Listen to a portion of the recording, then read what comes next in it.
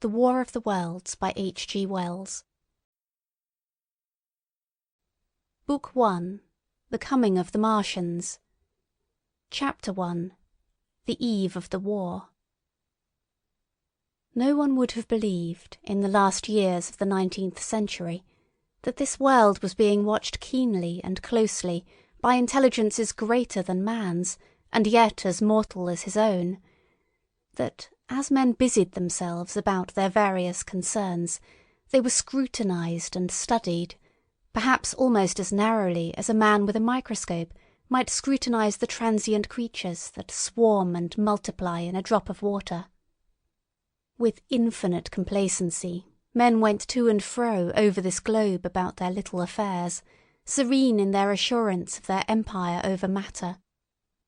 It is possible that the infusoria under the microscope do the same. No one gave a thought to the older worlds of space as sources of human danger, or thought of them only to dismiss the idea of life upon them as impossible or improbable. It is curious to recall some of the mental habits of those departed days. At most, terrestrial men fancied there might be other men upon Mars, perhaps inferior to themselves and ready to welcome a missionary enterprise. Yet, across the gulf of space, minds that are to our minds as ours are to those of the beasts that perish, intellects vast and cool and unsympathetic, regarded this earth with envious eyes, and slowly and surely drew their plans against us. And early in the 20th century came the great disillusionment. The planet Mars, I scarcely need remind the reader, revolves about the sun at a mean distance of 140 million miles, and the heat and light it receives from the sun is barely half of that received by this world. It must be, if the nebular hypothesis has any truth, older than our world, and long before this earth ceased to be molten, life upon its surface must have begun its course. The fact that it is scarcely 1/7 of the volume of the earth must have accelerated its cooling to the temperature at which life could begin. It has air and water and all that is necessary for the support of animated existence. Yet so vain is man, and so blinded by his vanity, that no writer, up to the very end of the 19th century, expressed any idea that intelligent life might have developed there far, or indeed at all, beyond its earthly level. Nor was it generally understood that, since Mars is older than our Earth, with scarcely a quarter of the superficial area and remoter from the sun, it necessarily follows that it is not only more distant from time's beginning, but nearer its end. The secular cooling that must some day overtake our planet has already gone far indeed with our neighbour. Its physical condition is still largely a mystery, but we know now that, even in its equatorial region, the midday temperature barely approaches that of our coldest winter.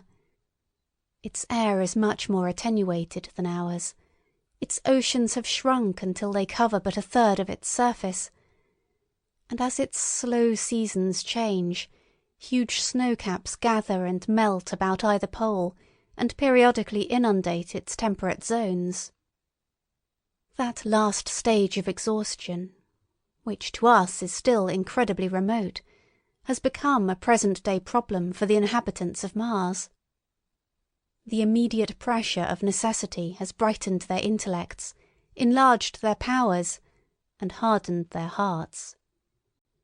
And looking across space with instruments and intelligences such as we have scarcely dreamed of, they see, at its nearest distance only 35 million of miles sunward of them, a morning star of hope, our own warmer planet, green with vegetation and grey with water, with a cloudy atmosphere eloquent of fertility, with glimpses through its drifting cloud wisps of broad stretches of populous country and narrow, navy-crowded seas.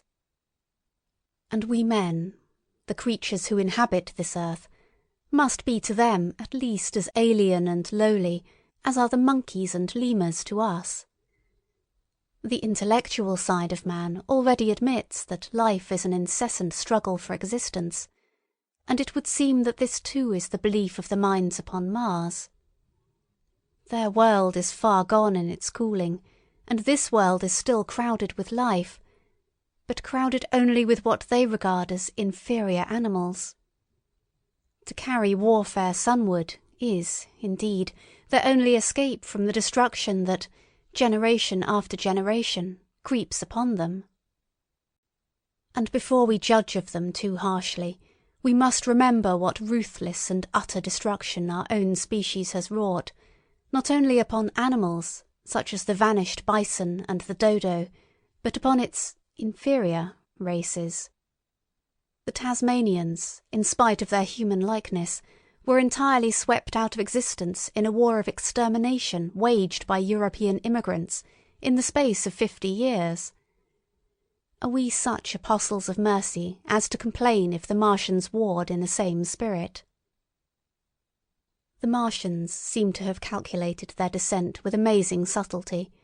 Their mathematical learning is evidently far in excess of ours, and to have carried out their preparations with a well-nigh perfect unanimity. Had our instruments permitted it, we might have seen the gathering trouble far back in the 19th century. Men like Schiaparelli watched the red planet. It is odd, by the by, that for countless centuries Mars has been the star of war, but failed to interpret the fluctuating appearances of the markings they mapped so well.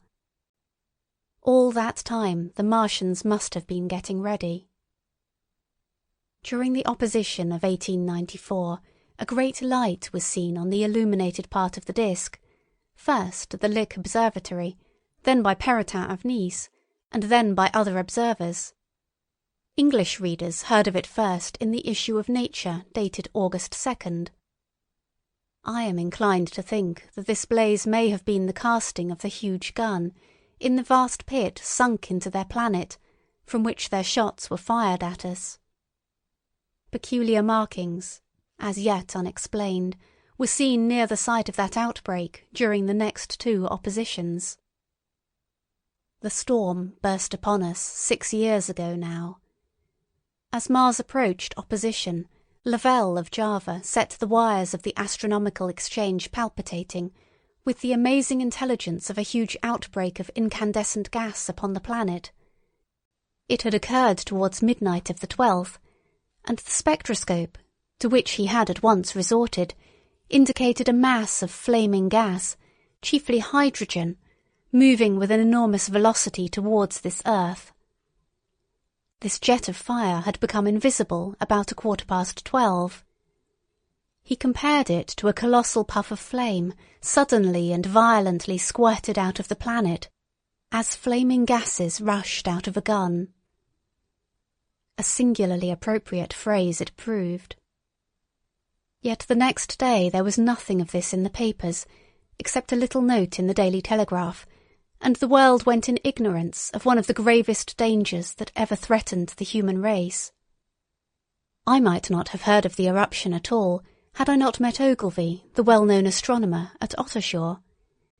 He was immensely excited at the news, and in the excess of his feelings, invited me up to take a turn with him that night in a scrutiny of the red planet. In spite of all that has happened since, I still remember that vigil very distinctly. The black and silent observatory, the shadowed lantern throwing a feeble glow upon the floor in the corner, the steady ticking of the clockwork of the telescope, the little slit in the roof, an oblong profundity with the stardust streaked across it. Ogilvy moved about, invisible but audible. Looking through the telescope, one saw a circle of deep blue, and the little round planet swimming in the field. It seemed such a little thing, so bright and small and still, faintly marked with transverse stripes, and slightly flattened from the perfect round. But so little it was, so silvery warm, a pin's head of light. It was as if it quivered, but really this was the telescope vibrating with the activity of the clockwork that kept the planet in view. As I watched, the planet seemed to grow larger and smaller, and to advance and recede, but that was simply that my eye was tired. 40 millions of miles it was from us, more than 40 millions of miles of void. Few people realize the immensity of vacancy in which the dust of the material universe swims. Near it in the field, I remember, were 3 faint points of light, 3 telescopic stars infinitely remote, and all around it was the unfathomable darkness of empty space. You know how that blackness looks on a frosty starlit night. In a telescope it seems far profounder. And invisible to me, because it was so remote and small, flying swiftly and steadily towards me across that incredible distance, drawing nearer every minute by so many thousands of miles, came the thing they were sending us, the thing that was to bring so much struggle and calamity and death to the earth. I never dreamed of it then as I watched. No one on earth dreamed of that unerring missile. That night, too, there was another jetting out of gas from the distant planet. I saw it. A reddish flash at the edge, the slightest projection of the outline just as the chronometer struck midnight, and at that I told Ogilvy, and he took my place. The night was warm, and I was thirsty, and I went, stretching my legs clumsily and feeling my way in the darkness, to the little table where the siphon stood, while Ogilvy exclaimed at the streamer of gas that came out towards us. That night another invisible missile started on its way to the Earth from Mars, just a second or so under 24 hours after the first one. I remember how I sat on the table there in the darkness, with patches of green and crimson swimming before my eyes. I wished I had a light to smoke by, little suspecting the meaning of the minute gleam I had seen, and all that it would presently bring me. Ogilvy watched till 1, and then gave it up, and we lit the lantern and walked over to his house. Down below in the darkness were Ottershaw and Chertsey, and all their hundreds of people sleeping in peace. He was full of speculation that night about the condition of Mars, and scoffed at the vulgar idea of its having inhabitants who were signalling us.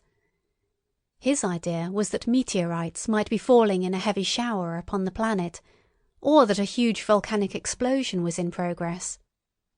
He pointed out to me how unlikely it was that organic evolution had taken the same direction in the 2 adjacent planets. "The chances against anything man-like on Mars are 1,000,000 to 1, he said. Hundreds of observers saw the flame that night, and the night after about midnight, and again the night after, and so for 10 nights, a flame each night. Why the shots ceased after the 10th, no one on earth has attempted to explain. It may be the gases of the firing caused the Martians inconvenience. Dense clouds of smoke or dust, visible through a powerful telescope on Earth as little grey fluctuating patches, spread through the clearness of the planet's atmosphere and obscured its more familiar features.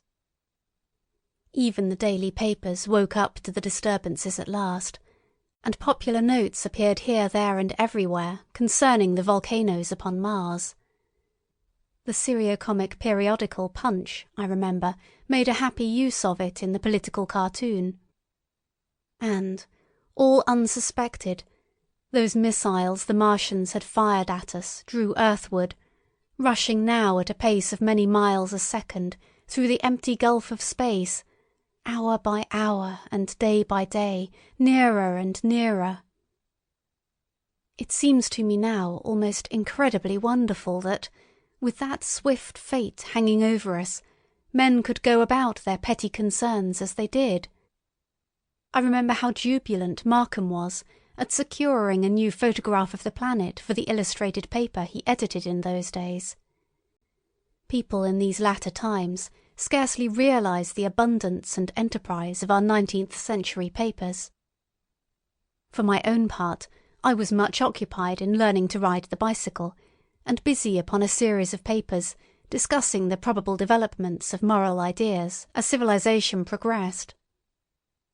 One night, the first missile then could scarcely have been 10 million miles away, I went for a walk with my wife. It was starlight, and I explained the signs of the zodiac to her, and pointed out Mars, a bright dot of light creeping zenithward, towards which so many telescopes were pointed. It was a warm night. Coming home, a party of excursionists from Chertsey or Isleworth passed us, singing and playing music. There were lights in the upper windows of the houses as the people went to bed. From the railway station in a distance came the sound of shunting trains, ringing and rumbling, softened almost into melody by the distance. My wife pointed out to me the brightness of the red, green and yellow signal lights hanging in a framework against the sky. It seemed so safe and tranquil. Chapter 2. The Falling Star. Then came the night of the first falling star. It was seen early in the morning, rushing over Winchester eastward, a line of flame high in the atmosphere. Hundreds must have seen it, and taken it for an ordinary falling star. Albin described it as leaving a greenish streak behind it that glowed for some seconds. Denning, our greatest authority on meteorites, stated that the height of its first appearance was about 90 or 100 miles. It seemed to him that it fell to earth about 100 miles east of him. I was at home at that hour and writing in my study, and although my French windows faced towards Ottershaw and the blind was up, for I loved in those days to look up at the night sky, I saw nothing of it. Yet this strangest of all things that ever came to earth from outer space must have fallen while I was sitting there, visible to me had I only looked up as it passed. Some of those who saw its flight say it travelled with a hissing sound. I myself heard nothing of that.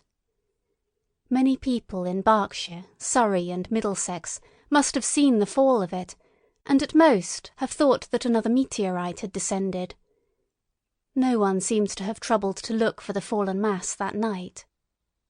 But very early in the morning, poor Ogilvy, who had seen the shooting star, and who was persuaded that a meteorite lay somewhere on the common between Horsell, Ottershaw and Woking, rose early with the idea of finding it. Find it he did, soon after dawn, and not far from the sandpits.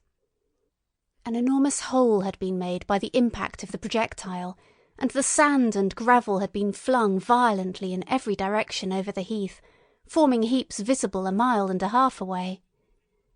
The heather was on fire eastward, and a thin blue smoke rose against the dawn. The thing itself lay almost entirely buried in sand, amidst the scattered splinters of a fir tree it had shivered to fragments in its descent. The uncovered part had the appearance of a huge cylinder, caked over and its outline softened by a thick scaly dun-coloured incrustation. It had a diameter of about 30 yards. He approached the mass, surprised at the size and more so at the shape, since most meteorites are rounded more or less completely. It was, however, still so hot from its flight through the air as to forbid his near approach. A stirring noise within its cylinder he ascribed to the unequal cooling of its surface, for at that time it had not occurred to him that it might be hollow. He remained standing at the edge of the pit that the thing had made for itself, staring at its strange appearance, astonished chiefly at its unusual shape and colour, and dimly perceiving even then some evidence of design in its arrival. The early morning was wonderfully still, and the sun, just clearing the pine trees towards Weybridge, was already warm. He did not remember hearing any birds that morning. There was certainly no breeze stirring, and the only sounds were the faint movements from within the cindery cylinder. He was all alone on the common. Then suddenly he noticed, with a start, that some of the grey clinker, the ashy incrustation that covered the meteorite, was falling off the circular edge of the end. It was dropping off in flakes and raining down upon the sand. A large piece suddenly came off and fell with a sharp noise that brought his heart into his mouth. For a minute he scarcely realized what this meant, and, although the heat was excessive, he clambered down into the pit close to the bulk to see the thing more clearly. He fancied even then that the cooling of the body might account for this, but what disturbed that idea was the fact that the ash was falling only from the end of the cylinder. And then he perceived that, very slowly, the circular top of the cylinder was rotating on its body. It was such a gradual movement that he discovered it only through noticing that a black mark that had been near him 5 minutes ago was now at the other side of the circumference. Even then he scarcely understood what this indicated, until he heard a muffled grating sound and saw the black mark jerk forward an inch or so. Then the thing came upon him in a flash. The cylinder was artificial, hollow, with an end that screwed out. Something within the cylinder was unscrewing the top. "Good heavens," said Ogilvy, "there's a man in it, men in it, half roasted to death, trying to escape." At once, with a quick mental leap, he linked the thing with the flash upon Mars. The thought of the confined creature was so dreadful to him that he forgot the heat and went forward to the cylinder to help turn. But luckily the dull radiation arrested him before he could burn his hands on the still glowing metal. At that he stood irresolute for a moment, then turned, scrambled out of the pit, and set off running wildly into Woking. The time then must have been somewhere about 6 o'clock.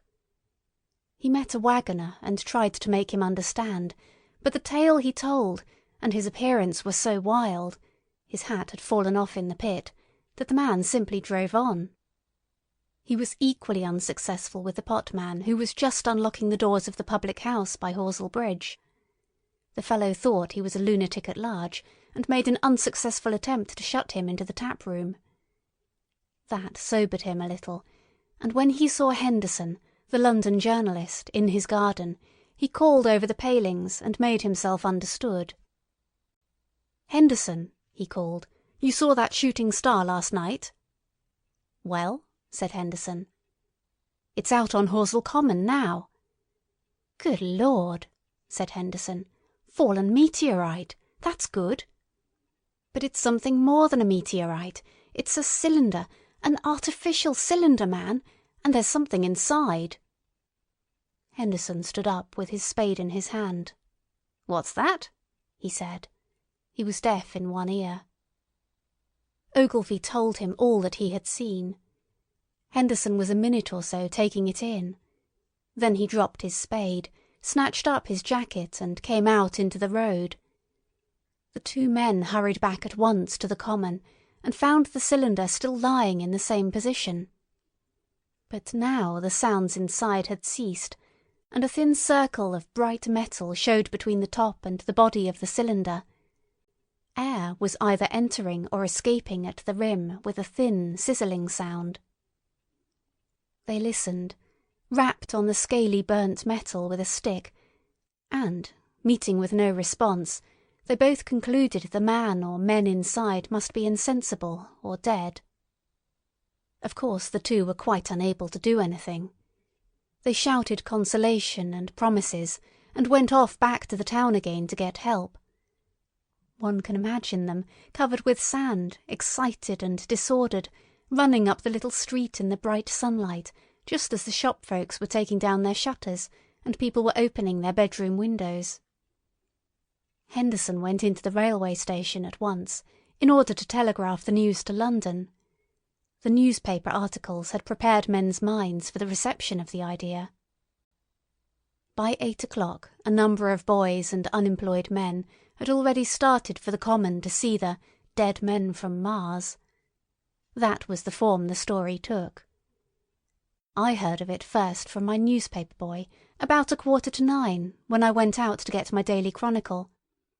I was naturally startled, and lost no time in going out and across the Ottershaw Bridge to the sandpits. Chapter 3. On Horsell Common. I found a little crowd of perhaps 20 people surrounding the huge hole in which the cylinder lay. I have already described the appearance of that colossal bulk embedded in the ground. The turf and gravel about it seemed charred as if by a sudden explosion. No doubt its impact had caused a flash of fire. Henderson and Ogilvy were not there. I think they perceived that nothing was to be done for the present, and had gone away to breakfast at Henderson's house. There were 4 or 5 boys sitting on the edge of the pit, with their feet dangling, and amusing themselves, until I stopped them, by throwing stones at the giant mass. After I had spoken to them about it, they began playing at touch in and out of the group of bystanders. Among these were a couple of cyclists, a jobbing gardener I employed sometimes, a girl carrying a baby, Greg the butcher and his little boy, and 2 or 3 loafers and golf caddies who were accustomed to hang about the railway station. There was very little talking. Few of the common people in England had anything but the vaguest astronomical ideas in those days. Most of them were staring quietly at the big table-like end of the cylinder, which was still as Ogilvy and Henderson had left it. I fancy the popular expectation of a heap of charred corpses was disappointed at this inanimate bulk. Some went away while I was there, and other people came. I clambered into the pit, and fancied I heard a faint movement under my feet. The top had certainly ceased to rotate. It was only when I got thus close to it that the strangeness of this object was at all evident to me. At the first glance it was really no more exciting than an overturned carriage or a tree blown across the road. Not so much so, indeed. It looked like a rusty gas float. It required a certain amount of scientific education to perceive that the grey scale of the thing was no common oxide, that the yellowish-white metal that gleamed in the crack between the lid and the cylinder had an unfamiliar hue. Extraterrestrial had no meaning for most of the onlookers. At that time it was quite clear in my own mind that the thing had come from the planet Mars, but I judged it improbable that it contained any living creature. I thought the unscrewing might be automatic. In spite of Ogilvy, I still believed that there were men in Mars. My mind ran fancifully on the possibilities of its containing manuscript, on the difficulties in translation that might arise, whether we should find coins and models in it, and so forth.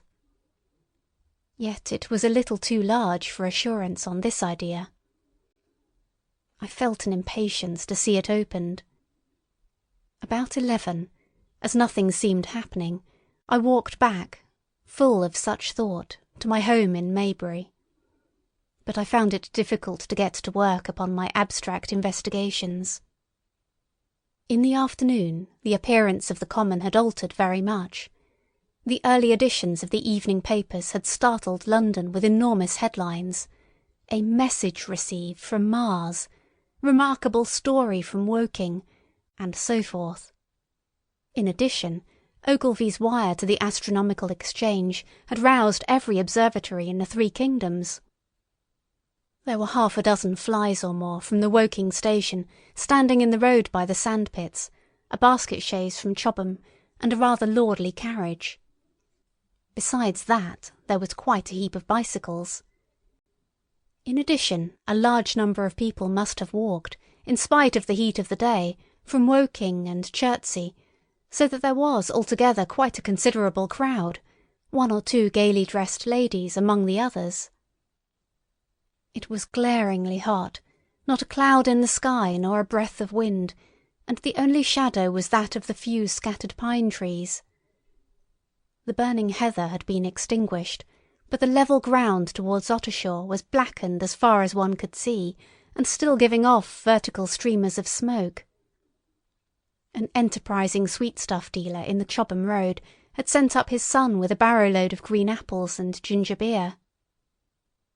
Going to the edge of the pit, I found it occupied by a group of about half a dozen men, Henderson, Ogilvy, and a tall, fair-haired man that I afterwards learned was Stent, the Astronomer Royal, with several workmen wielding spades and pickaxes. Stent was giving directions in a clear, high-pitched voice. He was standing on the cylinder, which was now evidently much cooler. His face was crimson and streaming with perspiration, and something seemed to have irritated him. A large portion of the cylinder had been uncovered, though its lower end was still embedded. As soon as Ogilvy saw me among the staring crowd on the edge of the pit, he called to me to come down, and asked me if I would mind going over to see Lord Hilton, the lord of the manor. The growing crowd, he said, was becoming a serious impediment to their excavations, especially the boys. They wanted a light railing put up and help to keep the people back.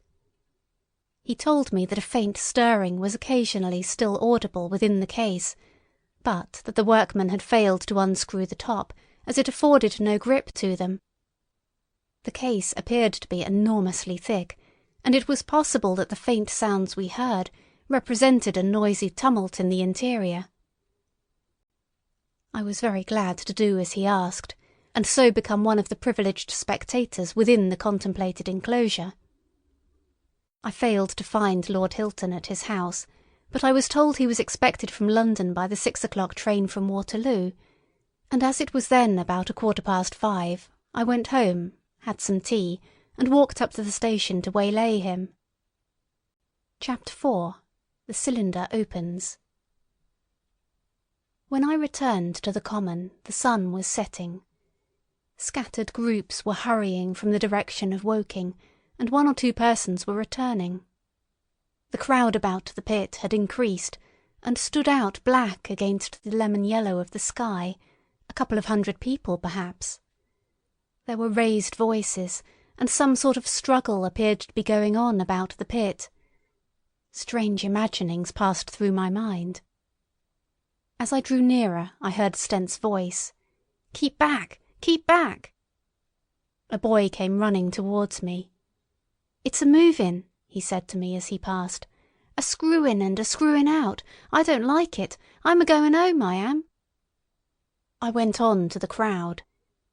There were really, I should think, 200 or 300 people elbowing and jostling one another, the 1 or 2 ladies there being by no means the least active. "He's fallen in the pit," cried someone. "Keep back," said several. The crowd swayed a little, and I elbowed my way through. Everyone seemed greatly excited. I heard a peculiar humming sound from the pit. "I say," said Ogilvy, "help keep these idiots back. We don't know what's in the confounded thing, you know."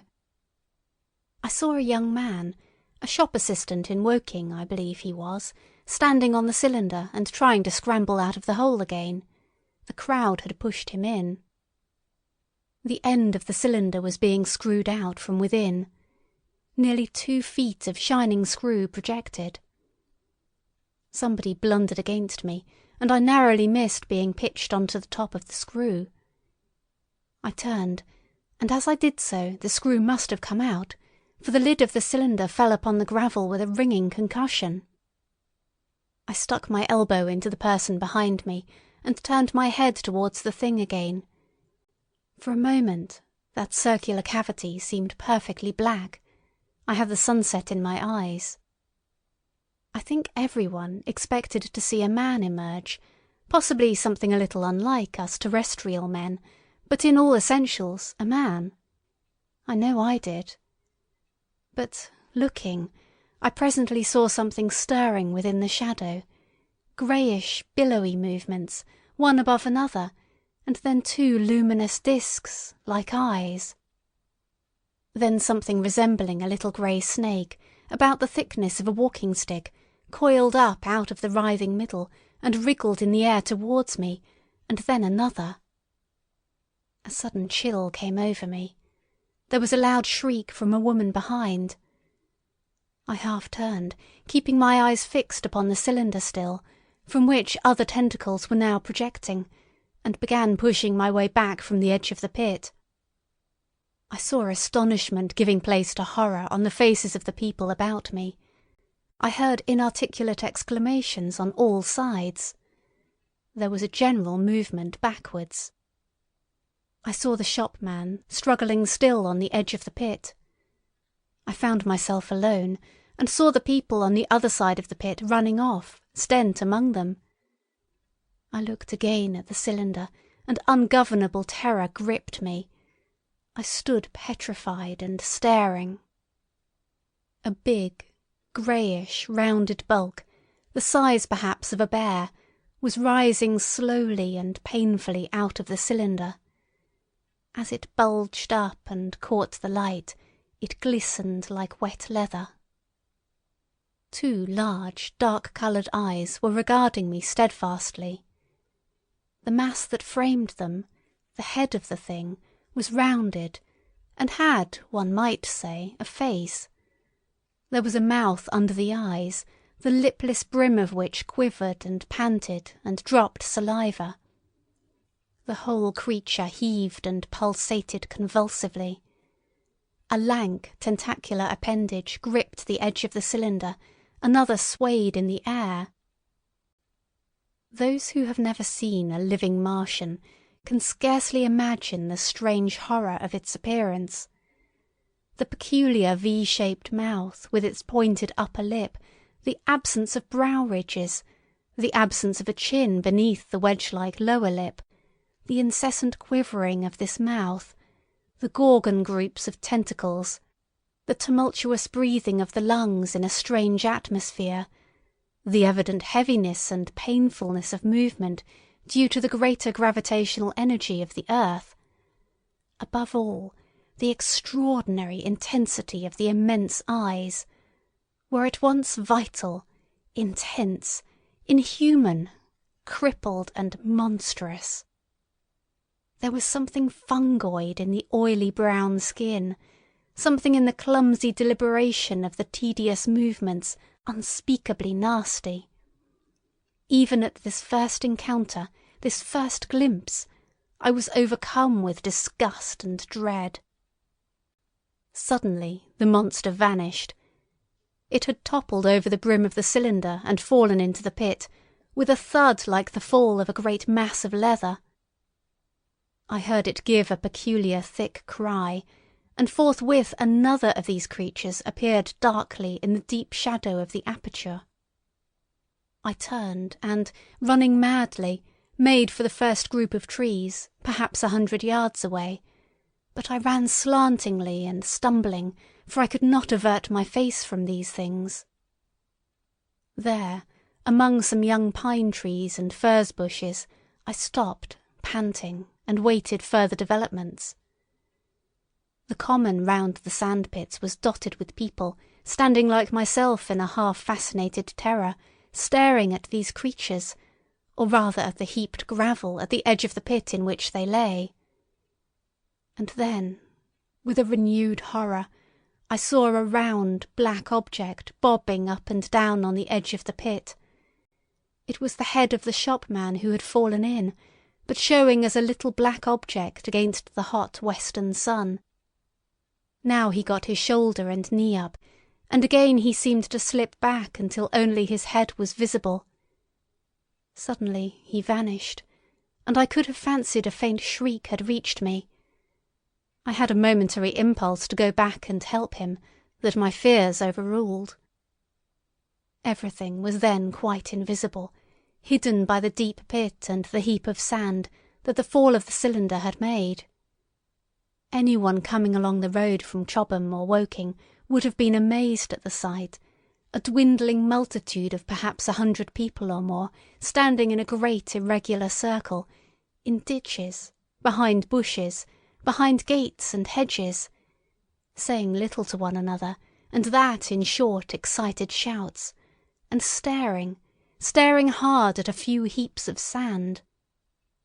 The barrow of ginger beer stood, a queer derelict, black against the burning sky, and in the sand-pits was a row of deserted vehicles, with their horses feeding out of nose-bags or pawing the ground. Chapter 5. The Heat Ray. After the glimpse I had had of the Martians emerging from the cylinder in which they had come to the earth from their planet, a kind of fascination paralysed my actions. I remained standing knee-deep in the heather, staring at the mound that hid them. I was a battleground of fear and curiosity. I did not dare to go back towards the pit, but I felt a passionate longing to peer into it. I began walking, therefore, in a big curve, seeking some point of vantage and continually looking at the sand-heaps that hid these newcomers to our earth. Once a leash of thin black whips, like the arms of an octopus, flashed across the sunset and was immediately withdrawn, and afterwards a thin rod rose up, joint by joint, bearing at its apex a circular disc that spun with a wobbling motion. What could be going on there?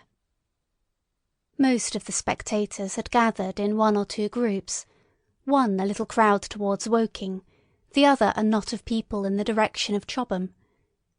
Evidently they shared my mental conflict. There were few near me. One man I approached. He was, I perceived, a neighbour of mine, though I did not know his name, and accosted. But it was scarcely a time for articulate conversation. "What ugly brutes!" he said. "Good God, what ugly brutes!" He repeated this over and over again. "Did you see a man in the pit?" I said, but he made no answer to that. We became silent, and stood watching for a time, side by side, deriving, I fancy, a certain comfort in one another's company. Then I shifted my position to a little knoll that gave me the advantage of a yard or more of elevation, and when I looked for him presently he was walking towards Woking. The sunset faded to twilight before anything further happened. The crowd far away on the left, towards Woking, seemed to grow, and I heard now a faint murmur from it. The little knot of people towards Chobham dispersed. There was scarcely an intimation of movement from the pit.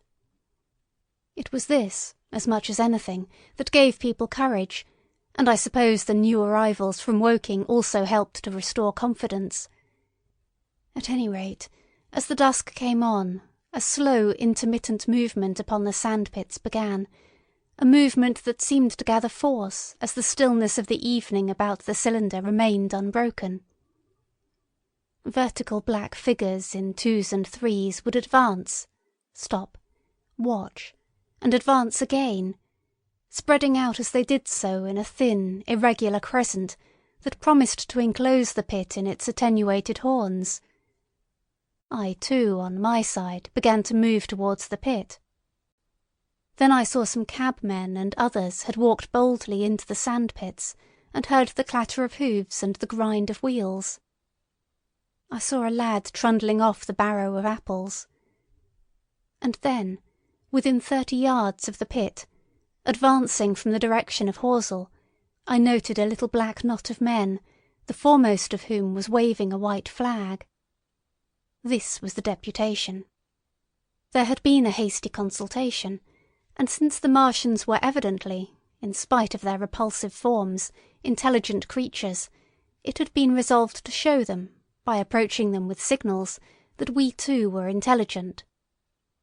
Flutter, flutter went the flag, first to the right, then to the left.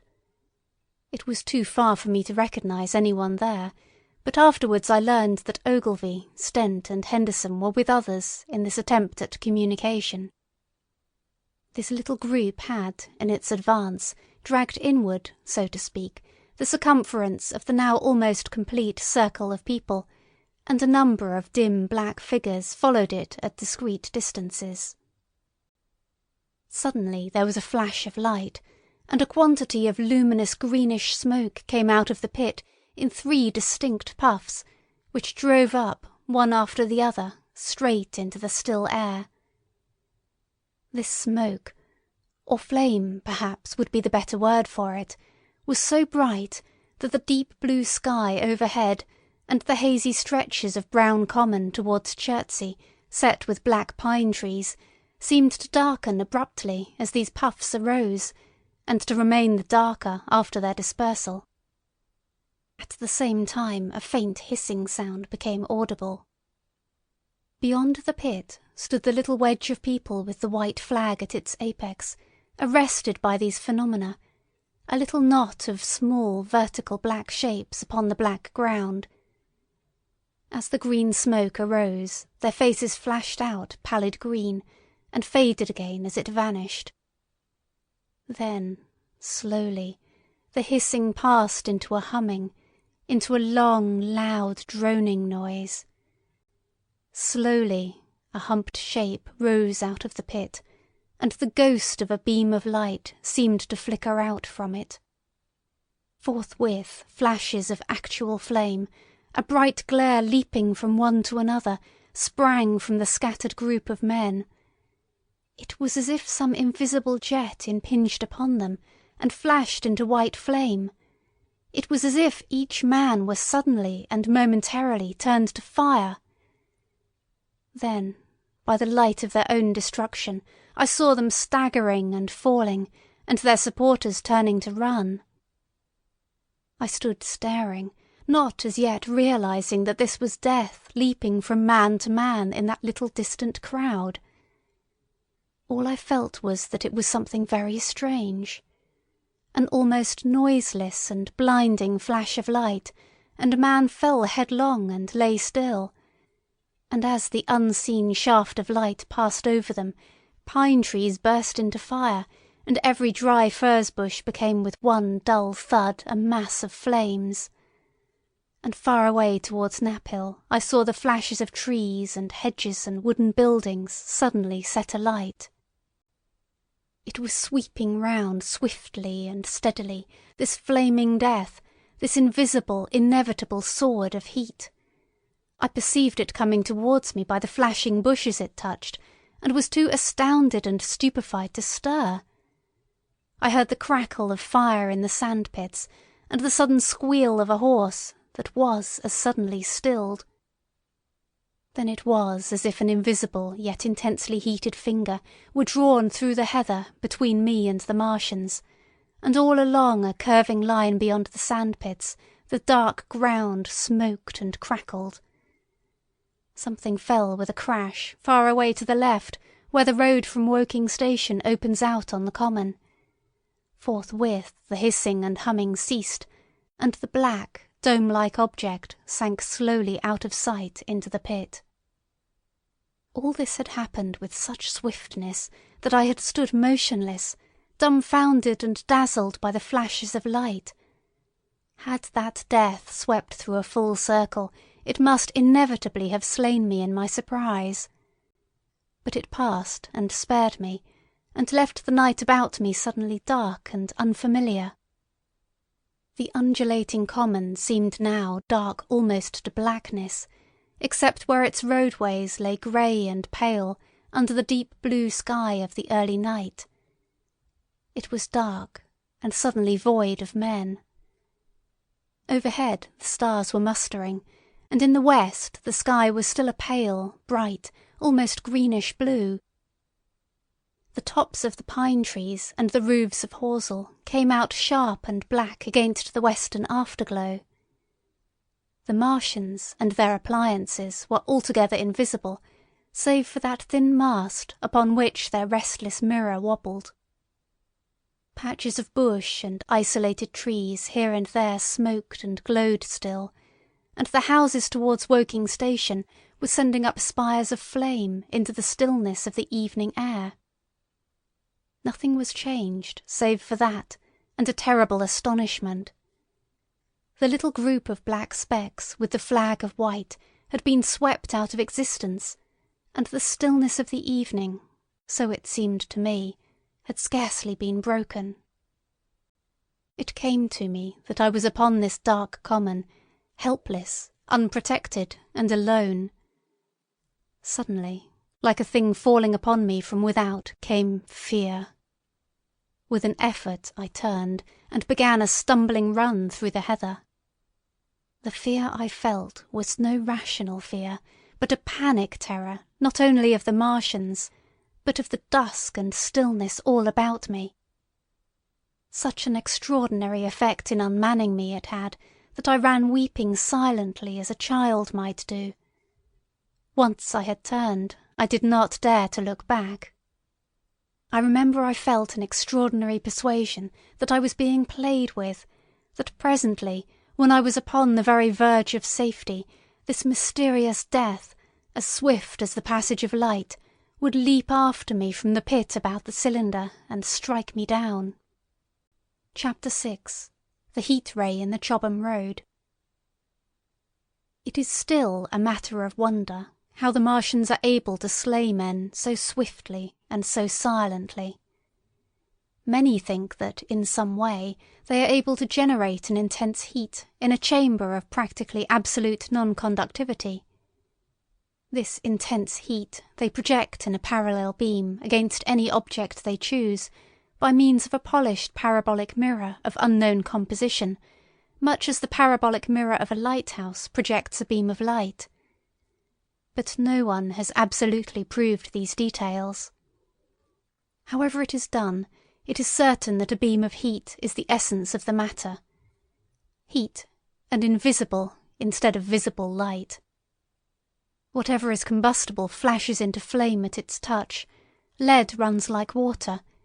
It softens iron, cracks and melts glass, and when it falls upon water, incontinently that explodes into steam. That night, nearly 40 people lay under the starlight about the pit, charred and distorted beyond recognition, and all night long the common from Horsell to Maybury was deserted and brightly ablaze. The news of the massacre probably reached Chobham, Woking and Ottershaw about the same time. In Woking the shops had closed when the tragedy happened, and a number of people, shop people and so forth, attracted by the stories they had heard, were walking over the Horsell Bridge and along the road between the hedges that runs out at last upon the common. You may imagine the young people brushed up after the labours of the day, and making this novelty, as they would make any novelty, the excuse for walking together and enjoying a trivial flirtation. You may figure to yourself the hum of voices along the road in the gloaming. As yet, of course, few people in Woking even knew that the cylinder had opened, though poor Henderson had sent a messenger on a bicycle to the post office with a special wire to an evening paper. As these folks came out by twos and threes upon the open, they found little knots of people talking excitedly and peering at the spinning mirror over the sandpits, and the newcomers were, no doubt, soon infected by the excitement of the occasion. By 8:30, when the deputation was destroyed, there may have been a crowd of 300 people or more at this place, besides those who had left the road to approach the Martians nearer. There were 3 policemen too, one of whom was mounted, doing their best, under instructions from Stent, to keep the people back and deter them from approaching the cylinder. There was some booing from those more thoughtless and excitable souls, to whom a crowd is always an occasion for noise and horseplay. Stent and Ogilvy, anticipating some possibilities of a collision, had telegraphed from Horsell to the barracks as soon as the Martians emerged, for the help of a company of soldiers, to protect these strange creatures from violence. After that they returned to lead that ill-fated advance. The description of their death, as it was seen by the crowd, tallies very closely with my own impressions, the 3 puffs of green smoke, the deep humming note, and the flashes of flame. But that crowd of people had a far narrower escape than mine. Only the fact that a hummock of heathery sand intercepted the lower part of the heat ray saved them. Had the elevation of the parabolic mirror been a few yards higher, none could have lived to tell the tale. They saw the flashes, and the men falling, and an invisible hand, as it were, lit the bushes as it hurried towards them through the twilight. Then, with a whistling note that rose above the droning of the pit, the beam swung close over their heads, lighting the tops of the beech trees that line the road, and splitting the bricks, smashing the windows, firing the window frames, and bringing down in crumbling ruin a portion of the gable of the house nearest the corner. In the sudden thud, hiss and glare of the igniting trees, the panic-stricken crowd seems to have swayed hesitatingly for some moments. Sparks and burning twigs began to fall into the road, and single leaves like puffs of flame. Hats and dresses caught fire. Then came a crying from the common. There were shrieks and shouts, and suddenly a mounted policeman came galloping through the confusion, with his hands clasped over his head, screaming. "They're coming!" a woman shrieked, and incontinently everyone was turning and pushing at those behind in order to clear their way to Woking again. They must have bolted as blindly as a flock of sheep. Where the road grows narrow and black between the high banks, the crowd jammed, and a desperate struggle occurred. All that crowd did not escape. 3 persons at least, 2 women and a little boy, were crushed and trampled there, and left to die amid the terror and the darkness. Chapter 7. How I Reached Home. For my own part, I remember nothing of my flight except the stress of blundering against trees and stumbling through the heather. All about me gathered the invisible terrors of the Martians. That pitiless sword of heat seemed whirling to and fro, flourishing overhead, before it descended and smote me out of life. I came into the road between the crossroads and Horsell, and ran along this to the crossroads. At last I could go no further. I was exhausted with the violence of my emotion and of my flight, and I staggered and fell by the wayside. That was near the bridge that crosses the canal by the gasworks. I fell and lay still. I must have remained there some time. I sat up, strangely perplexed. For a moment, perhaps, I could not clearly understand how I came there. My terror had fallen from me like a garment. My hat had gone, and my collar had burst away from its fastener. A few minutes before, there had only been 3 real things before me: the immensity of the night and space and nature, my own feebleness and anguish, and the near approach of death. Now it was as if something turned over, and the point of view altered abruptly. There was no sensible transition from one state of mind to the other. I was immediately the self of every day again, a decent, ordinary citizen. The silent common, the impulse of my flight, the starting flames, were as if they had been in a dream. I asked myself had these latter things indeed happened. I could not credit it. I rose and walked unsteadily up the steep incline of the bridge. My mind was blank wonder. My muscles and nerves seemed drained of their strength. I dare say I staggered drunkenly. A head rose over the arch, and the figure of a workman carrying a basket appeared. Beside him ran a little boy. He passed me, wishing me good night. I was minded to speak to him, but did not. I answered his greeting with a meaningless mumble, and went on over the bridge. Over the Maybury Arch a train, a billowing tumult of white, firelit smoke, and a long caterpillar of lighted windows, went flying south, clatter-clatter, clap-rap, and it had gone. A dim group of people talked in the gate of one of the houses in the pretty little row of gables that was called Oriental Terrace.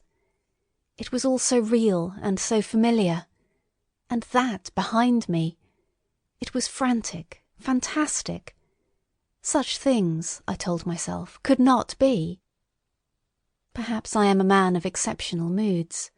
I do not know how far my experience is common. At times I suffer from the strangest sense of detachment from myself and the world about me. I seem to watch it all from the outside, from somewhere inconceivably remote, out of time, out of space, out of the stress and tragedy of it all. This feeling was very strong upon me that night. Here was another side to my dream. But the trouble was the blank incongruity of this serenity and the swift death flying yonder not 2 miles away. There was a noise of business from the gasworks, and the electric lamps were all alight. I stopped at the group of people. "What news from the common?" said I. There were 2 men and a woman at the gate. "Eh?" said one of the men, turning. "What news from the common?" I said. "Ain't you just been there?" asked the men. "People seem fair silly about the common," said the woman over the gate. "What's it all about?" "Haven't you heard of the men from Mars?" said I. "The creatures from Mars?" "Quite enough," said the woman over the gate. "Thanks," and all of them laughed. I felt foolish and angry. I tried and found I could not tell them what I had seen. They laughed again at my broken sentences. "You'll hear more yet," I said, and went on to my home. I startled my wife at the doorway, so haggard was I.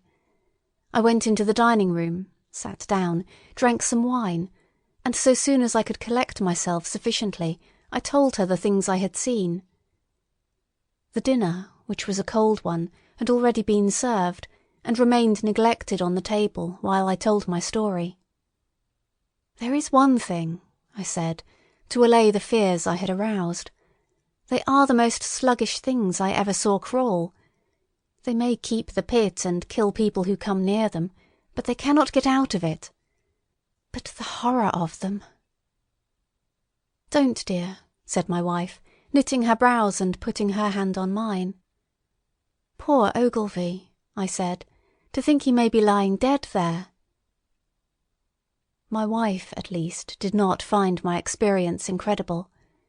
When I saw how deadly white her face was, I ceased abruptly. "They may come here," she said again and again. I pressed her to take wine and tried to reassure her. "They can scarcely move," I said. I began to comfort her and myself by repeating all that Ogilvy had told me of the impossibility of the Martians establishing themselves on the earth. In particular, I laid stress on the gravitational difficulty. On the surface of the earth, the force of gravity is 3 times what it is on the surface of Mars. A Martian, therefore, would weigh 3 times more than on Mars, albeit his muscular strength would be the same. His own body would be a cope of lead to him. That, indeed, was the general opinion. Both the Times and the Daily Telegraph, for instance, insisted on it the next morning, and both overlooked, just as I did, 2 obvious modifying influences. The atmosphere of the earth, we now know, contains far more oxygen, or far less argon, whichever way one likes to put it, than does Mars. The invigorating influences of this excess of oxygen upon the Martians indisputably did much to counterbalance the increased weight of their bodies. And, in the second place, we all overlooked the fact that such mechanical intelligence as the Martian possessed was quite able to dispense with muscular exertion at a pinch. But I did not consider these points at the time, and so my reasoning was dead against the chances of the invaders. With wine and food, the confidence of my own table, and the necessity of reassuring my wife, I grew by insensible degrees courageous and secure. "They have done a foolish thing," said I, fingering my wine-glass. "They are dangerous because, no doubt, they are mad with terror. Perhaps they expected to find no living things, certainly no intelligent living things." "A shell in the pit," said I, "if the worst comes to the worst, will kill them all." The intense excitement of the events had no doubt left my perceptive powers in a state of erethism. I remember that dinner-table with extraordinary vividness even now. My dear wife's sweet, anxious face peering at me from under the pink lampshade, the white cloth with its silver and glass table furniture, for in those days even philosophical writers had many little luxuries. The crimson-purple wine in my glass are photographically distinct. At the end of it I sat, tempering nuts with a cigarette, regretting Ogilvy's rashness and denouncing the short-sighted timidity of the Martians. So some respectable dodo in the Mauritius might have lauded it in his nest, and discussed the arrival of that shipful of pitiless sailors in want of animal food. "We will peck them to death tomorrow, my dear." I did not know it, but that was the last civilized dinner I was to eat for many very strange and terrible days. Chapter 8. Friday Night. The most extraordinary thing, to my mind, of all the strange and wonderful things that happened upon that Friday, was the dovetailing of the commonplace habits of our social order with the first beginnings of the series of events that was to topple that social order headlong. If on Friday night you had taken a pair of compasses and drawn a circle with a radius of 5 miles round the Woking sandpits, I doubt if you would have had one human being outside it, unless it were some relation of Stent, or of the 3 or 4 cyclists or London people lying dead on the common, whose emotions or habits were at all affected by the newcomers. Many people had heard of the cylinder, of course, and talked about it in their leisure, but it certainly did not make the sensation that an ultimatum to Germany would have done. In London that night, poor Henderson's telegram describing the gradual unscrewing of the shot was judged to be a canard, and his evening paper, after wiring for authentication from him and receiving no reply, "The man was killed," decided not to print a special edition. Even within the 5-mile circle, the great majority of people were inert. I have already described the behaviour of the men and women to whom I spoke. All over the district people were dining and supping, working men were gardening after the labours of the day, children were being put to bed, young people were wandering through the lanes love-making, students sat over their books. Maybe there was a murmur in the village streets, a novel and dominant topic in the public houses, and here and there a messenger, or even an eye-witness of the later occurrences, caused a whirl of excitement, a shouting and a running to and fro. But for the most part, the daily routine of working, eating, drinking, sleeping, went on as it had done for countless years, as though no planet Mars existed in the sky. Even at Woking Station and Horsell and Chobham that was the case. In Woking Junction, until a late hour, trains were stopping and going on, others were shunting on the sidings, passengers were alighting and waiting, and everything was proceeding in the most ordinary way. A boy from the town, trenching on Smith's monopoly, was selling papers with the afternoon's news. The ringing impact of trucks, the sharp whistle of the engines from the junction, mingled with their shouts of "Men from Mars!" Excited men came into the station about 9 o'clock with incredible tidings, and caused no more disturbance than drunkards might have done. People rattling Londonwards peered into the darkness outside the carriage windows, and saw only a rare, flickering, vanishing spark dance up from the direction of Horsell, a red glow and a thin veil of smoke driving across the stars, and thought that nothing more serious than a heath fire was happening.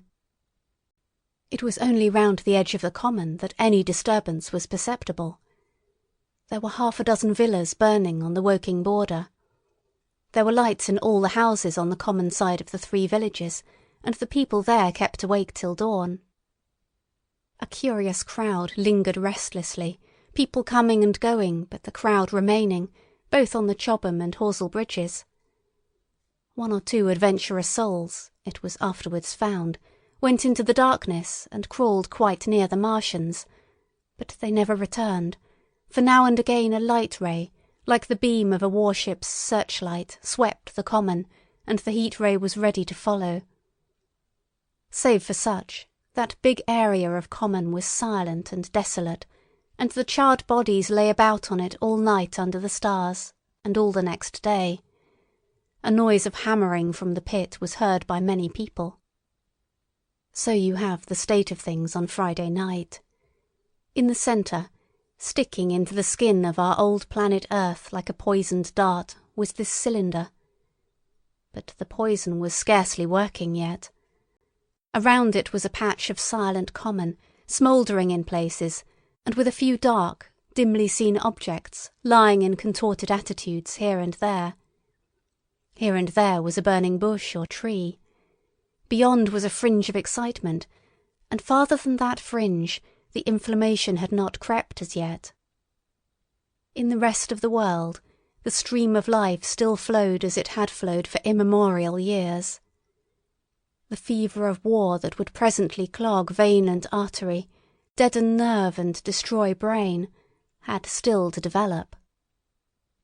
All night long the Martians were hammering and stirring, sleepless, indefatigable, at work upon the machines they were making ready, and ever and again a puff of greenish-white smoke whirled up to the starlit sky. About 11 a company of soldiers came through from Horsell and deployed along the edge of the common to form a cordon. Later a second company marched through Chobham to deploy on the north side of the common. Several officers from the Inkerman barracks had been on the common earlier in the day, and one, Major Eden, was reported to be missing. The colonel of the regiment came to the Chobham Bridge and was busy questioning the crowd at midnight. The military authorities were certainly alive to the seriousness of the business. About 11, the next morning's papers were able to say, a squadron of hussars, 2 Maxims, and about 400 men of the Cardigan Regiment started from Aldershot. A few seconds after midnight, the crowd in the Chertsey Road, Woking, saw a star fall from heaven into the pine woods to the northeast. It had a greenish colour and caused a silent brightness like summer lightning. This was the second cylinder. Chapter 9. The Fighting Begins. Saturday lives in my memory as a day of suspense. It was a day of lassitude too, hot and close, with, I am told, a rapidly fluctuating barometer. I had slept but little, though my wife had succeeded in sleeping, and I rose early. I went into my garden before breakfast and stood listening, but towards the common there was nothing stirring but a lark.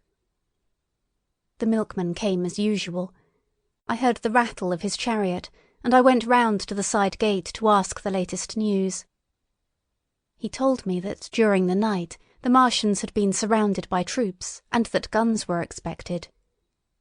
Then, a familiar, reassuring note, I heard a train running towards Woking. "They aren't to be killed," said the milkman, "if that can possibly be avoided."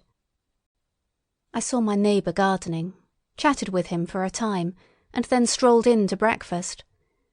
It was a most unexceptional morning. My neighbour was of opinion that the troops would be able to capture or to destroy the Martians during the day. "It's a pity they make themselves so unapproachable," he said.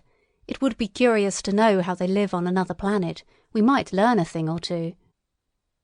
He came up to the fence and extended a handful of strawberries, for his gardening was as generous as it was enthusiastic. At the same time he told me of the burning of the pine woods about the Byfleet golf links. "They say," said he, "that there's another of those blessed things fallen there, number 2. But one's enough, surely. This lot'll cost the insurance people a pretty penny before everything's settled." He laughed with an air of the greatest good humour as he said this. The woods, he said, were still burning, and pointed out a haze of smoke to me. "They will be hot underfoot for days, on account of the thick soil of pine needles and turf," he said, and then grew serious over poor Ogilvy. After breakfast, instead of working, I decided to walk down towards the common. Under the railway bridge I found a group of soldiers, sappers, I think, men in small round caps, dirty red jackets unbuttoned, and showing their blue shirts, dark trousers, and boots coming to the calf. They told me no one was allowed over the canal, and, looking along the road towards the bridge, I saw one of the Cardigan men standing sentinel there. I talked with these soldiers for a time. I told them of my sight of the Martians on the previous evening. None of them had seen the Martians, and they had but the vaguest ideas of them, so that they plied me with questions. They said that they did not know who had authorised the movements of the troops. Their idea was that a dispute had arisen at the Horse Guards. The ordinary sapper is a great deal better educated than the common soldier, and they discussed the peculiar conditions of the possible fight with some acuteness. I described the heat ray to them, and they began to argue among themselves. "Crawl up under cover and rush 'em, say I," said one. "Get at," said another. "What cover against this here heat? Sticks to cook yer. What we got to do is to go as near as the ground'll let us, and then drive a trench." "Blow your trenches! You always want trenches. You ought to have been born a rabbit, Snippy." "Ain't they got any necks, then?" said a third abruptly, a little, contemplative dark man smoking a pipe. I repeated my description. "Octopuses," said he. "That's what I calls 'em. Talk about fishers of men. Fighters of fish it is this time." "It ain't no murder killing beasts like that," said the first speaker. "Why not shell the darned things straight off and finish 'em?" said the little dark man. "You can't tell what they might do." "Where's your shells?" said the first speaker. "There ain't no time. Do it in a rush, that's my tip, and do it at once." So they discussed it. After a while I left them, and went on to the railway station to get as many morning papers as I could. But I will not weary the reader with a description of that long morning, and of the longer afternoon. I did not succeed in getting a glimpse of the common, for even Horsell and Chobham church towers were in the hands of the military authorities. The soldiers I addressed didn't know anything. The officers were mysterious as well as busy. I found people in the town quite secure again in the presence of the military, and I heard for the first time from Martial, the tobacconist, that his son was among the dead on the common. The soldiers had made the people on the outskirts of Horsell lock up and leave their houses. I got back to lunch about 2, very tired, for, as I have said, the day was extremely hot and dull, and in order to refresh myself I took a cold bath in the afternoon.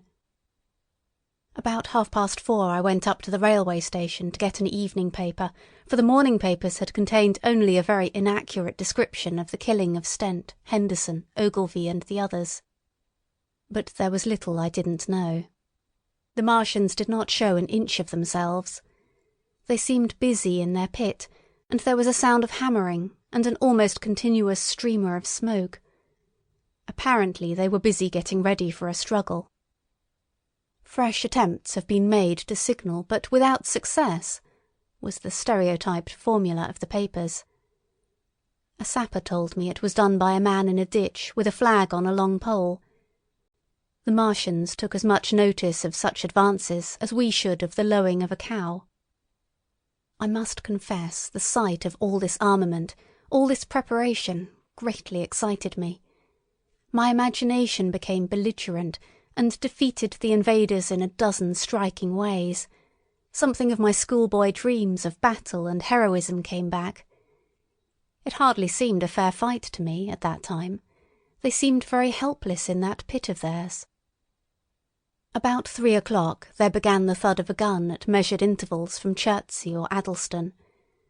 I learned that the smouldering pine wood into which the second cylinder had fallen was being shelled, in the hope of destroying that object before it opened. It was only about 5, however, that a field gun reached Chobham for use against the first body of Martians. About 6 in the evening, as I sat at tea with my wife in the summer-house, talking vigorously about the battle that was lowering upon us, I heard a muffled detonation from the common, and immediately after a gust of firing. Close on the heels of that came a violent rattling crash, quite close to us, that shook the ground, and, starting out upon the lawn, I saw the tops of the trees about the Oriental College burst into smoky red flame, and the tower of the little church beside it slide down into ruin. The pinnacle of the mosque had vanished, and the roof-line of the college itself looked as if a 100-ton gun had been at work upon it. One of our chimneys cracked as if a shot had hit it, flew, and a piece of it came clattering down the tiles and made a heap of broken red fragments upon the flower-bed by my study window. I and my wife stood amazed. Then I realised that the crest of Maybury Hill must be within range of the Martian's heat ray, now that the college was cleared out of the way. At that I gripped my wife's arm, and without ceremony ran her out into the road.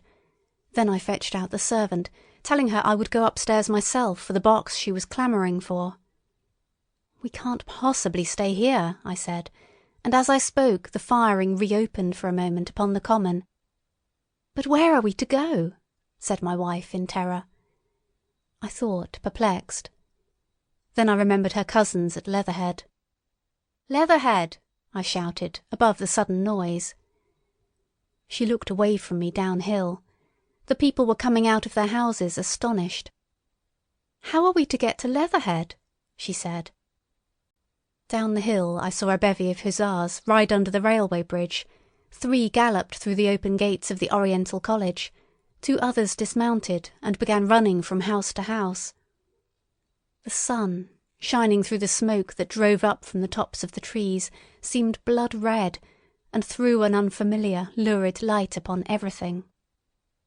"Stop here," said I. "You are safe here," and I started off at once for the spotted dog, for I knew the landlord had a horse and dog-cart.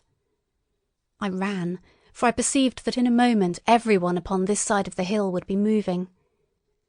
I found him in his bar, quite unaware of what was going on behind his house. A man stood with his back to me, talking to him. "I must have £1," said the landlord, "and I've no one to drive it." "I'll give you 2, said I, over the stranger's shoulder. "What for?" "And I'll bring it back by midnight," I said. "Lord," said the landlord, "what's the hurry? I'm selling my bit of a pig. £2, and you bring it back? What's going on now?" I explained hastily that I had to leave my home, and so secured the dog-cart. At the time it did not seem to me nearly so urgent that the landlord should leave his. I took care to have the cart there and then, drove it off down the road, and, leaving it in charge of my wife and servant, rushed into my house and packed a few valuables, such plate as we had, and so forth. The beech trees below the house were burning while I did this, and the palings up the road glowed red. While I was occupied in this way, one of the dismounted hussars came running up. He was going from house to house, warning people to leave. He was going on as I came out of my front door, lugging my treasures done up in a tablecloth. I shouted after him, "What news?" He turned, stared, bawled something about crawling out in a thing like a dish cover, and ran on to the gate of the house at the crest. A sudden whirl of black smoke driving across the road hid him for a moment. I ran to my neighbour's door and rapped to satisfy myself of what I already knew, that his wife had gone to London with him and had locked up their house. I went in again, according to my promise, to get my servant's box, lugged it out, clapped it beside her on the tail of the dog-cart, and then caught the reins and jumped up into the driver's seat beside my wife. In another moment we were clear of the smoke and noise, and spanking down the opposite slope of Maybury Hill towards Old Woking. In front was a quiet, sunny landscape, a wheat field ahead on either side of the road, and the Maybury Inn with its swinging sign. I saw the doctor's cart ahead of me. At the bottom of the hill I turned my head to look at the hillside I was leaving. Thick streamers of black smoke shot with threads of red fire were driving up into the still air and throwing dark shadows upon the green tree-tops eastward. The smoke already extended far away to the east and west, to the Byfleet pine woods eastward, and to Woking on the west. The road was dotted with people running towards us. And, very faint now, but very distinct through the hot, quiet air, one heard the whir of a machine-gun that was presently stilled, and an intermittent cracking of rifles. Apparently the Martians were setting fire to everything within range of their heat ray. I am not an expert driver, and I had immediately to turn my attention to the horse. When I looked back again, the second hill had hidden the black smoke. I slashed the horse with the whip, and gave him a loose rein until Woking and Send lay between us and that quivering tumult. I overtook and passed the doctor between Woking and Send. Chapter 10. In the Storm. Leatherhead is about 12 miles from Maybury Hill. The scent of hay was in the air through the lush meadows beyond Pyrford, and the hedges on either side were sweet and gay with multitudes of dog-roses. The heavy firing that had broken out while we were driving down Maybury Hill ceased as abruptly as it began, leaving the evening very peaceful and still. We got to Leatherhead without misadventure about 9 o'clock, and the horse had an hour's rest while I took supper with my cousins and commended my wife to their care. My wife was curiously silent throughout the drive, and seemed oppressed with forebodings of evil. I talked to her reassuringly, pointing out that the Martians were tied to the pit by sheer heaviness, and at the utmost could but crawl a little out of it, but she answered only in monosyllables. Had it not been for my promise to the innkeeper, she would, I think, have urged me to stay in Leatherhead that night. Would that I had. Her face, I remember, was very white as we parted. For my own part, I had been feverishly excited all day. Something very like the war fever that occasionally runs through a civilized community had got into my blood, and in my heart I was not so very sorry that I had to return to Maybury that night. I was even afraid that last fusillade I had heard might mean the extermination of our invaders from Mars. I can best express my state of mind by saying that I wanted to be in at the death. It was nearly 11 when I started to return. The night was unexpectedly dark. To me, walking out of the lighted passage of my cousin's house, it seemed indeed black, and it was as hot and close as the day. Overhead the clouds were driving fast, albeit not a breath stirred the shrubs about us. My cousin's man lit both lamps. Happily, I knew the road intimately. My wife stood in the light of the doorway and watched me until I jumped up into the dog-cart. Then abruptly she turned and went in, leaving my cousins side by side wishing me good hap. I was a little depressed at first with the contagion of my wife's fears, but very soon my thoughts reverted to the Martians. At that time I was absolutely in the dark as to the course of the evening's fighting. I did not know even the circumstances that had precipitated the conflict. As I came through Ockham, for that was the way I returned, and not through Send and Old Woking, I saw along the western horizon a blood-red glow, which, as I drew nearer, crept slowly up the sky. The driving clouds of the gathering thunderstorm mingled there with masses of black and red smoke. Ripley Street was deserted, and except for a lighted window or so, the village showed not a sign of life, but I narrowly escaped an accident at the corner of the road to Pyrford, where a knot of people stood with their backs to me. They said nothing to me as I passed. I do not know what they knew of the things happening beyond the hill, nor do I know if the silent houses I passed on my way were sleeping securely, or deserted and empty, or harassed and watching against the terror of the night. From Ripley until I came through Pyrford, I was in the valley of the Wey, and the red glare was hidden from me. As I ascended the little hill beyond Pyrford Church, the glare came into view again, and the trees about me shivered with the first intimation of the storm that was upon me. Then I heard midnight pealing out from Pyrford Church behind me, and then came the silhouette of Maybury Hill, with its tree-tops and roofs black and sharp against the red. Even as I beheld this, a lurid green glare lit the road about me, and showed the distant woods towards Addlestone. I felt a tug at the reins. I saw that the driving clouds had been pierced, as it were, by a thread of green fire, suddenly lighting their confusion and falling into the field to my left. It was the third falling star. Close on its apparition, and blindingly violet by contrast, danced out the first lightning of the gathering storm, and the thunder burst like a rocket overhead. The horse took the bit between his teeth and bolted.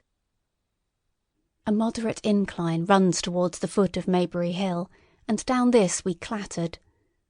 Once the lightning had begun, it went on in as rapid a succession of flashes as I have ever seen. The thunderclaps, treading one on the heels of another, and with a strange crackling accompaniment, sounded more like the working of a giant electric machine than the usual detonating reverberations. The flickering light was blinding and confusing, and a thin hail smote gustily at my face as I drove down the slope. At first I regarded little but the road before me, and then, abruptly, my attention was arrested by something that was moving rapidly down the opposite slope of Maybury Hill. At first I took it for the wet roof of a house, but one flash following another showed it to be in swift, rolling movement. It was an elusive vision, a moment of bewildering darkness, and then, in a flash like daylight, the red masses of the orphanage near the crest of the hill, the green tops of the pine trees, and this problematical object came out clear and sharp and bright. And this thing I saw. How can I describe it? A monstrous tripod, higher than many houses, striding over the young pine trees and smashing them aside in its career. A walking engine of glittering metal, striding now across the heather, articulate ropes of steel dangling from it, and the clattering tumult of its passage mingling with the riot of the thunder.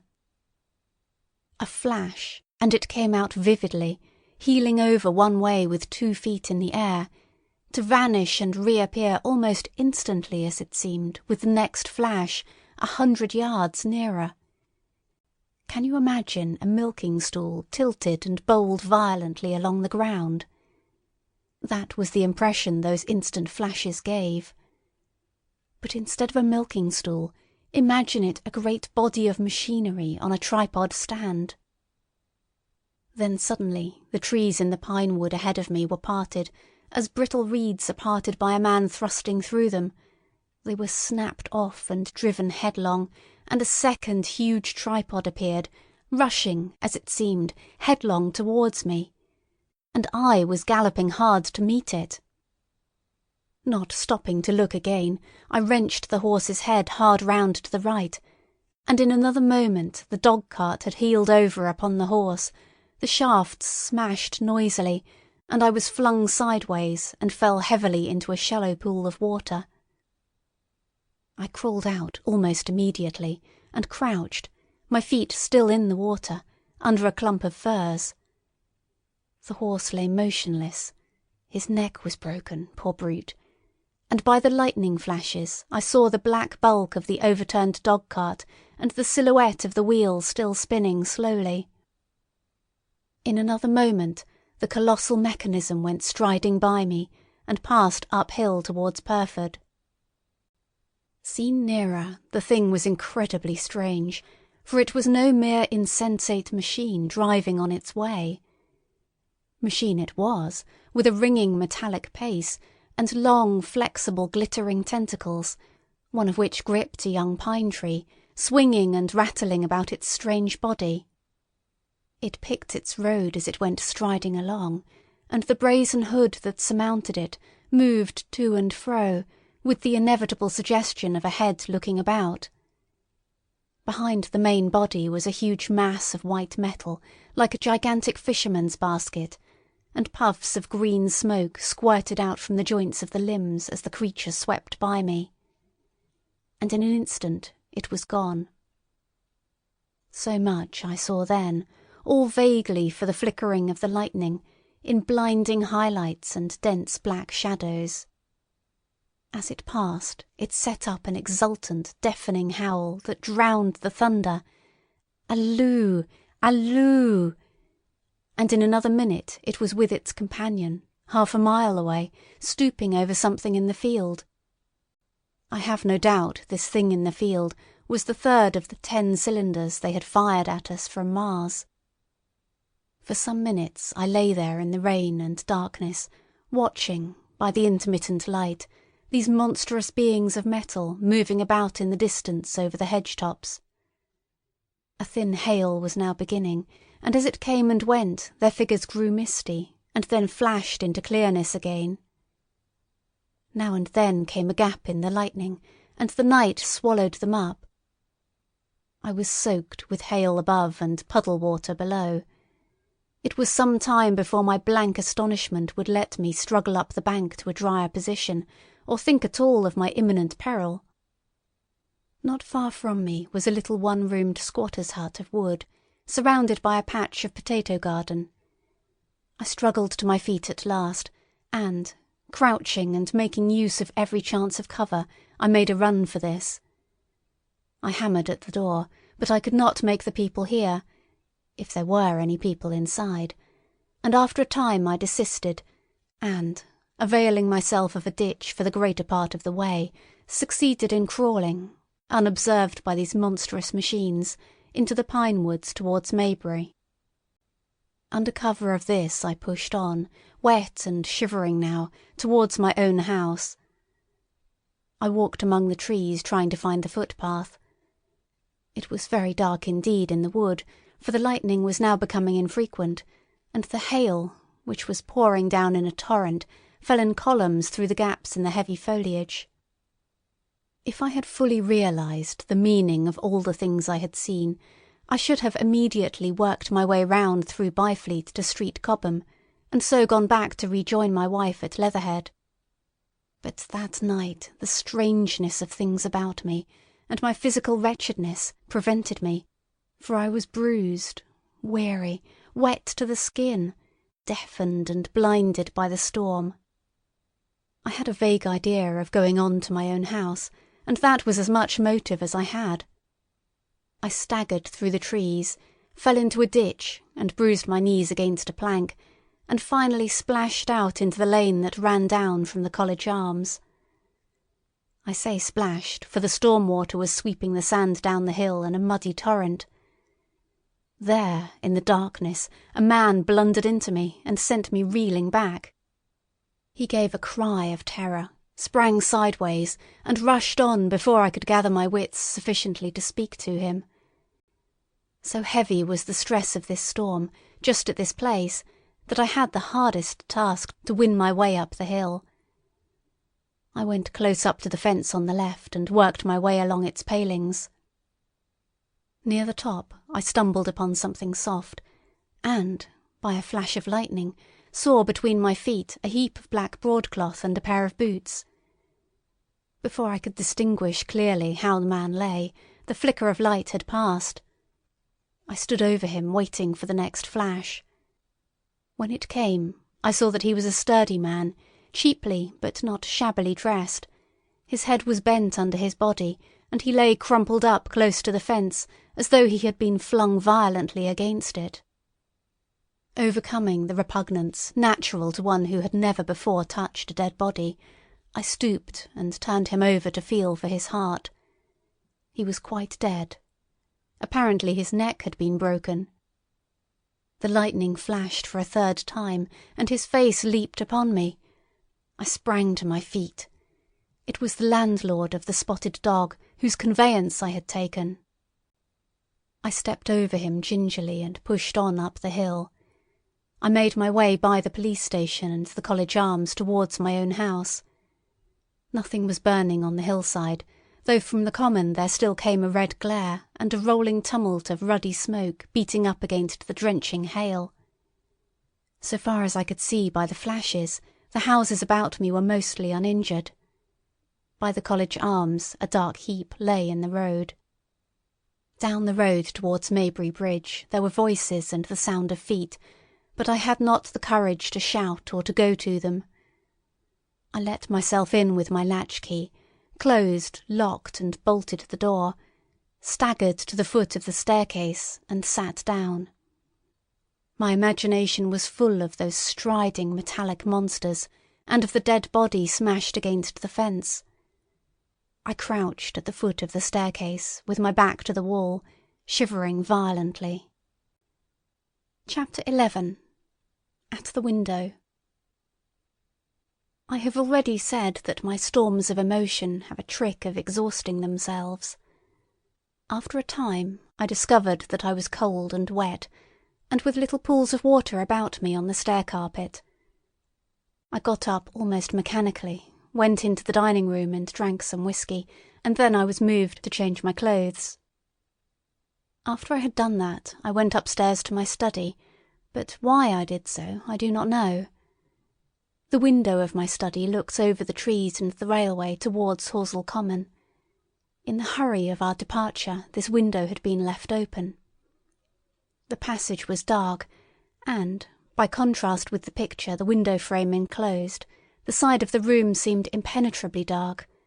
I stopped short in the doorway. The thunderstorm had passed. The towers of the Oriental College and the pine trees about it had gone, and very far away, lit by a vivid red glare, the common about the sandpits was visible. Across the light huge black shapes, grotesque and strange, moved busily to and fro. It seemed indeed as if the whole country in that direction was on fire, a broad hillside set with minute tongues of flame, swaying and writhing with the gusts of the dying storm, and throwing a red reflection upon the cloud scud above. Every now and then a haze of smoke from some nearer conflagration drove across the window and hid the Martian shapes.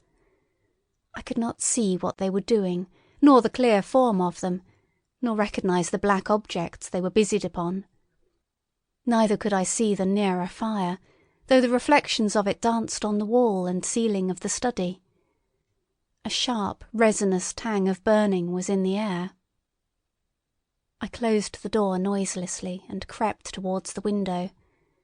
As I did so, the view opened out, until, on the one hand, it reached to the houses about Woking Station, and on the other to the charred and blackened pine woods of Byfleet. There was a light down below the hill, on the railway, near the arch, and several of the houses along the Maybury Road and the streets near the station were glowing ruins. The light upon the railway puzzled me at first.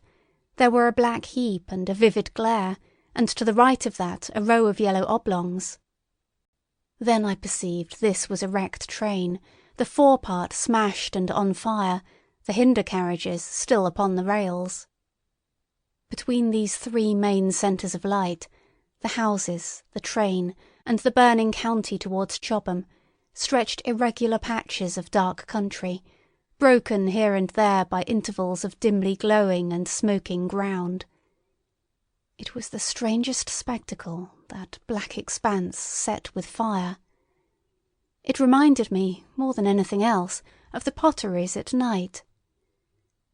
At first I could distinguish no people at all, though I peered intently for them. Later I saw against the light of Woking Station a number of black figures hurrying one after the other across the line. And this was the little world in which I had been living securely for years, this fiery chaos. What had happened in the last 7 hours I still did not know, nor did I know, though I was beginning to guess, the relation between these mechanical colossi and the sluggish lumps I had seen disgorged from the cylinder. With a queer feeling of impersonal interest, I turned my desk chair to the window, sat down, and stared at the blackened country, and particularly at the 3 gigantic black things that were going to and fro in the glare about the sandpits. They seemed amazingly busy. I began to ask myself what they could be. Were they intelligent mechanisms? Such a thing I felt was impossible. Or did a Martian sit within each, ruling, directing, using, much as a man's brain sits and rules in his body? I began to compare the things to human machines, to ask myself for the first time in my life how an ironclad or a steam engine would seem to an intelligent lower animal. The storm had left the sky clear, and over the smoke of the burning land the little fading pinpoint of Mars was dropping into the west when a soldier came into my garden. I heard a slight scraping at the fence, and rousing myself from the lethargy that had fallen upon me, I looked down and saw him dimly, clambering over the palings. At the sight of another human being my torpor passed, and I leaned out of the window eagerly. "Hist!" said I in a whisper. He stopped astride of the fence in doubt. Then he came over and across the lawn to the corner of the house. He bent down and stepped softly. "Who's there?" he said, also whispering, standing under the window and peering up. "Where are you going?" I asked. "God knows." "Are you trying to hide?" "That's it." "Come into the house," I said. I went down, unfastened the door and let him in, and locked the door again. I could not see his face. He was hatless and his coat was unbuttoned. "My God," he said as I drew him in. "What has happened?" I asked. "What hasn't?" In the obscurity I could see he made a gesture of despair. "They wiped us out. Simply wiped us out," he repeated again and again. He followed me almost mechanically into the dining room. "Take some whiskey," I said, pouring out a stiff dose. He drank it. Then abruptly he sat down before the table, put his head on his arms, and began to sob and weep like a little boy, in a perfect passion of emotion, while I, with a curious forgetfulness of my own recent despair, stood beside him, wondering. It was a long time before he could steady his nerves to answer my questions, and then he answered perplexingly and brokenly. He was a driver in the artillery, and had only come into action about 7. At that time firing was going on across the common, and it was said the first party of Martians were crawling slowly towards their second cylinder under cover of a metal shield. Later this shield staggered up on tripod legs and became the first of the fighting machines I had seen. The gun he drove had been unlimbered near Horsell in order to command the sandpits, and its arrival it was that had precipitated the action. As the limber gunners went to the rear, his horse trod in a rabbit hole and came down, throwing him into a depression of the ground. At the same moment the gun exploded behind him, the ammunition blew up, there was fire all about him, and he found himself lying under a heap of charred dead men and dead horses. "I lay still," he said, scared out of my wits, with the forequarter of a horse atop of me. We'd been wiped out. And the smell, good God, like burnt meat. I was hurt across the back by the fall of the horse, and there I had to lie until I felt better. Just like a parade it had been a minute before, then stumble, bang, swish. "Wiped out," he said. He had hid under the dead horse for a long time, peeping out furtively across the common. The cardigan men had tried a rush, in skirmishing order, at the pit, simply to be swept out of existence. Then the monster had risen to its feet, and had begun to walk leisurely to and fro across the common among the few fugitives, with its head-like hood turning about exactly like the head of a cowled human being. A kind of arm carried a complicated metallic case, about which green flashes scintillated, and out of the funnel of this there smoked the heat ray. In a few minutes there was, so far as the soldier could see, not a living thing left upon the common, and every bush and tree upon it that was not already a blackened skeleton was burning. The hussars had been on the road beyond the curvature of the ground, and he saw nothing of them. He heard the Maxims rattle for a time, and then become still. The giant saved Woking station and its cluster of houses until the last. Then in a moment the heat ray was brought to bear, and the town became a heap of fiery ruins. Then the thing shut off the heat ray, and turning its back upon the artillerymen, began to waddle away towards the smouldering pine woods that sheltered the second cylinder. As it did so, a second glittering titan built itself up out of the pit. The second monster followed the first, and at that the artillerymen began to crawl very cautiously across the hot heather ash towards Horsell. He managed to get alive into the ditch by the side of the road, and so escaped to Woking. There his story became ejaculatory. The place was impassable. It seems there were a few people alive there, frantic for the most part, and many burned and scalded. He was turned aside by the fire, and hid among some almost scorching heaps of broken wall as one of the Martian giants returned. He saw this one pursue a man, catch him up in one of its steely tentacles, and knock his head against the trunk of a pine tree. At last, after nightfall, the artilleryman made a rush for it and got over the railway embankment. Since then he had been skulking along towards Maybury, in the hope of getting out of danger Londonward. People were hiding in trenches and cellars, and many of the survivors had made off towards Woking village and Send.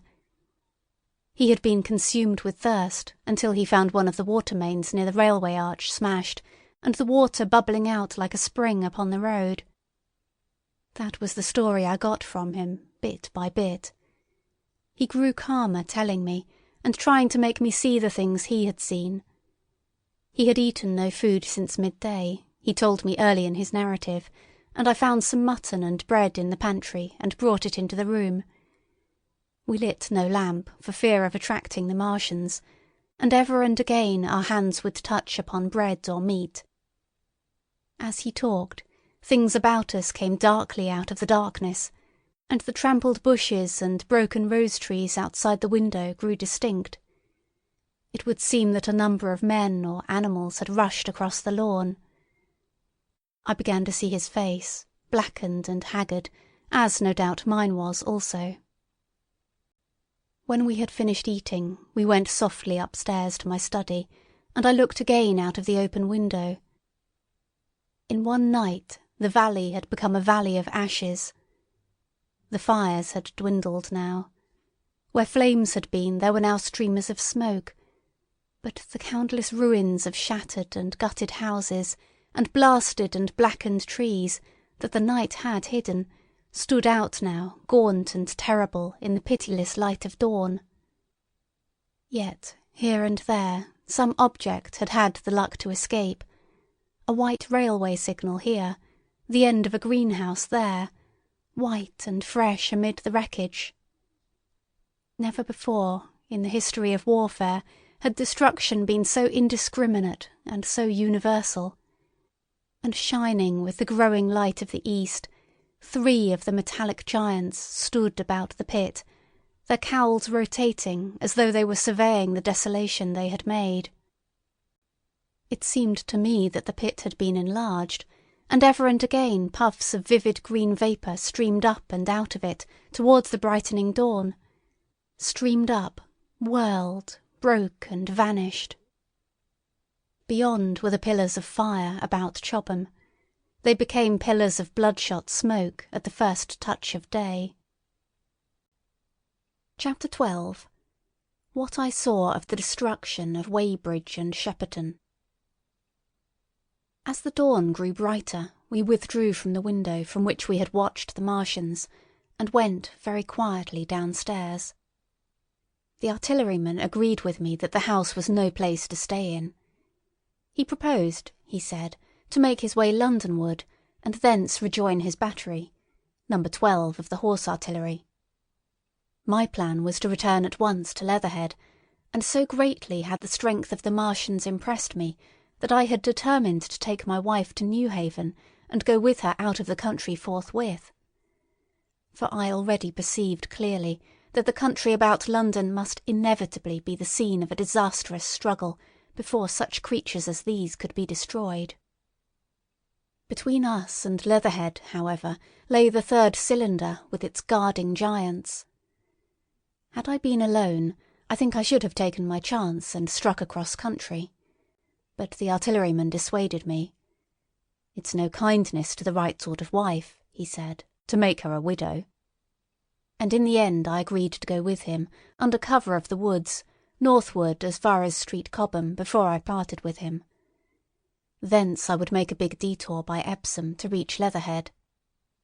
I should have started at once, but my companion had been in active service, and he knew better than that.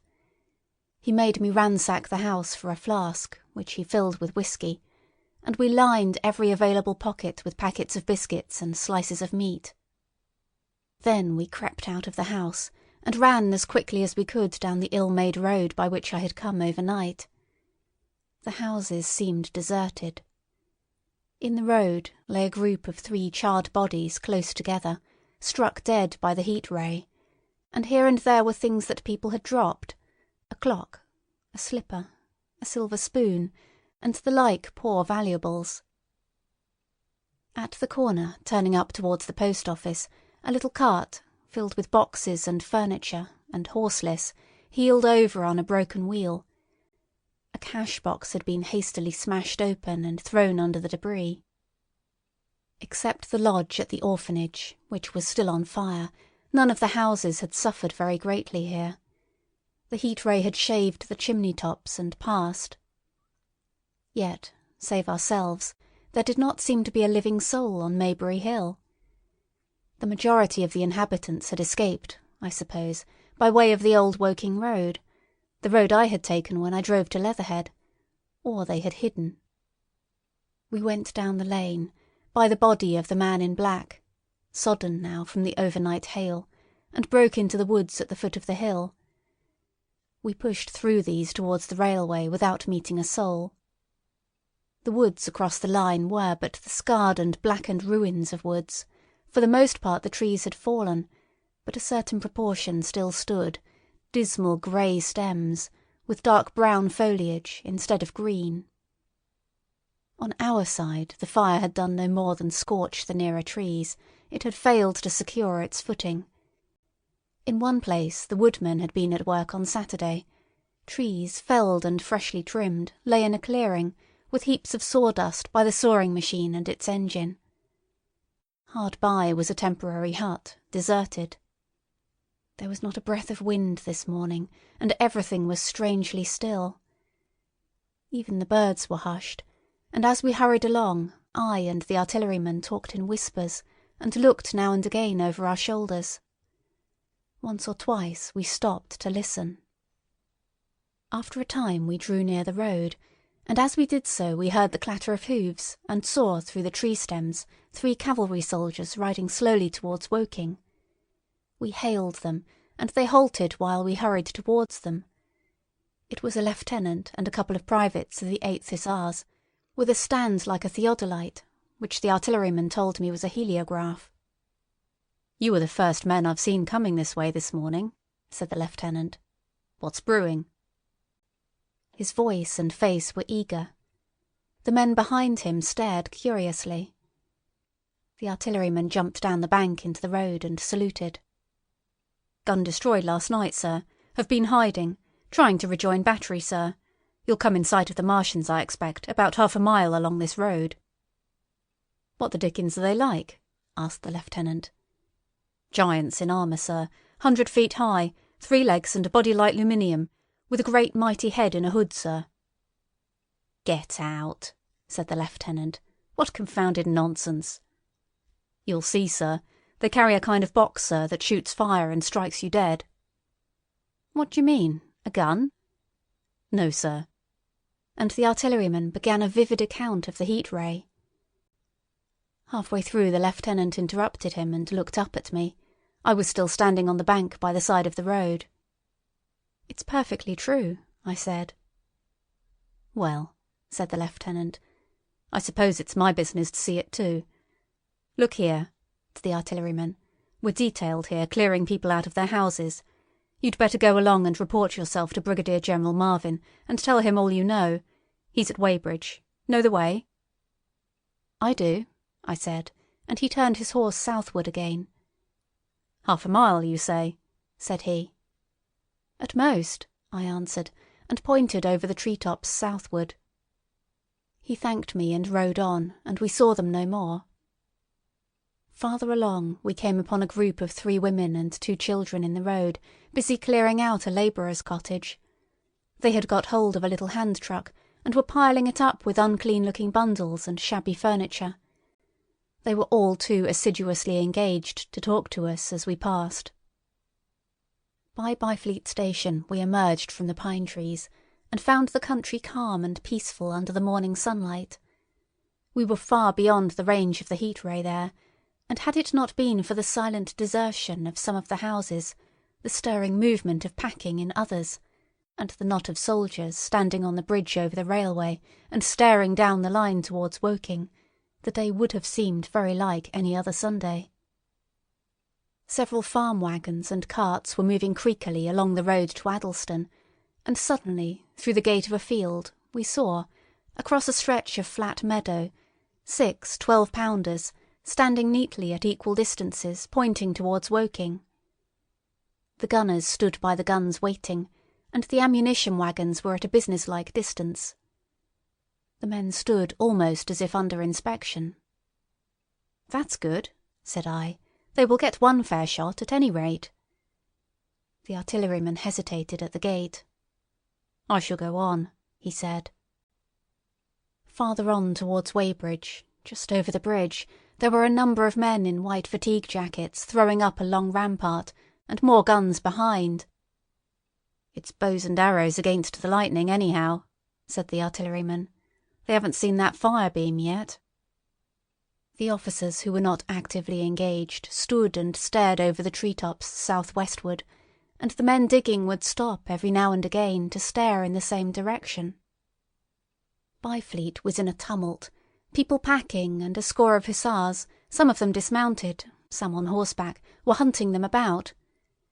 3 or 4 black government wagons, with crosses in white circles, and an old omnibus, among other vehicles, were being loaded in the village street. There were scores of people, most of them sufficiently sabbatical to have assumed their best clothes. The soldiers were having the greatest difficulty in making them realise the gravity of their position. We saw one shrivelled old fellow with a huge box and a score or more of flower-pots containing orchids, angrily expostulating with the corporal who would leave them behind. I stopped and gripped his arm. "Do you know what's over there?" I said, pointing at the pine tops that hid the Martians. "Eh?" said he, turning. "I was explaining these is valuable." "Death!" I shouted. "Death is coming! Death! Death!" And leaving him to digest that, if he could, I hurried on after the artilleryman. At the corner I looked back. The soldier had left him, and he was still standing by his box, with the pots of orchids on the lid of it, and staring vaguely over the trees. No one in Weybridge could tell us where the headquarters were established. The whole place was in such confusion as I had never seen in any town before. Carts, carriages everywhere, the most astonishing miscellany of conveyances and horseflesh. The respectable inhabitants of the place, men in golf and boating costumes, wives prettily dressed, were packing, riverside loafers energetically helping, children excited, and for the most part highly delighted at this astonishing variation of their Sunday experiences. In the midst of it all the worthy vicar was very pluckily holding an early celebration, and his bell was jangling out above the excitement. I and the artilleryman, seated on the step of the drinking fountain, made a very passable meal upon what we had brought with us.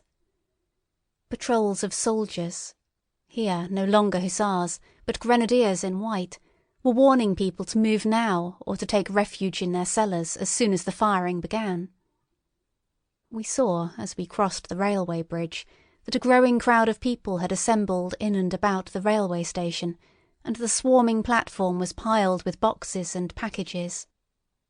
The ordinary traffic had been stopped, I believe, in order to allow of the passage of troops and guns to Chertsey, and I have heard since that a savage struggle occurred for places in the special trains that were put on at a later hour.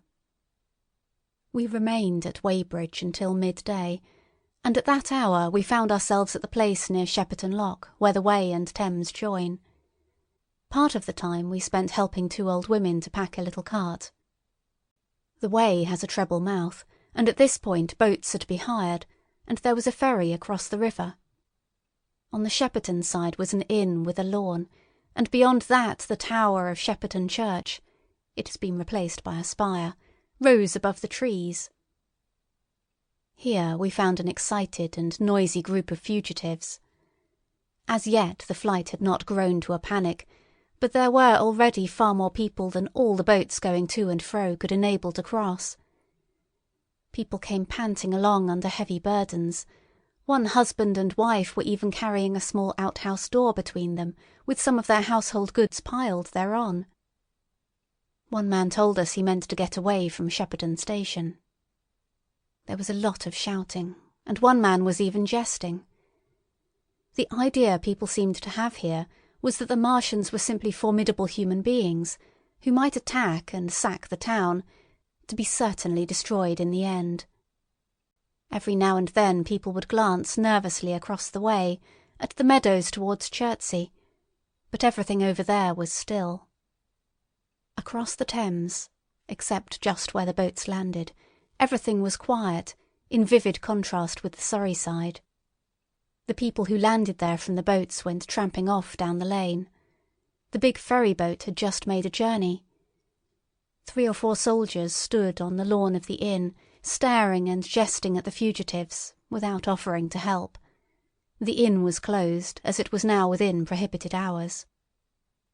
"What's that?" cried a boatman, and "Shut up, you fool," said a man near me to a yelping dog. Then the sound came again, this time from the direction of Chertsey, a muffled thud, the sound of a gun. The fighting was beginning. Almost immediately unseen batteries across the river to our right, unseen because of the trees, took up the chorus, firing heavily one after the other.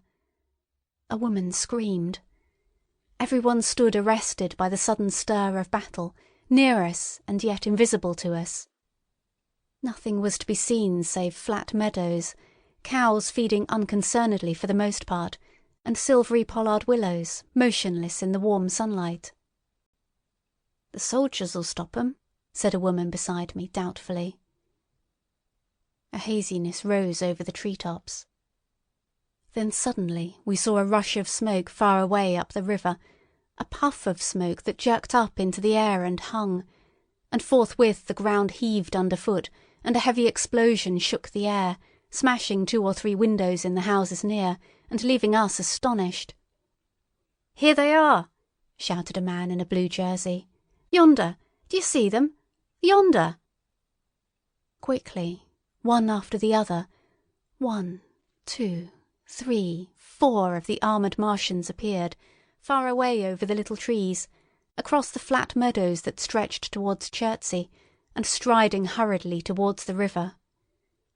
Little cowled figures they seemed at first, going with a rolling motion and as fast as flying birds. Then, advancing obliquely towards us, came a 5th. Their armoured bodies glittered in the sun as they swept swiftly forward upon the guns, growing rapidly larger as they drew nearer. One on the extreme left, the remotest that is, flourished a huge case high in the air, and the ghostly, terrible heat ray I had already seen on Friday night smote towards Chertsey and struck the town.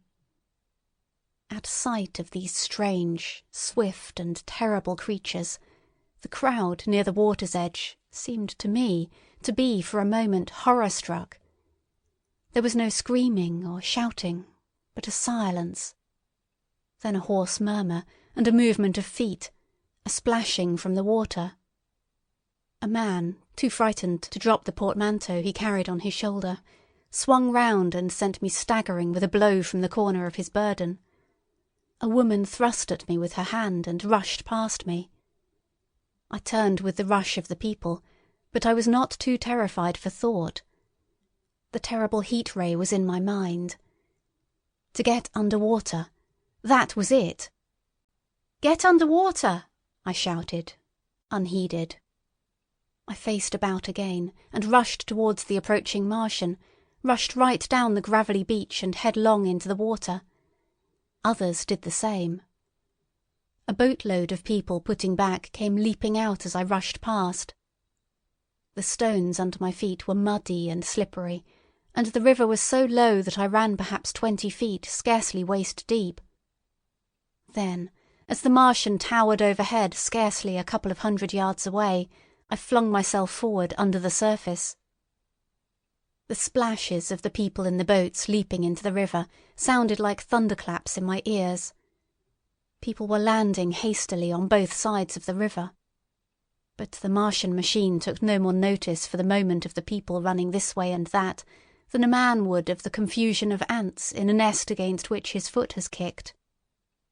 When, half suffocated, I raised my head above water, the Martian's hood pointed at the batteries that were still firing across the river, and as it advanced it swung loose what must have been the generator of the heat ray. In another moment it was on the bank, and in a stride wading halfway across. The knees of its foremost legs bent at the farther bank, and in another moment it had raised itself to its full height again, close to the village of Shepperton. Forthwith the 6 guns, which, unknown to anyone on the right bank, had been hidden behind the outskirts of that village, fired simultaneously. The sudden near concussion, the last close upon the first, made my heart jump.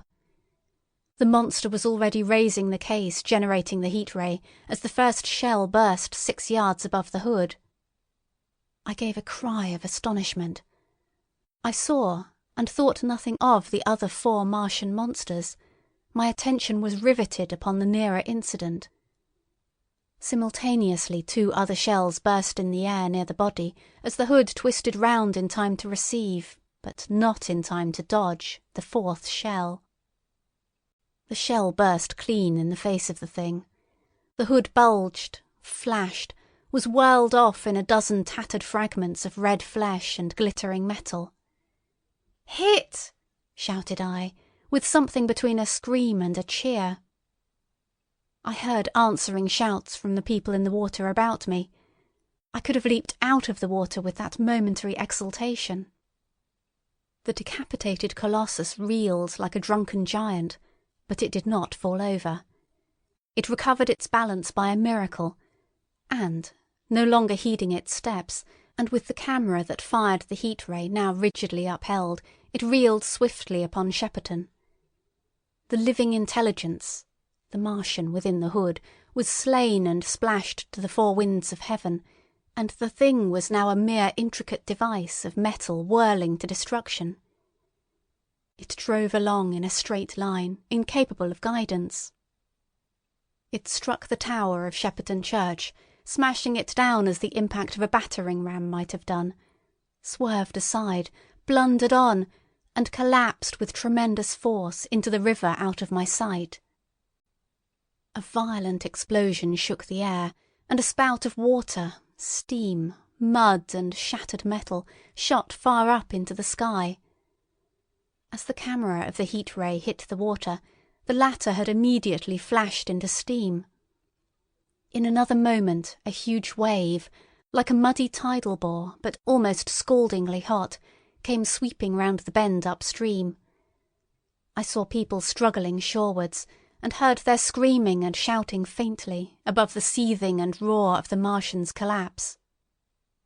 For a moment I heeded nothing of the heat, forgot the patent need of self-preservation. I splashed through the tumultuous water, pushing aside a man in black to do so, until I could see round the bend. 6 deserted boats pitched aimlessly upon the confusion of the waves.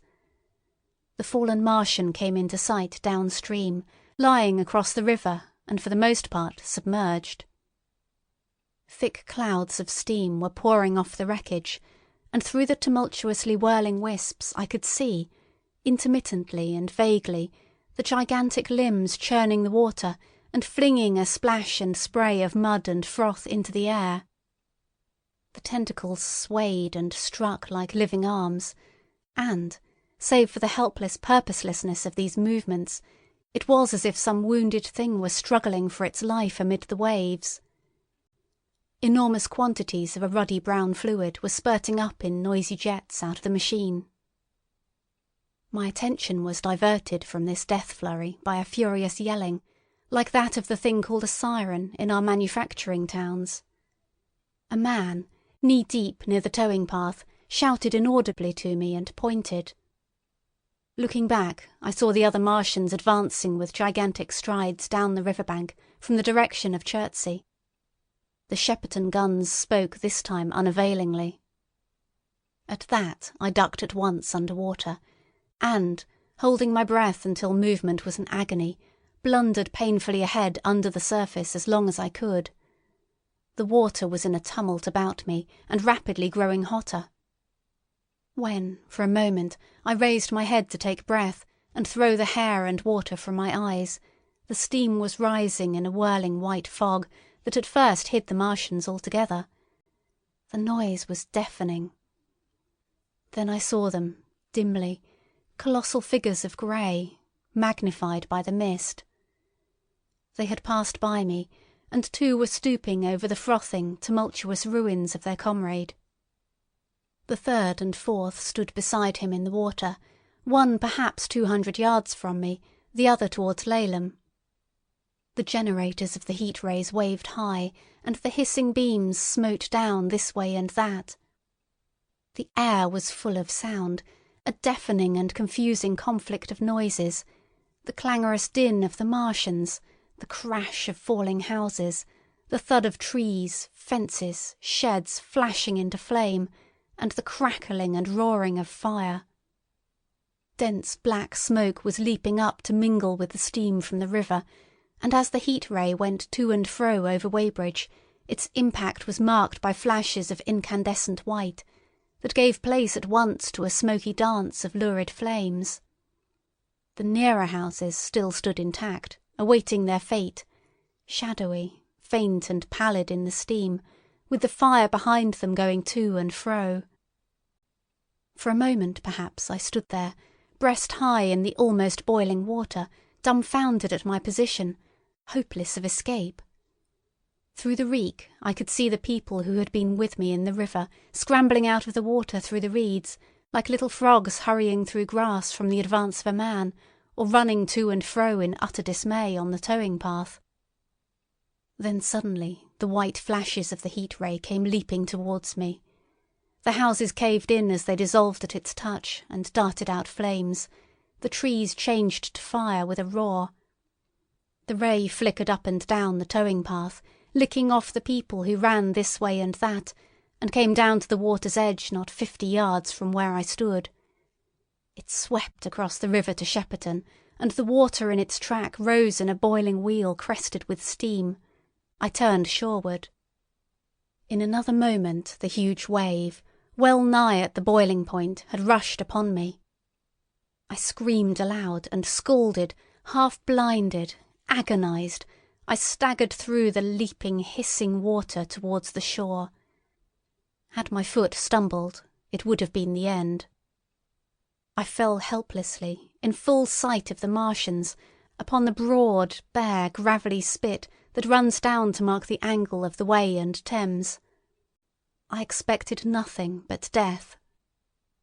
I have a dim memory of the foot of a Martian coming down within a score of yards of my head, driving straight into the loose gravel, whirling it this way and that, and lifting again, of a long suspense, and then of the four, carrying the debris of their comrade between them, now clear, and then presently faint through a veil of smoke, receding interminably, as it seemed to me, across a vast space of river and meadow. And then, very slowly, I realised that, by a miracle, I had escaped. Chapter 13. How I Fell In with the Curate. After getting this sudden lesson in the power of terrestrial weapons, the Martians retreated to their original position upon Horsell Common, and in their haste, and encumbered with the debris of their smashed companion, they no doubt overlooked many such a stray and negligible victim as myself.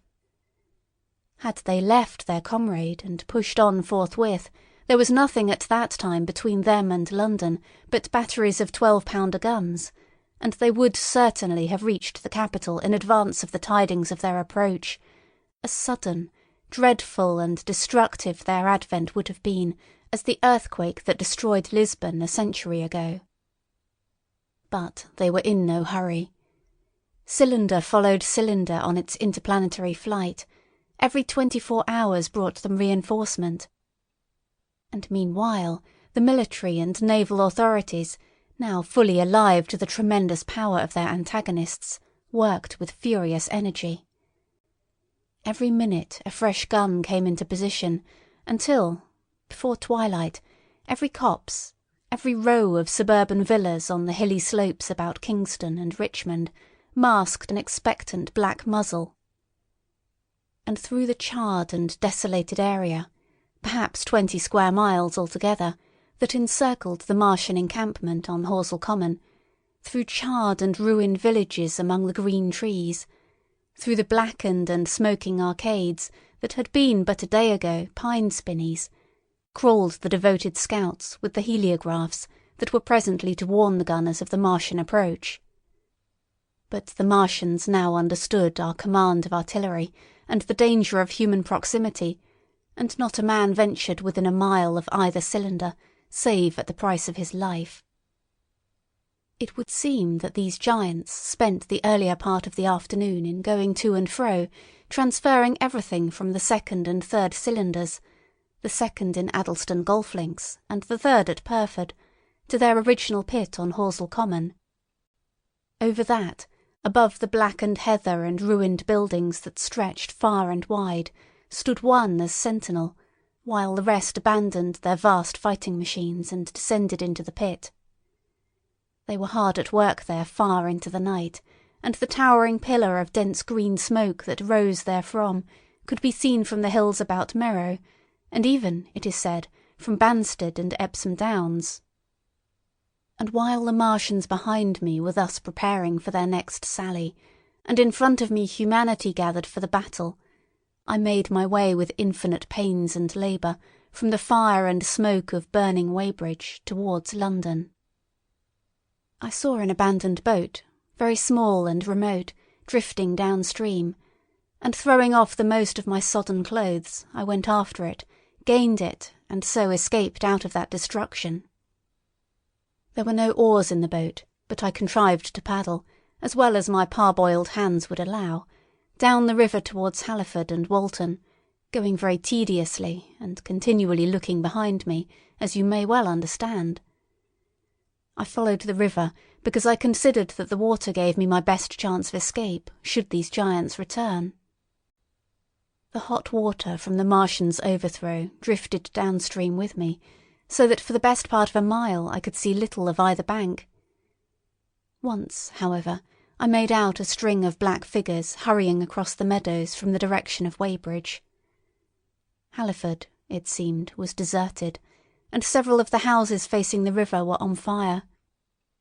It was strange to see the place quite tranquil, quite desolate under the hot blue sky, with the smoke and little threads of flame going straight up into the heat of the afternoon. Never before had I seen houses burning without the accompaniment of an obstructive crowd. A little farther on, the dry reeds up the bank were smoking and glowing, and a line of fire inland was marching steadily across a late field of hay. For a long time I drifted, so painful and weary was I after the violence I had been through, and so intense the heat upon the water. Then my fears got the better of me again, and I resumed my paddling. The sun scorched my bare back. At last, as the bridge at Walton was coming into sight round the bend, my fever and faintness overcame my fears, and I landed on the Middlesex bank and lay down, deadly sick, among the long grass. I suppose the time was then about 4 or 5 o'clock. I got up presently, walked perhaps half a mile without meeting a soul, and then lay down again in the shadow of a hedge.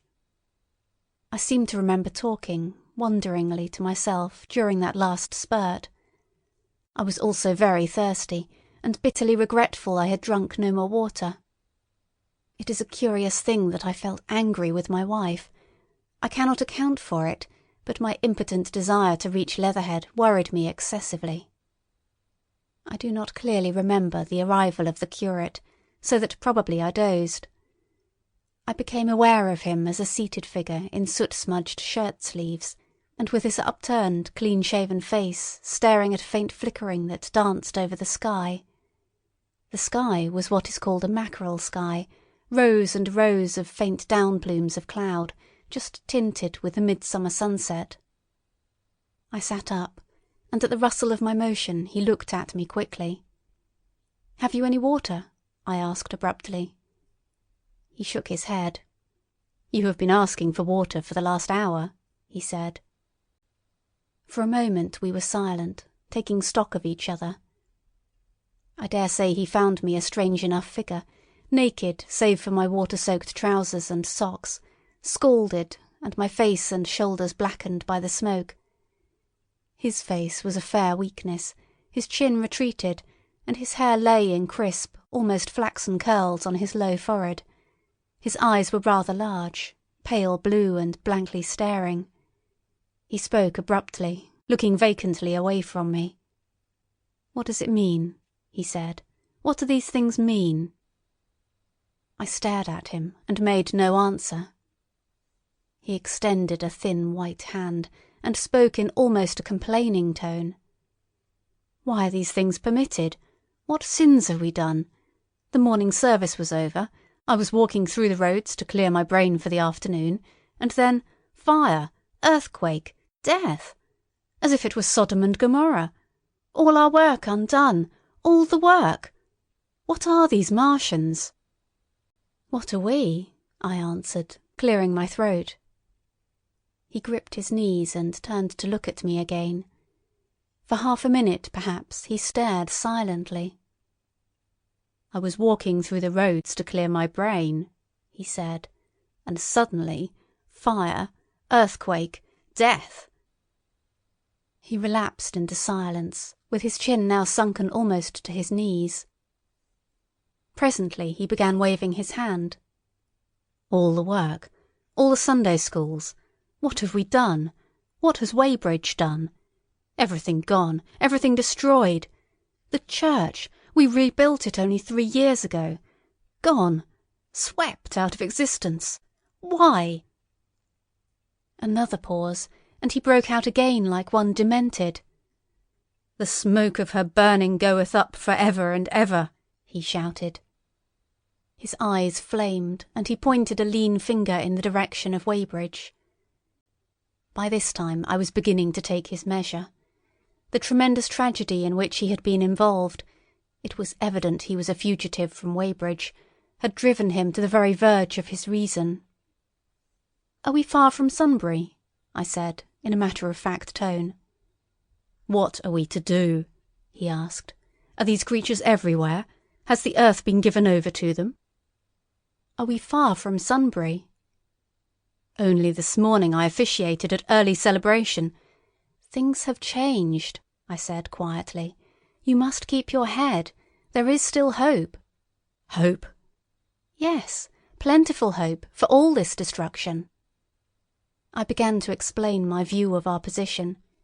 He listened at first, but as I went on the interest dawning in his eyes gave place to their former stare, and his regard wandered from me. "This must be the beginning of the end," he said, interrupting me.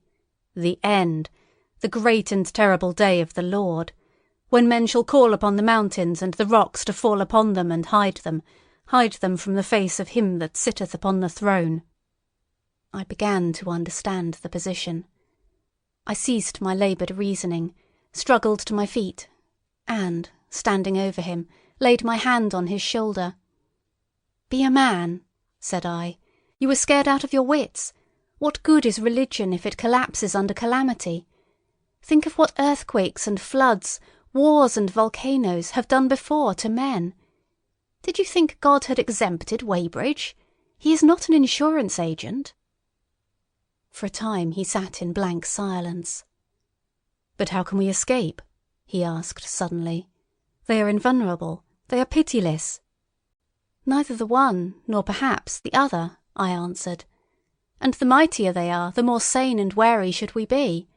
One of them was killed yonder not 3 hours ago." "Killed?" he said, staring about him. "How can God's ministers be killed?" "I saw it happen." I proceeded to tell him. "We have chanced to come in for the thick of it," said I, "and that is all." "What is that flicker in the sky?" he asked abruptly. I told him it was the heliograph signalling, that it was the sign of human help and effort in the sky. "We are in the midst of it," I said, "quiet as it is." That flicker in the sky tells of the gathering storm. Yonder, I take it, are the Martians, and Londonward, where those hills rise about Richmond and Kingston, and the trees give cover, earthworks are being thrown up and guns are being placed. Presently the Martians will be coming this way again. And even as I spoke he sprang to his feet and stopped me by a gesture. "Listen," he said. From beyond the low hills across the water came the dull resonance of distant guns and a remote, weird crying. Then everything was still. A cockchafer came droning over the hedge and past us. High in the west the crescent moon hung faint and pale above the smoke of Weybridge and Shepperton and the hot, still splendour of the sunset. "We had better follow this path," I said, "northward." Chapter 14. In London. My younger brother was in London when the Martians fell at Woking. He was a medical student working for an imminent examination, and he heard nothing of the arrival until Saturday morning. The morning papers on Saturday contained, in addition to lengthy special articles on the planet Mars, on life in the planets, and so forth, a brief and vaguely worded telegram, all the more striking for its brevity. The Martians, alarmed by the approach of a crowd, had killed a number of people with a quick-firing gun, so the story ran. The telegram concluded with the words, "Formidable as they seem to be, the Martians have not moved from the pit into which they have fallen, and, indeed, seem incapable of doing so. Probably this is due to the relative strength of the Earth's gravitational energy." On that last text their leader-writer expanded very comfortingly. Of course, all the students in the crammers' biology class, to which my brother went that day, were intensely interested, but there were no signs of any unusual excitement in the streets. The afternoon papers puffed scraps of news under big headlines. They had nothing to tell beyond the movements of troops about the Common and the burning of the pine woods between Woking and Weybridge, until 8. Then the St. James's Gazette, in an extra special edition, announced the bare fact of the interruption of telegraphic communication. This was thought to be due to the falling of burning pine trees across the line. No more of the fighting was known that night, the night of my drive to Leatherhead and back. My brother felt no anxiety about us, as he knew from the description in the papers that the cylinder was a good 2 miles from my house. He made up his mind to run down that night to me, in order, as he says, to see the things before they were killed. He dispatched a telegram, which never reached me, about 4 o'clock, and spent the evening at a music hall. In London also, on Saturday night there was a thunderstorm, and my brother reached Waterloo in a cab. On the platform from which the midnight train usually starts, he learned, after some waiting, that an accident prevented trains from reaching Woking that night. The nature of the accident he could not ascertain. Indeed, the railway authorities did not clearly know at that time. There was very little excitement in the station, as the officials, failing to realise that anything further than a breakdown between Byfleet and Woking Junction had occurred, were running the theatre trains, which usually passed through Woking, round by Virginia Water or Guildford. They were busy making the necessary arrangements to alter the route of the Southampton and Portsmouth Sunday League excursions. A nocturnal newspaper reporter, mistaking my brother for the traffic manager, to whom he bears a slight resemblance, waylaid and tried to interview him. Few people, excepting the railway officials, connected the breakdown with the Martians. I have read, in another account of these events, that on Sunday morning all London was electrified by the news from Woking. As a matter of fact, there was nothing to justify that very extravagant phrase. Plenty of Londoners did not hear of the Martians until the panic of Monday morning. Those who did took some time to realise all that the hastily worded telegrams in the Sunday papers conveyed. The majority of people in London do not read Sunday papers. The habit of personal security, moreover, is so deeply fixed in the Londoner's mind, and startling intelligence so much a matter of course in the papers that they could read about it without any personal tremors. About 7 o'clock last night the Martians came out of the cylinder and, moving about under an armour of metallic shields, have completely wrecked Woking Station with the adjacent houses and massacred an entire battalion of the Cardigan Regiment. No details are known. Maxims have been absolutely useless against their armour, the field guns have been disabled by them. Flying hussars have been galloping into Chertsey. The Martians appear to be moving slowly towards Chertsey or Windsor. Great anxiety prevails in West Surrey, and earthworks are being thrown up to check the advance Londonward. That was how the Sunday Sun put it, and a clever and remarkably prompt handbook article in the Referee compared the affair to a menagerie suddenly let loose in a village.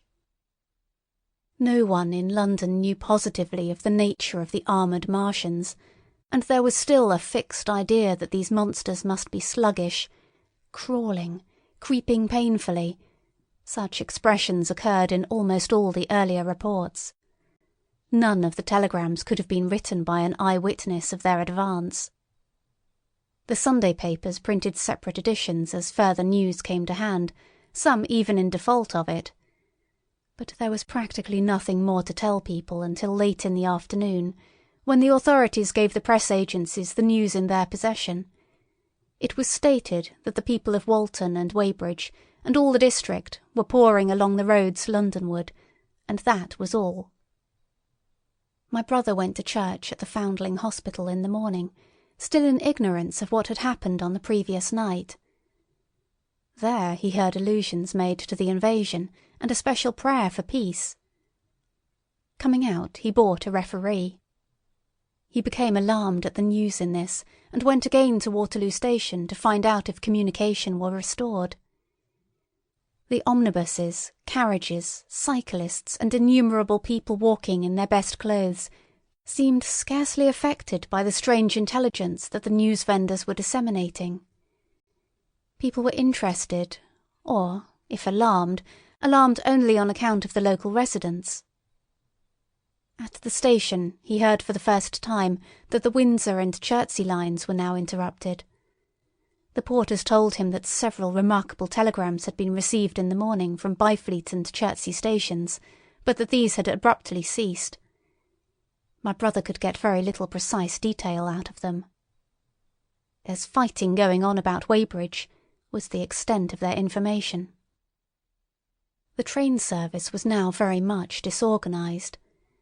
Quite a number of people who had been expecting friends from places on the South Western network were standing about the station.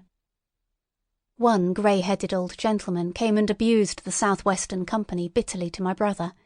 "It wants showing up," he said.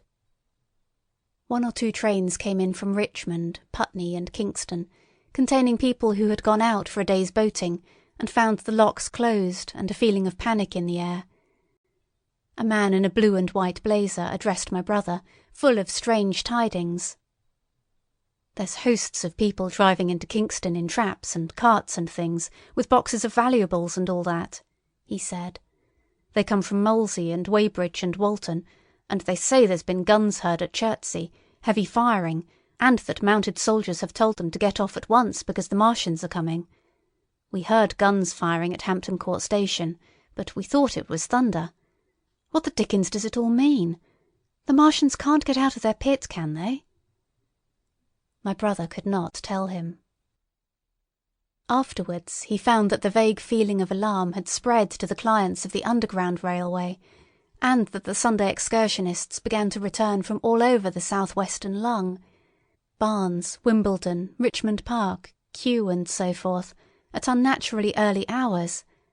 But not a soul had anything more than vague hearsay to tell of. Everyone connected with the terminus seemed ill-tempered.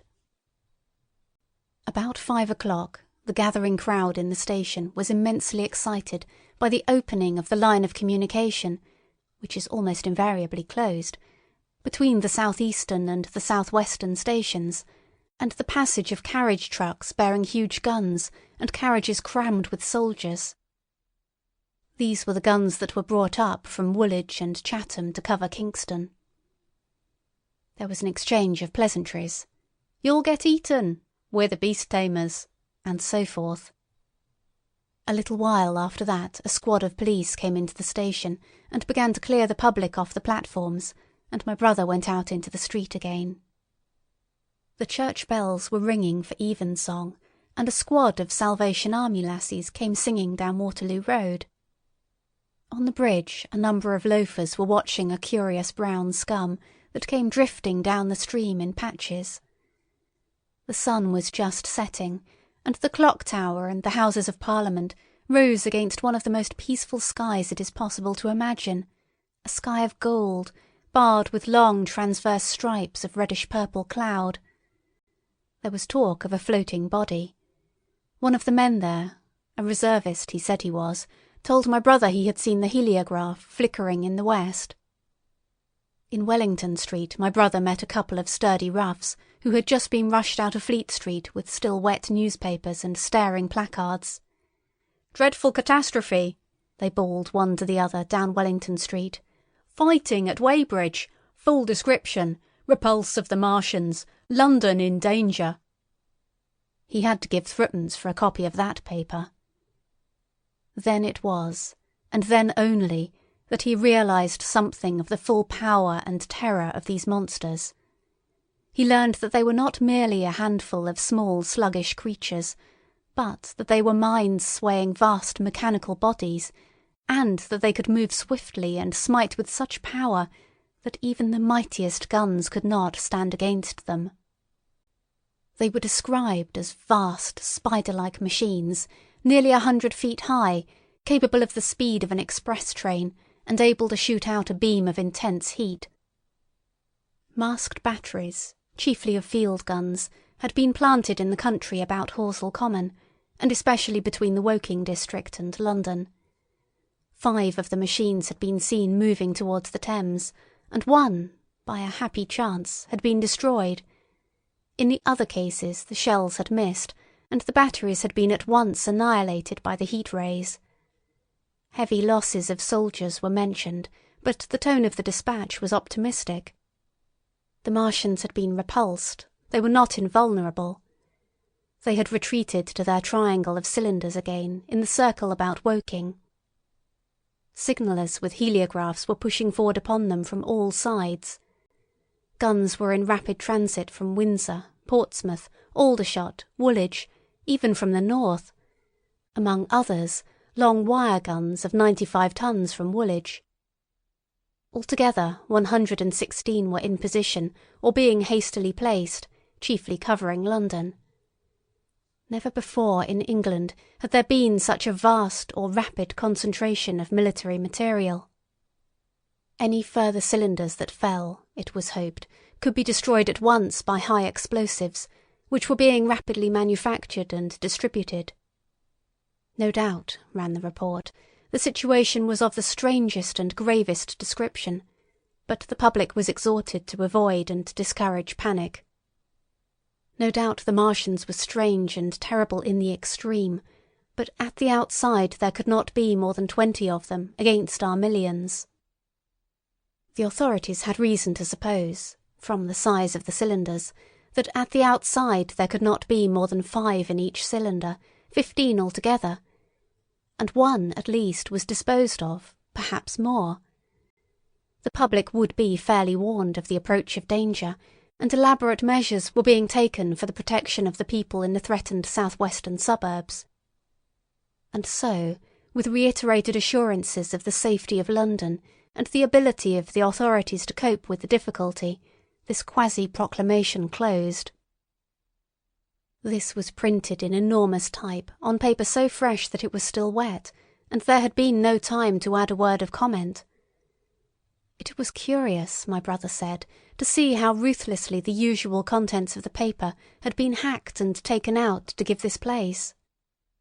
All down Wellington Street people could be seen fluttering out the pink sheets and reading, and the Strand was suddenly noisy with the voices of an army of hawkers following these pioneers. Men came scrambling off buses to secure copies. Certainly this news excited people intensely, whatever their previous apathy. The shutters of a map shop in the Strand were being taken down, my brother said, and a man in his Sunday raiment, lemon-yellow gloves even, was visible inside the window, hastily fastening maps of Surrey to the glass. Going along the Strand to Trafalgar Square, the paper in his hand, my brother saw some of the fugitives from West Surrey. There was a man with his wife and 2 boys, and some articles of furniture, in a cart such as greengrocers use. He was driving from the direction of Westminster Bridge, and close behind him came a hay wagon with 5 or 6 respectable-looking people in it, and some boxes and bundles. The faces of these people were haggard, and their entire appearance contrasted conspicuously with the Sabbath best appearance of the people on the omnibuses. People in fashionable clothing peeped at them out of cabs. They stopped at the square as if undecided which way to take, and finally turned eastward along the Strand. Some way behind these came a man in workday clothes, riding one of those old-fashioned tricycles with a small front wheel. He was dirty and white in the face.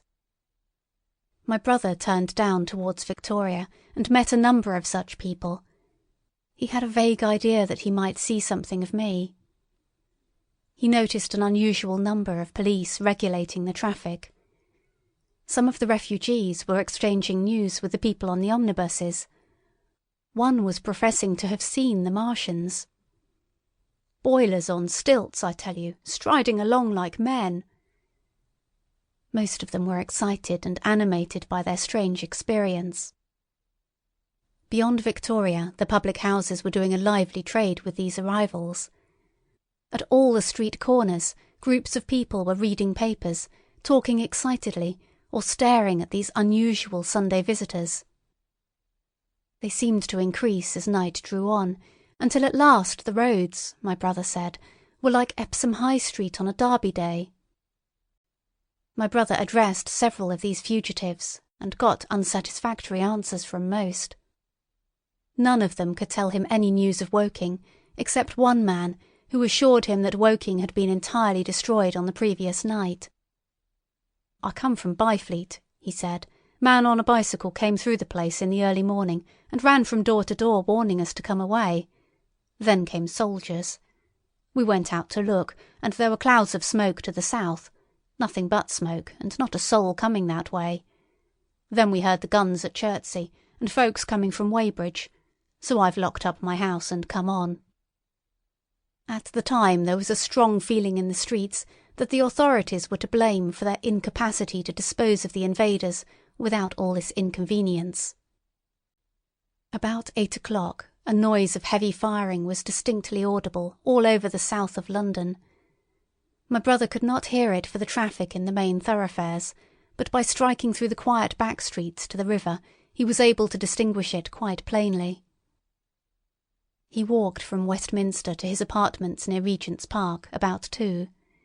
He was now very anxious on my account, and disturbed at the evident magnitude of the trouble.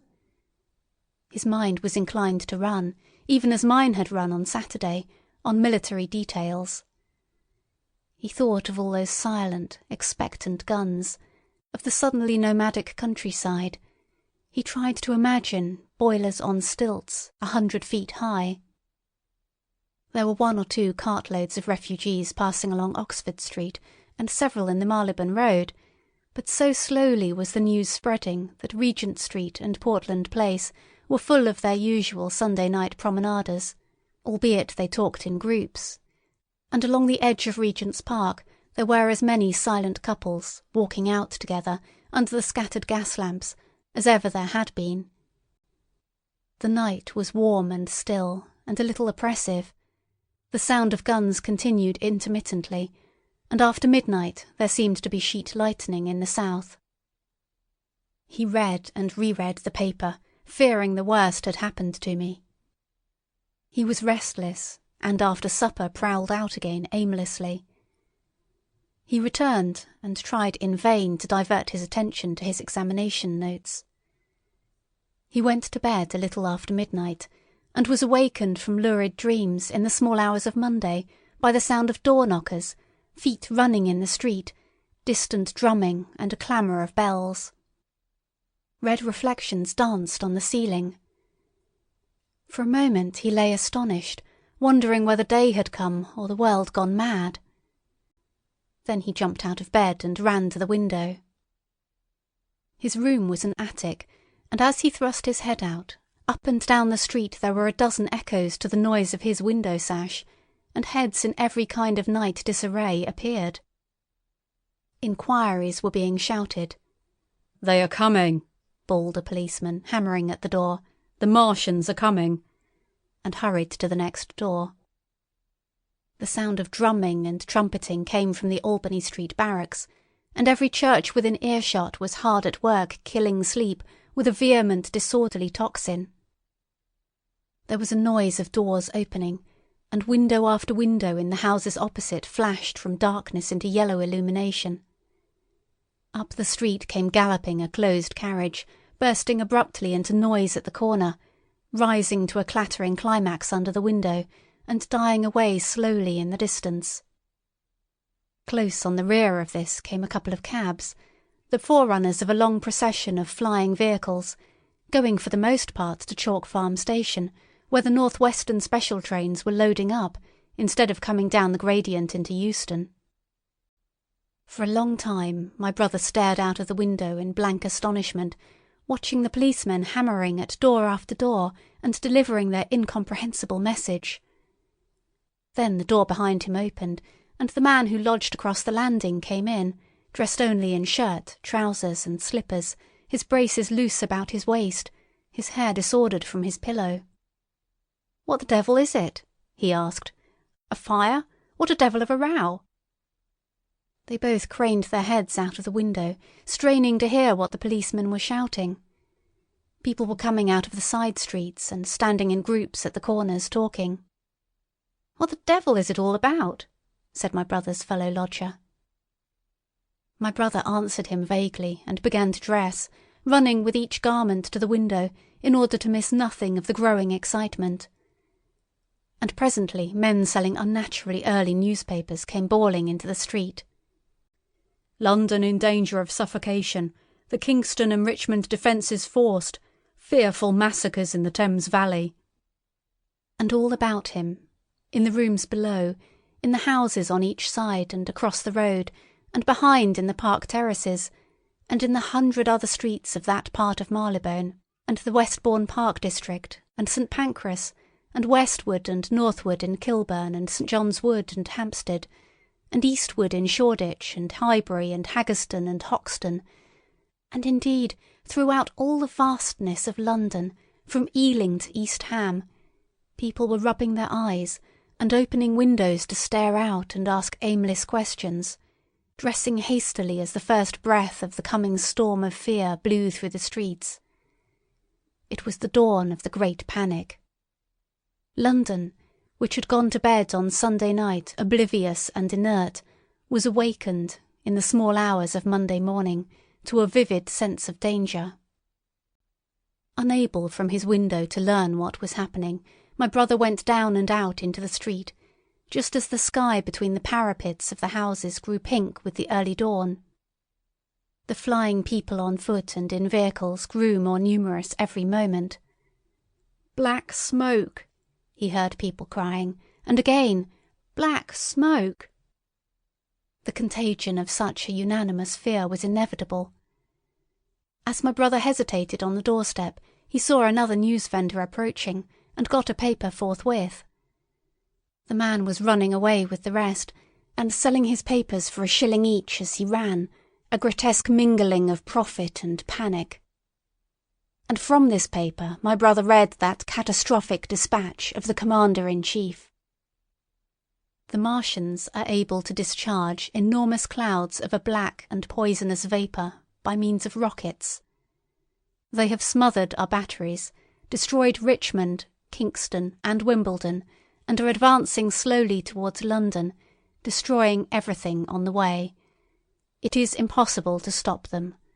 There is no safety from the black smoke, but in instant flight.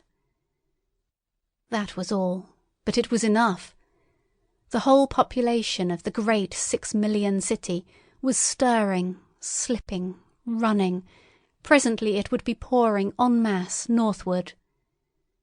"Black smoke!" the voices cried. "Fire!" The bells of the neighbouring church made a jangling tumult. A cart carelessly driven smashed, amid shrieks and curses, against the water trough up the street. Sickly yellow lights went to and fro in the houses, and some of the passing cabs flaunted unextinguished lamps. And overhead the dawn was growing brighter, clear and steady and calm. He heard footsteps running to and fro in the rooms, and up and down stairs behind him. His landlady came to the door, loosely wrapped in dressing-gown and shawl. Her husband followed, ejaculating. As my brother began to realise the import of all these things, he turned hastily to his own room, put all his available money, some £10 altogether, into his pockets, and went out again into the streets. Chapter 15. What had happened in Surrey? It was while the curate had sat and talked so wildly to me under the hedge in the flat meadows near Halliford, and while my brother was watching the fugitives stream over Westminster Bridge, that the Martians had resumed the offensive. So far as one can ascertain from the conflicting reports that have been put forth, the majority of them remained busied with preparations in the Horsell pit until 9 that night, hurrying on some operation that disengaged huge volumes of green smoke. But 3 certainly came out about 8 o'clock, and, advancing slowly and cautiously, made their way through Byfleet and Purford towards Ripley and Weybridge, and so came in sight of the expectant batteries against the setting sun. These Martians did not advance in a body, but in a line, each perhaps a mile and a half from his nearest fellow. They communicated with one another by means of siren-like howls, running up and down the scale from one note to another. It was this howling and firing of the guns at Ripley and St. George's Hill that we had heard at Upper Halliford. The Ripley gunners, unseasoned artillery volunteers who ought never to have been placed in such a position, fired one premature, ineffectual volley, and bolted on horse and foot through the deserted village, while the Martian, without using his heat-ray, walked serenely over their guns, stepped gingerly among them, passed in front of them, and so came unexpectedly upon the guns in Painshill Park, which he destroyed. The St. George's Hill men, however, were better led, or of a better metal. Hidden by a pine wood as they were, they seemed to have been quite unsuspected by the Martian nearest to them. They laid their guns as deliberately as if they had been on parade, and fired at about 1,000 yards range. The shells flashed all round him, and he was seen to advance a few paces, stagger, and go down. Everybody yelled together, and the guns were reloaded in frantic haste. The overthrown Martian set up a prolonged ululation, and immediately a second glittering giant, answering him, appeared over the trees to the south. It would seem that a leg of the tripod had been smashed by one of the shells. The whole of the second volley flew wide of the Martian on the ground, and, simultaneously, both his companions brought their heat-rays to bear on the battery. The ammunition blew up, the pine trees all about the guns flashed into fire, and only 1 or 2 of the men who were already running over the crest of the hill escaped. After this it would seem that the 3 took counsel together and halted, and the scouts who were watching them report that they remained absolutely stationary for the next half-hour. The Martian who had been overthrown crawled tediously out of his hood, a small brown figure, oddly suggestive from that distance of a speck of blight, and apparently engaged in the repair of his support. About 9 he had finished, for his cowl was then seen above the trees again. It was a few minutes past 9 that night when these 3 sentinels were joined by 4 other Martians, each carrying a thick black tube. A similar tube was handed to each of the 3, and the 7 proceeded to distribute themselves at equal distances along a curved line between St. George's Hill, Weybridge, and the village of Send, southwest of Ripley. A dozen rockets sprang out of the hills before them so soon as they began to move, and warned the waiting batteries about Ditton and Esher. At the same time 4 of their fighting machines, similarly armed with tubes, crossed the river, and 2 of them, black against the western sky, came into sight of myself and the curate as we hurried wearily and painfully along the road that runs northward out of Halliford. They moved, as it seemed to us, upon a cloud, for a milky mist covered the fields and rose to 1/3 of their height. At this sight the curate cried faintly in his throat and began running, but I knew it was no good running from a Martian, and I turned aside and crawled through dewy nettles and brambles into the broad ditch by the side of the road. He looked back, saw what I was doing, and turned to join me. The 2 halted, the nearer to us standing and facing Sunbury, the remoter being a grey indistinctness towards the evening star, away towards Staines. The occasional howling of the Martians had ceased. They took up their positions in the huge crescent about their cylinders in absolute silence. It was a crescent with 12 miles between its horns. Never, since the devising of gunpowder, was the beginning of a battle so still. To us, and to an observer about Ripley, it would have had precisely the same effect. The Martians seemed in solitary possession of the darkling night, lit only as it was by the slender moon, the stars, the afterglow of the daylight, and the ruddy glare from St. George's Hill and the woods of Painshill. But, facing that crescent everywhere, at Staines, Hounslow, Ditton, Esher, Ockham, behind hills and woods south of the river, and across the flat grass meadows to the north of it, wherever a cluster of trees or village houses gave sufficient cover, the guns were waiting.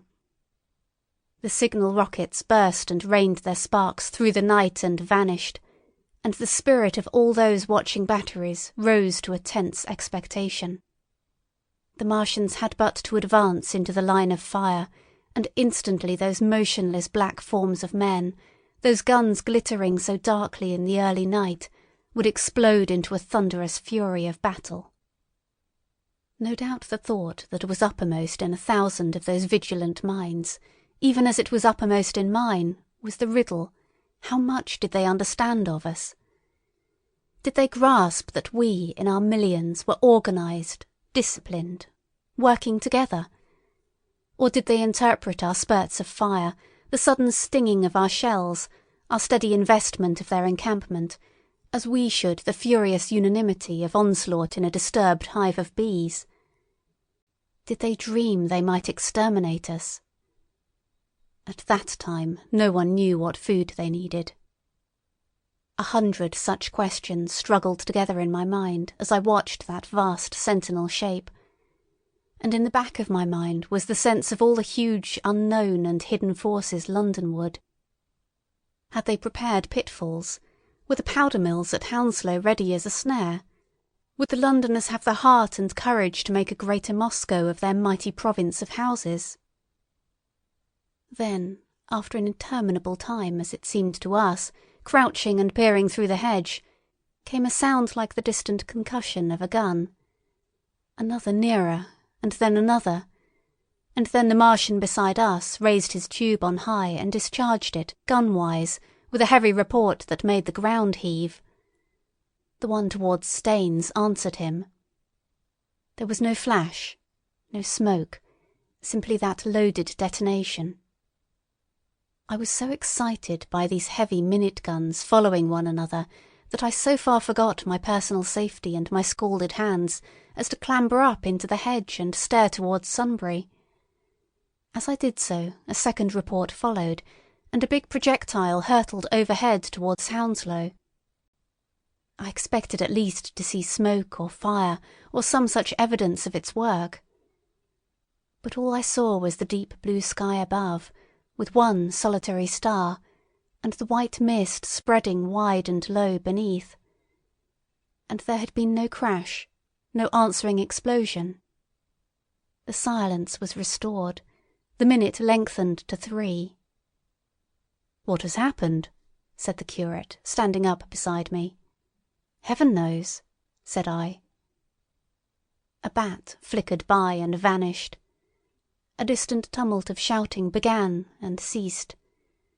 I looked again at the Martian, and saw he was now moving eastward along the river bank with a swift rolling motion.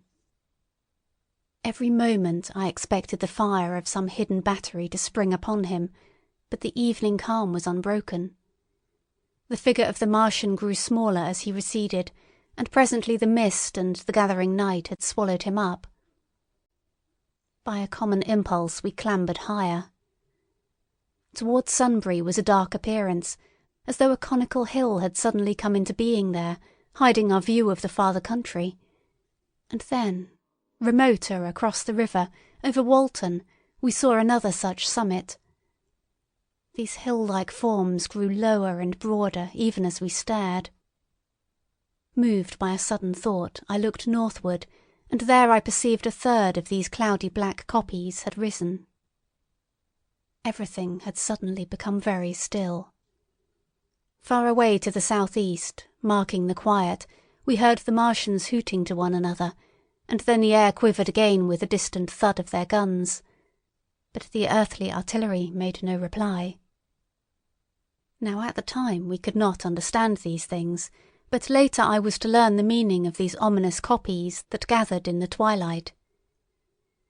Each of the Martians, standing in the great crescent I have described, had discharged, by means of the gun-like tube he carried, a huge canister, over whatever hill, copse, cluster of houses, or other possible cover for guns chanced to be in front of him. Some fired only one of these, some two, as in the case of the one we had seen. The one at Ripley is said to have discharged no fewer than 5 at that time. These canisters smashed on striking the ground. They did not explode, and incontinently disengaged an enormous volume of heavy, inky vapour, coiling and pouring upward in a huge and ebony cumulus cloud, a gaseous hill that sank and spread itself slowly over the surrounding country. And the touch of that vapour, the inhaling of its pungent wisps, was death to all that breathes. It was heavy, this vapour, heavier than the densest smoke, so that after the first tumultuous uprush and outflow of its impact, it sank down through the air and poured over the ground in a manner rather liquid than gaseous, abandoning the hills and streaming into the valleys and ditches and watercourses, even as I have heard the carbonic acid gas that pours from volcanic clefts is wont to do. And where it came upon water, some chemical action occurred, and the surface would instantly be covered with a powdery scum that sank slowly and made way for more. The scum was absolutely insoluble, and it is a strange thing, seeing the instant effect of the gas, that one could drink without hurt the water from which it had been strained. The vapour did not diffuse as a true gas would do. It hung together in banks, flowing sluggishly down the slope of the land and driving reluctantly before the wind, and very slowly it combined with the mist and moisture of the air and sank to the earth in the form of dust. Save that an unknown element giving a group of 4 lines in the blue of the spectrum is concerned, we are still entirely ignorant of the nature of this substance. Once the tumultuous upheaval of its dispersion was over, the black smoke clung so closely to the ground, even before its precipitation, that 50 feet up in the air, on the roofs and upper stories of high houses, and on great trees, there was a chance of escaping its poison altogether, as was proved even that night at Street Cobham and Ditton. The man who escaped at the former place tells a wonderful story of the strangeness of its coiling flow, and how he looked down from the church spire and saw the houses of the village rising like ghosts out of its inky nothingness. For a day and a half he remained there, weary, starving, and sun-scorched, the earth under the blue sky, and against the prospect of the distant hills a velvet black expanse, with red roofs, green trees, and later black-veiled shrubs and gates, barns, outhouses and walls, rising here and there into the sunlight. But that was at Street Cobham, where the black vapour was allowed to remain until it sank of its own accord into the ground. As a rule, the Martians, when it had served its purpose, cleared the air of it again by wading into it and directing a jet of steam upon it. This they did with the vapour banks near us, as we saw in the starlight from the window of a deserted house at Upper Halliford, whither we had returned. From there we could see the searchlights on Richmond Hill and Kingston Hill going to and fro, and about 11 the windows rattled, and we heard the sound of the huge siege guns that had been put in position there. These continued intermittently for the space of a quarter of an hour, sending chance shots at the invisible Martians at Hampton and Ditton, and then the pale beams of the electric light vanished and were replaced by a bright red glow. Then the fourth cylinder fell, a brilliant green meteor, as I learned afterwards, in Bushy Park. Before the guns on the Richmond and Kingston line of hills began, there was a fitful cannonade far away in the south-west, due, I believe, to guns being fired haphazard before the black vapour could overwhelm the gunners. So, setting about it as methodically as men might smoke out a wasp's nest, the Martians spread this strange stifling vapour over the Londonward country. The horns of the crescent slowly moved apart, until at last they formed a line from Hanwell to Coombe and Malden. All through the night their destructive tubes advanced. Never once, after the Martian at St. George's Hill was brought down, did they give the artillery the ghost of a chance against them. Wherever there was a possibility of guns being laid for them unseen, a fresh canister of the black vapour was discharged, and where the guns were openly displayed, the heat ray was brought to bear. By midnight, the blazing trees along the slopes of Richmond Park and the glare of Kingston Hill threw their light upon a network of black smoke, blotting out the whole valley of the Thames and extending as far as the eye could reach. And through this 2 Martians slowly waded and turned their hissing steam jets this way and that. They were sparing of the heat ray that night, either because they had but a limited supply of material for its production, or because they did not wish to destroy the country, but only to crush and overawe the opposition they had aroused. In the latter aim they certainly succeeded. Sunday night was the end of the organised opposition to their movements. After that no body of men would stand against them, so hopeless was the enterprise. Even the crews of the torpedo boats and destroyers that had brought their quick firers up the Thames refused to stop, mutinied and went down again. The only offensive operation men ventured upon after that night was the preparation of mines and pitfalls, and even in that their energies were frantic and spasmodic. One has to imagine, as well as one may, the fate of those batteries towards Esher, waiting so tensely in the twilight. Survivors there were none. One may picture the orderly expectation, the officers alert and watchful, the gunners ready, the ammunition piled to hand, the limber gunners with their horses and wagons, the groups of civilian spectators standing as near as they were permitted, the evening stillness, the ambulances and hospital tents with the burned and wounded from Weybridge, then the dull resonance of the shots the Martians fired, and the clumsy projectile whirling over the trees and houses and smashing amid the neighbouring fields. One may picture, too, the sudden shifting of the attention, the swiftly spreading coils and bellyings of that blackness, advancing headlong, towering heavenward, turning the twilight to a palpable darkness, a strange and horrible antagonist of vapour striding upon its victims. Men and horses near it seem dimly, running, shrieking, falling headlong, shouts of dismay, the guns suddenly abandoned, men choking and writhing on the ground, and the swift broadening out of the opaque cone of smoke. And then night and extinction, nothing but a silent mass of impenetrable vapour hiding its dead. Before dawn the black vapour was pouring through the streets of Richmond, and the disintegrating organism of government was, with a last expiring effort, rousing the population of London to the necessity of flight. Chapter 16. The Exodus from London. So you understand the roaring wave of fear that swept through the greatest city in the world just as Monday was dawning, the stream of flight rising swiftly to a torrent, lashing in a foaming tumult round the railway stations, banked up into a horrible struggle about the shipping in the Thames, and hurrying by every available channel northward and eastward. By 10 o'clock the police organisation, and by midday even the railway organisations, were losing coherency, losing shape and efficiency, guttering, softening, running at last in that swift liquefaction of the social body. All the railway lines north of the Thames and the south-eastern people at Cannon Street had been warned by midnight on Sunday, and trains were being filled. People were fighting savagely for standing room in the carriages, even at 2 o'clock. By 3, people were being trampled and crushed, even in Bishopsgate Street, a couple of 100 yards or more from Liverpool Street Station.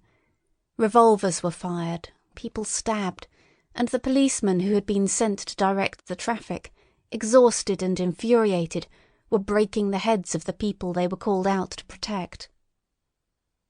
And as the day advanced, and the engine drivers and stokers refused to return to London, the pressure of the flight drove the people in an ever-thickening multitude away from the stations and along the northward running roads.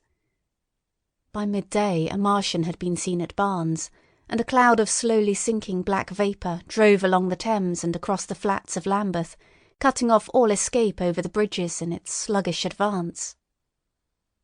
Another bank drove over Ealing and surrounded a little island of survivors on Castle Hill, alive but unable to escape.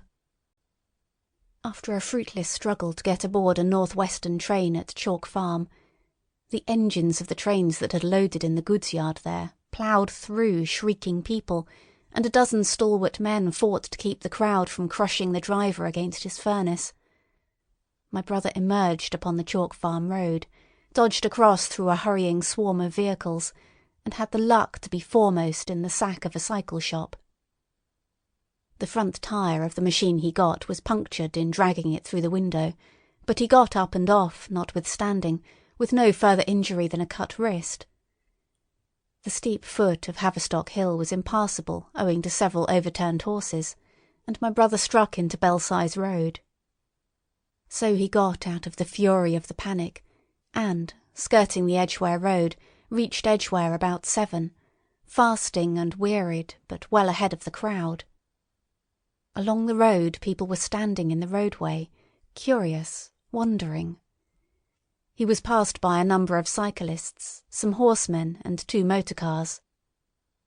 A mile from Edgware the rim of the wheel broke, and the machine became unrideable. He left it by the roadside and trudged through the village. There were shops half opened in the main street of the place, and people crowded on the pavement and in the doorways and windows, staring astonished at this extraordinary procession of fugitives that was beginning. He succeeded in getting some food at an inn. For a time he remained in Edgware, not knowing what next to do. The flying people increased in number. Many of them, like my brother, seemed inclined to loiter in the place. There was no fresh news of the invaders from Mars. At that time the road was crowded, but as yet far from congested. Most of the fugitives at that hour were mounted on cycles, but there were soon motor cars, hansom cabs, and carriages hurrying along, and the dust hung in heavy clouds along the road to St Albans. It was perhaps a vague idea of making his way to Chelmsford, where some friends of his lived, that at last induced my brother to strike into a quiet lane running eastward. Presently he came upon a stile, and crossing it, followed a footpath northeastward. He passed near several farmhouses and some little places whose names he did not learn. He saw few fugitives until, in a grass lane towards High Barnet, he happened upon 2 ladies who became his fellow travellers. He came upon them just in time to save them. He heard their screams, and hurrying round the corner saw a couple of men struggling to drag them out of the little pony chaise in which they had been driving, while a third with difficulty held the frightened pony's head. One of the ladies, a short woman dressed in white, was simply screaming. The other, a dark, slender figure, slashed at the man who gripped her arm with a whip she held in her disengaged hand. My brother immediately grasped the situation, shouted and hurried towards the struggle. One of the men desisted and turned towards him, and my brother, realizing from his antagonist's face that a fight was unavoidable, and being an expert boxer, went into him forthwith and sent him down against the wheel of the chaise. It was no time for pugilistic chivalry, and my brother laid him quiet with a kick, and gripped the collar of the man who pulled at the slender lady's arm. He heard the clatter of the hoofs, the whip stung across his face, a third antagonist struck him between the eyes, and the man he held wrenched himself free and made off down the lane in the direction from which he had come. Partly stunned, he found himself facing the man who had held the horse's head, and became aware of the chaise receding from him down the lane, swaying from side to side, and with the women in it looking back. The man before him, a burly rough, tried to close, and he stopped him with a blow in the face. Then, realizing that he was deserted, he dodged round and made off down the lane after the chaise, with the sturdy man close behind him, and the fugitive, who had turned now, following remotely. Suddenly he stumbled and fell. His immediate pursuer went headlong, and he rose to his feet to find himself with a couple of antagonists again. He would have had little chance against them, had not the slender lady very pluckily pulled up and returned to his help. It seems she had had a revolver all this time, but it had been under the seat when she and her companion were attacked.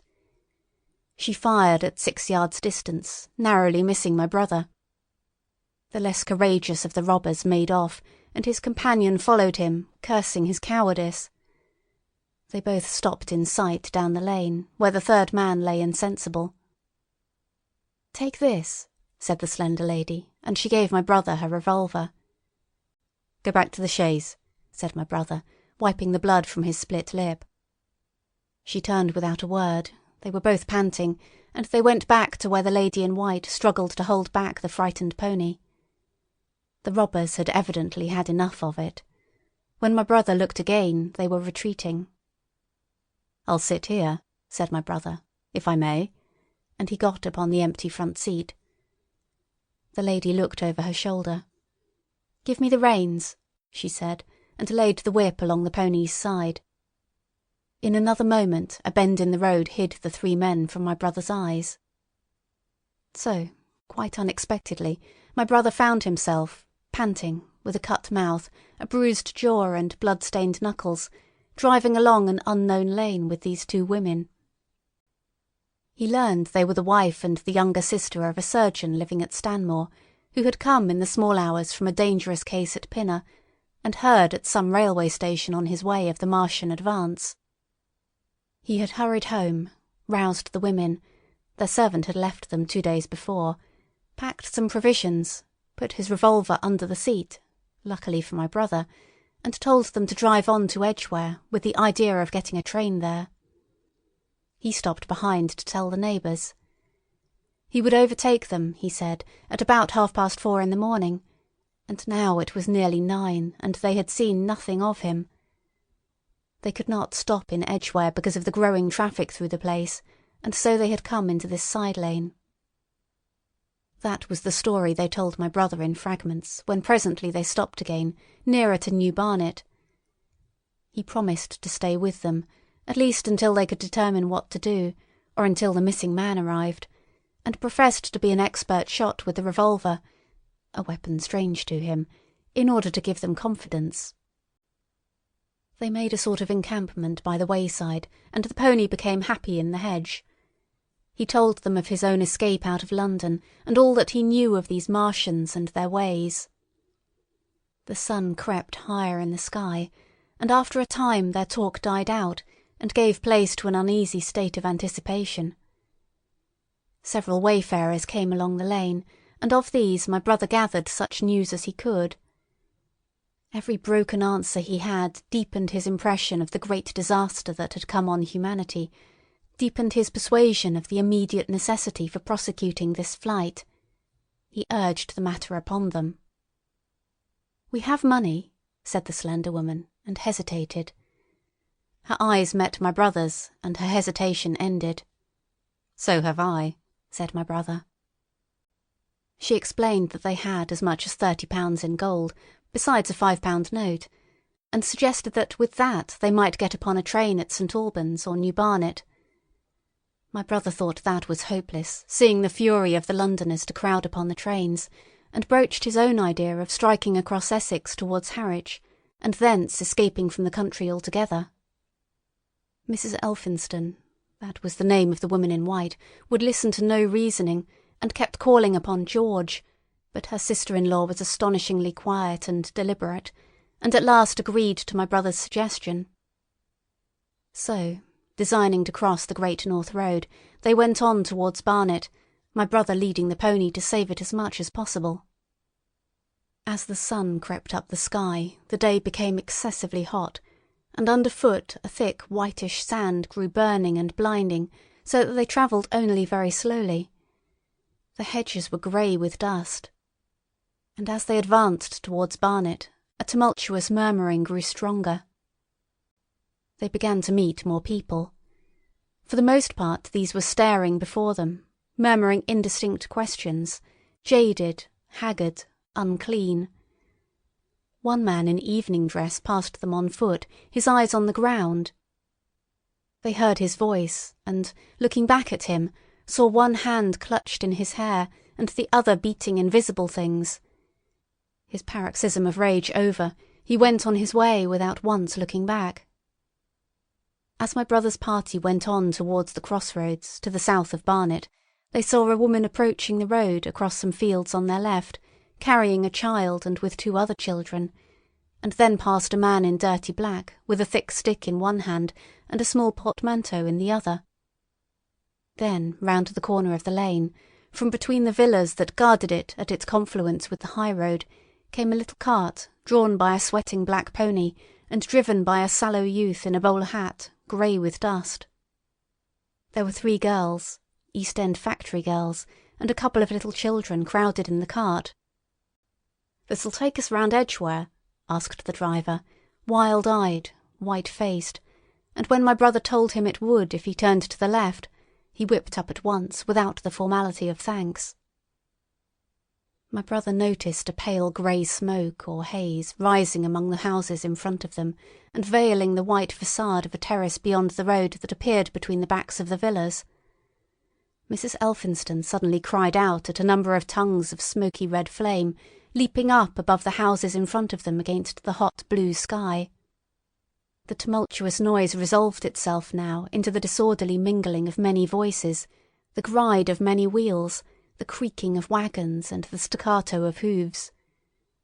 The lane came round sharply not 50 yards from the crossroads. "Good heavens!" cried Mrs. Elphinston.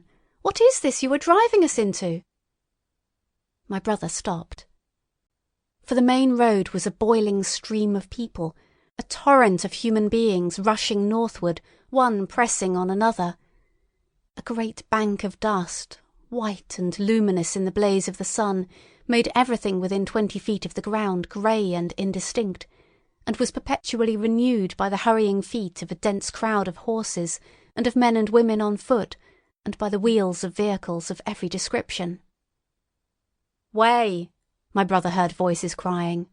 "Make way!" It was like riding into the smoke of a fire to approach the meeting point of the lane and road. The crowd roared like a fire, and the dust was hot and pungent. And indeed, a little way up the road, a villa was burning, and sending rolling masses of black smoke across the road to add to the confusion. 2 men came past them, then a dirty woman, carrying a heavy bundle and weeping. A lost retriever dog, with hanging tongue, circled dubiously round them, scared and wretched, and fled at my brother's threat. So much as they could see of the road Londonward, between the houses to the right, was a tumultuous stream of dirty, hurrying people, pent in between the villas on either side. The black heads, the crowded forms, grew into distinctness as they rushed towards the corner, hurried past, and merged their individuality again in a receding multitude that was swallowed up at last in a cloud of dust. "Go on, go on!" cried the voices. "Way, way!" One man's hands pressed on the back of another. My brother stood at the pony's head. Irresistibly attracted, he advanced slowly, pace by pace, down the lane. Edgware had been a scene of confusion, Chalk Farm a riotous tumult, but this was a whole population in movement. It is hard to imagine that host. It had no character of its own. The figures poured out past the corner and receded with their backs to the group in the lane. Along the margin came those who were on foot, threatened by the wheels, stumbling in the ditches, blundering into one another. The carts and carriages crowded close upon one another, making little way for those swifter and more impatient vehicles that darted forward every now and then when an opportunity showed itself of doing so, sending the people scattering against the fences and gates of the villas. "Push on!" was the cry. "Push on! They are coming!" In one cart stood a blind man in the uniform of the Salvation Army, gesticulating with his crooked fingers and bawling, "Eternity! Eternity!" His voice was hoarse and very loud, so that my brother could hear him long after he was lost to sight in the dust. Some of the people who crowded in the carts whipped stupidly at their horses and quarrelled with other drivers. Some sat motionless, staring at nothing with miserable eyes. Some gnawed their hands with thirst, or lay prostrate in the bottoms of their conveyances. The horses' bits were covered with foam, their eyes bloodshot. There were cabs, carriages, shop cars, wagons beyond counting, a mail cart, a road cleaner's cart marked Vestry of St. Pancras, a huge timber wagon crowded with roughs. A brewer's dray rumbled by with its two near wheels splashed with fresh blood. "Clear the way!" cried the voices. "Clear the way!" "Eternity! Eternity!" came echoing down the road. There were sad, haggard women tramping by, well dressed, with children that cried and stumbled, their dainty clothes smothered in dust, their weary faces smeared with tears. With many of these came men, sometimes helpful, sometimes lowering and savage. Fighting side by side with them pushed some weary street outcast in faded black rags, wide-eyed, loud-voiced and foul-mouthed. There were sturdy workmen thrusting their way along, wretched unkempt men, clothed like clerks or shopmen, struggling spasmodically. A wounded soldier, my brother noticed, men dressed in the clothes of railway porters, one wretched creature in a nightshirt with a coat thrown over it. But varied as its composition was, certain things all that host had in common. There were fear and pain on their faces, and fear behind them. A tumult up the road, a quarrel for a place in a wagon, sent the whole host of them quickening their pace. Even a man so scared and broken that his knees bent under him was galvanized for a moment into renewed activity. The heat and dust had already been at work upon this multitude. Their skins were dry, their lips black and cracked. They were all thirsty, weary and footsore. And amid the various cries, one heard disputes, reproaches, groans of weariness and fatigue. The voices of most of them were hoarse and weak. Through it all ran a refrain. "Way! Way! The Martians are coming!" Few stopped and came aside from that flood. The lane opened slantingly into the main road with a narrow opening, and had a delusive appearance of coming from the direction of London. Yet a kind of eddy of people drove into its mouth, weaklings elbowed out of the stream, who, for the most part, rested but a moment before plunging into it again. A little way down the lane, with two friends bending over him, lay a man with a bare leg wrapped about with bloody rags. He was a lucky man to have friends. A little old man with a grey military moustache and a filthy black frock coat limped out and sat down beside the trap, removed his boot, his sock was blood-stained, shook out a pebble and hobbled on again, and then a little girl of 8 or 9, all alone, threw herself under the hedge close by my brother, weeping, "I can't go on! I can't go on!" My brother woke from his torpor of astonishment and lifted her up, speaking gently to her, and carried her to Miss Elphinston. So soon as my brother touched her, she became quite still, as if frightened. "Ellen!" shrieked a woman in the crowd, with tears in her voice. "Ellen!" And the child suddenly darted away from my brother, crying, "Mother!" "They are coming," said a man on horseback, riding past along the lane. "Out of the way there!" bawled a coachman, towering high, and my brother saw a closed carriage turning into the lane. The people crushed back on one another to avoid the horse. My brother pushed the pony and chaise back into the hedge, and the man drove by and stopped at the turn of the way. It was a carriage, with a pole for a pair of horses, but only one was in the traces. My brother saw dimly through the dust that 2 men lifted out something on a white stretcher and put it gently on the grass beneath the privet hedge. One of the men came running to my brother. "Where is there any water?" he said. "He is dying fast and very thirsty. It is Lord Garrick." "Lord Garrick?" said my brother. "The Chief Justice?" "The water," he said. "There may be a tap," said my brother, "in some of the houses. We have no water. I dare not leave my people."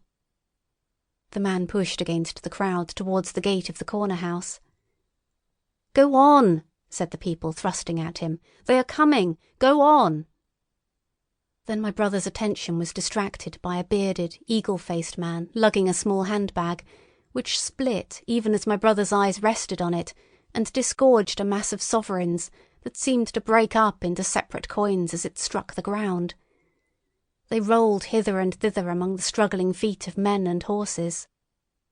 The man stopped and looked stupidly at the heap, and the shaft of a cab struck his shoulder and sent him reeling. He gave a shriek and dodged back, and a cartwheel shaved him narrowly. "Way!" cried the men all about him. "Make way!" So soon as the cab had passed, he flung himself, with both hands open, upon the heap of coins, and began thrusting handfuls in his pocket. A horse rose close upon him, and in another moment, half rising, he had been borne down under the horse's hoofs. "Stop!" screamed my brother, and pushing a woman out of his way, tried to clutch the bit of the horse. Before he could get to it, he heard a scream under the wheels, and saw through the dust the rim passing over the poor wretch's back. The driver of the cart slashed his whip at my brother, who ran round behind the cart. The multitudinous shouting confused his ears. The man was writhing in the dust among his scattered money, unable to rise, for the wheel had broken his back, and his lower limbs lay limp and dead. My brother stood up and yelled at the next driver, and a man on a black horse came to his assistance. "Get him out of the road," said he, and clutching the man's collar with his free hand, my brother lugged him sideways. But he still clutched after his money, and regarded my brother fiercely, hammering at his arm with a handful of gold. "Go on! Go on!" shouted angry voices behind. "Way! Way!" There was a smash as the pole of a carriage crashed into the cart that the man on horseback stopped. My brother looked up, and the man with the gold twisted his head round and bit the wrist that held his collar. There was a concussion, and the black horse came staggering sideways, and the cart horse pushed beside it. A hoof missed my brother's foot by a hair's breadth. He released his grip on the fallen man and jumped back.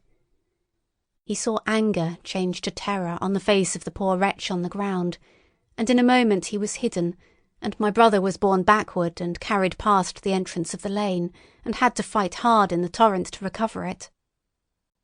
He saw Miss Elphinston covering her eyes, and a little child, with all a child's want of sympathetic imagination, staring with dilated eyes at a dusty something that lay black and still, ground and crushed under the rolling wheels.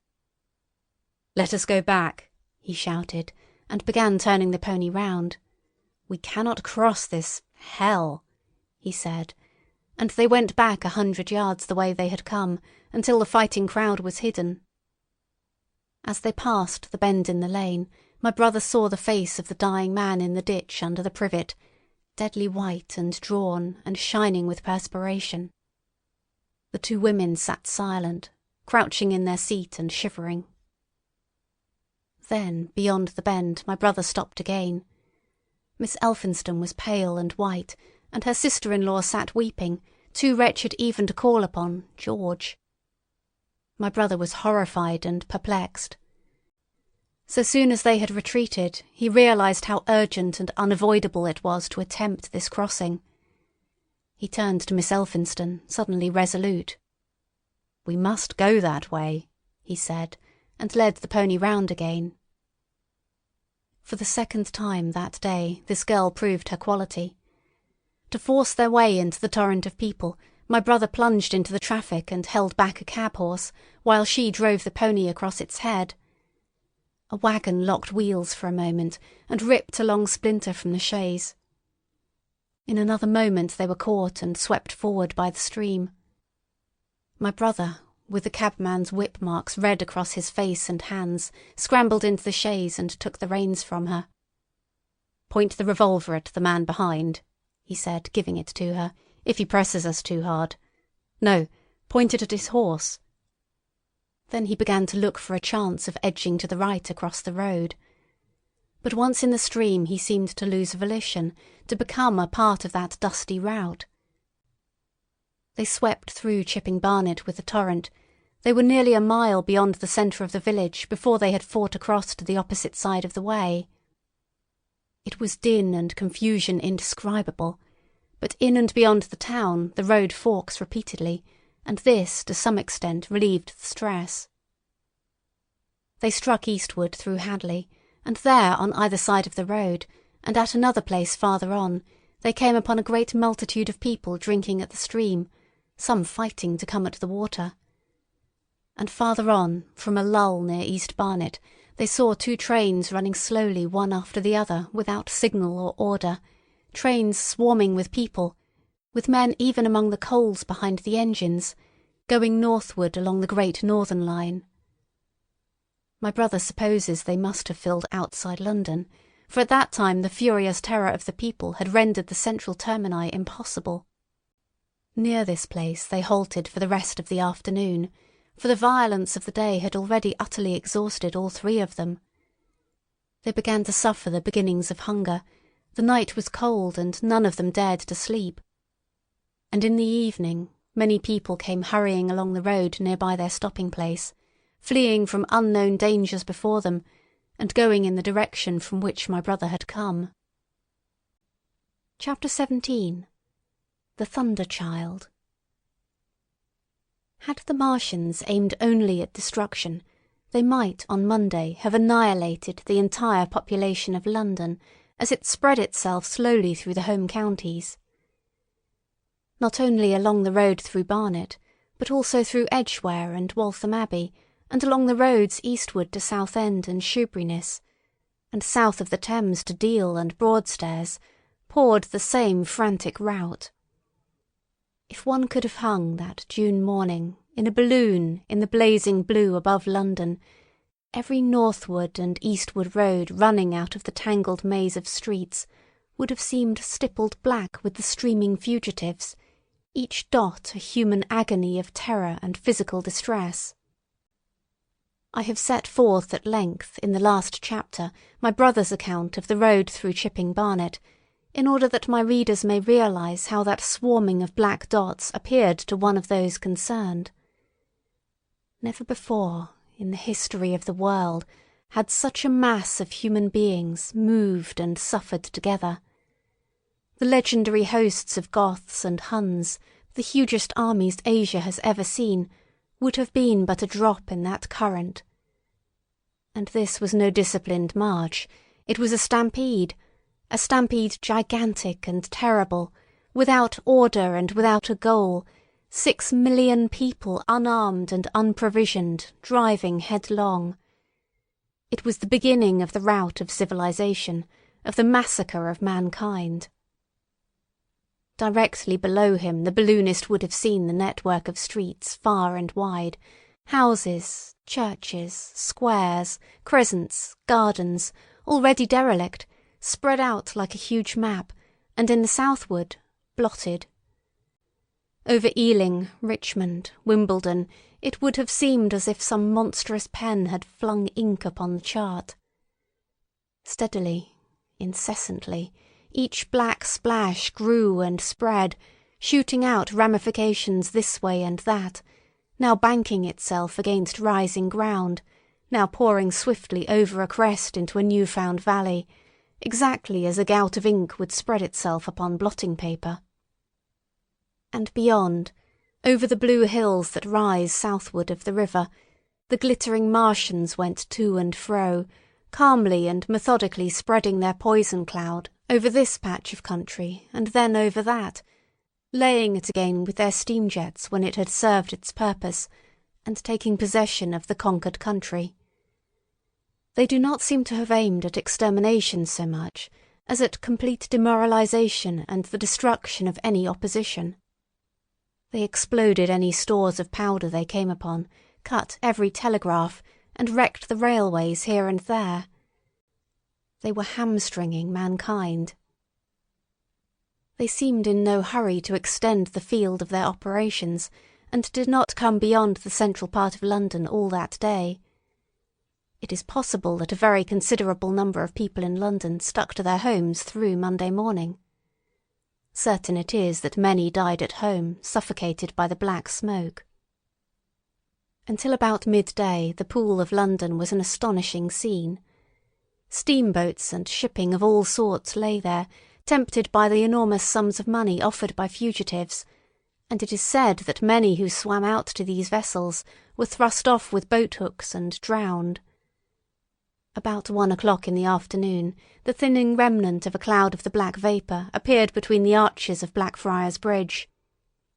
At that the Pool became a scene of mad confusion, fighting and collision, and for some time a multitude of boats and barges jammed in the northern arch of the Tower Bridge, and the sailors and lightermen had to fight savagely against the people who swarmed upon them from the river-front. People were actually clambering down the piers of the bridge from above. When, an hour later, a Martian appeared beyond the clock tower and waded down the river, nothing but wreckage floated above Limehouse. Of the falling of the 5th cylinder I have presently to tell.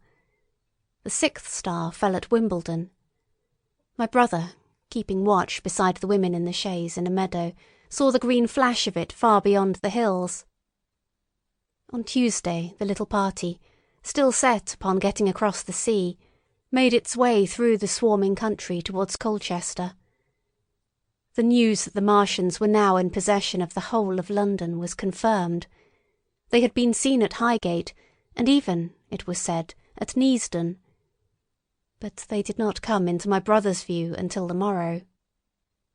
That day the scattered multitudes began to realise the urgent need of provisions. As they grew hungry, the rights of property ceased to be regarded. Farmers were out to defend their cattle sheds, granaries, and ripening root crops with arms in their hands. A number of people now, like my brother, had their faces eastward, and there were some desperate souls even going back towards London to get food. These were chiefly people from the northern suburbs, whose knowledge of the black smoke came by hearsay. He heard that about half the members of the government had gathered at Birmingham, and that enormous quantities of high explosives were being prepared to be used in automatic mines across the Midland counties. He was also told that the Midland Railway Company had replaced the desertions of the first day's panic, had resumed traffic, and was running northward trains from St Albans to relieve the congestion of the home counties. There was also a placard in Chipping Ongar announcing that large stores of flour were available in the northern towns, and that within 24 hours bread would be distributed among the starving people in the neighbourhood. But this intelligence did not deter him from the plan of escape he had formed, and the three pressed eastward all day, and heard no more of the bread distribution than this promise. Nor, as a matter of fact, did anyone else hear more of it. That night fell the seventh star, falling upon Primrose Hill. It fell while Miss Elphinstone was watching, for she took that duty alternately with my brother. She saw it. On Wednesday, the three fugitives—they had passed the night in a field of unripe wheat—reached Chelmsford, and there a body of the inhabitants, calling itself the Committee of Public Supply, seized the pony as provisions, and would give nothing in exchange for it but the promise of a share in it the next day. Here there were rumours of Martians at Epping, and news of the destruction of Waltham Abbey powder mills in a vain attempt to blow up one of the invaders. People were watching for Martians here from the church towers. My brother, very luckily for him as it chanced, preferred to push on at once to the coast rather than wait for food, although all three of them were very hungry. By midday they passed through Tillingham, which, strangely enough, seemed to be quite quiet and deserted, save for a few furtive plunderers hunting for food. Near Tillingham they suddenly came in sight of the sea, and the most amazing crowd of shipping of all sorts that it is possible to imagine. For after the sailors could no longer come up the Thames, they came on to the Essex coast, to Harwich and Walton and Clacton, and afterwards to Foulness and Shoebury to bring off the people. They lay in a huge sickle-shaped curve that vanished into mist at last towards the Naze. Close inshore was a multitude of fishing smacks, English, Scotch, French, Dutch and Swedish, steam launches from the Thames, yachts, electric boats, and beyond were ships of large burden, a multitude of filthy colliers, trim merchantmen, cattle ships, passenger boats, petroleum tanks, ocean tramps, an old white transport even, neat white and grey liners from Southampton and Hamburg, and along the blue coast across the Blackwater my brother could make out dimly a dense swarm of boats chaffering with the people on the beach, a swarm which also extended up the Blackwater almost to Malden. About a couple of miles out lay an ironclad, very low in the water almost, to my brother's perception, like a waterlogged ship. This was the ram Thunderchild.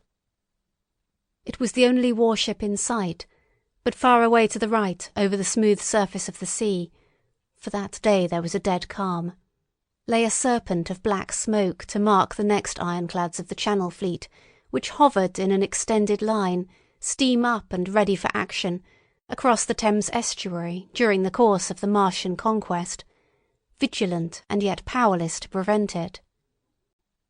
At the sight of the sea, Mrs. Elphinstone, in spite of the assurances of her sister-in-law, gave way to panic.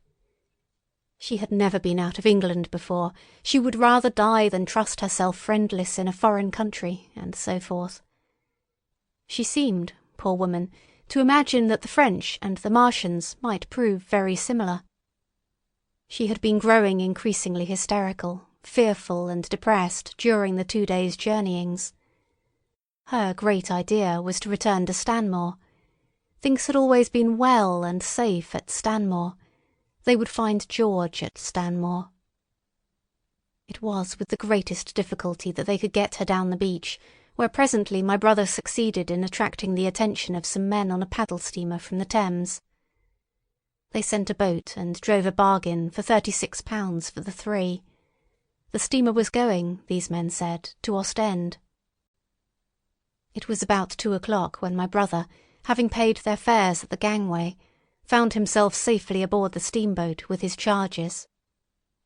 There was food aboard, albeit at exorbitant prices, and the three of them contrived to eat a meal on one of the seats forward.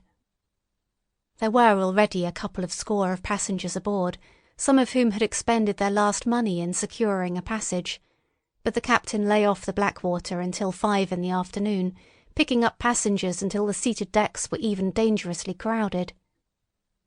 He would probably have remained longer, had it not been for the sound of guns that began about that hour in the south. As if in answer, the ironclad seaward fired a small gun and hoisted a string of flags. A jet of smoke sprang out of her funnels. Some of the passengers were of opinion that this firing came from Shoeburyness, until it was noticed that it was growing louder. At the same time, far away in the southeast, the masts and upperworks of 3 ironclads rose one after the other out of the sea, beneath clouds of black smoke. But my brother's attention speedily reverted to the distant firing in the south. He fancied he saw a column of smoke rising out of the distant grey haze. The little steamer was already flapping her way eastwards of the big crescent of shipping, and the low Essex coast was growing blue and hazy, when a Martian appeared, small and faint in the remote distance, advancing along the muddy coast from the direction of Foulness. At that the captain on the bridge swore at the top of his voice with fear and anger at his own delay, and the paddles seemed infected with his terror. Every soul aboard stood at the bulwarks, or on the seats of the steamer, and stared at that distant shape, higher than the trees or church towers inland, and advancing with a leisurely parody of a human stride.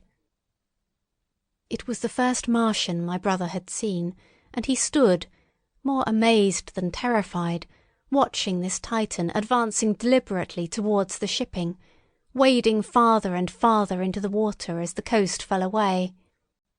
Then, far away beyond the crouch, came another, striding over some stunted trees, and then yet another, still farther off, wading deeply through a shiny mud-flat that seemed to hang halfway up between sea and sky.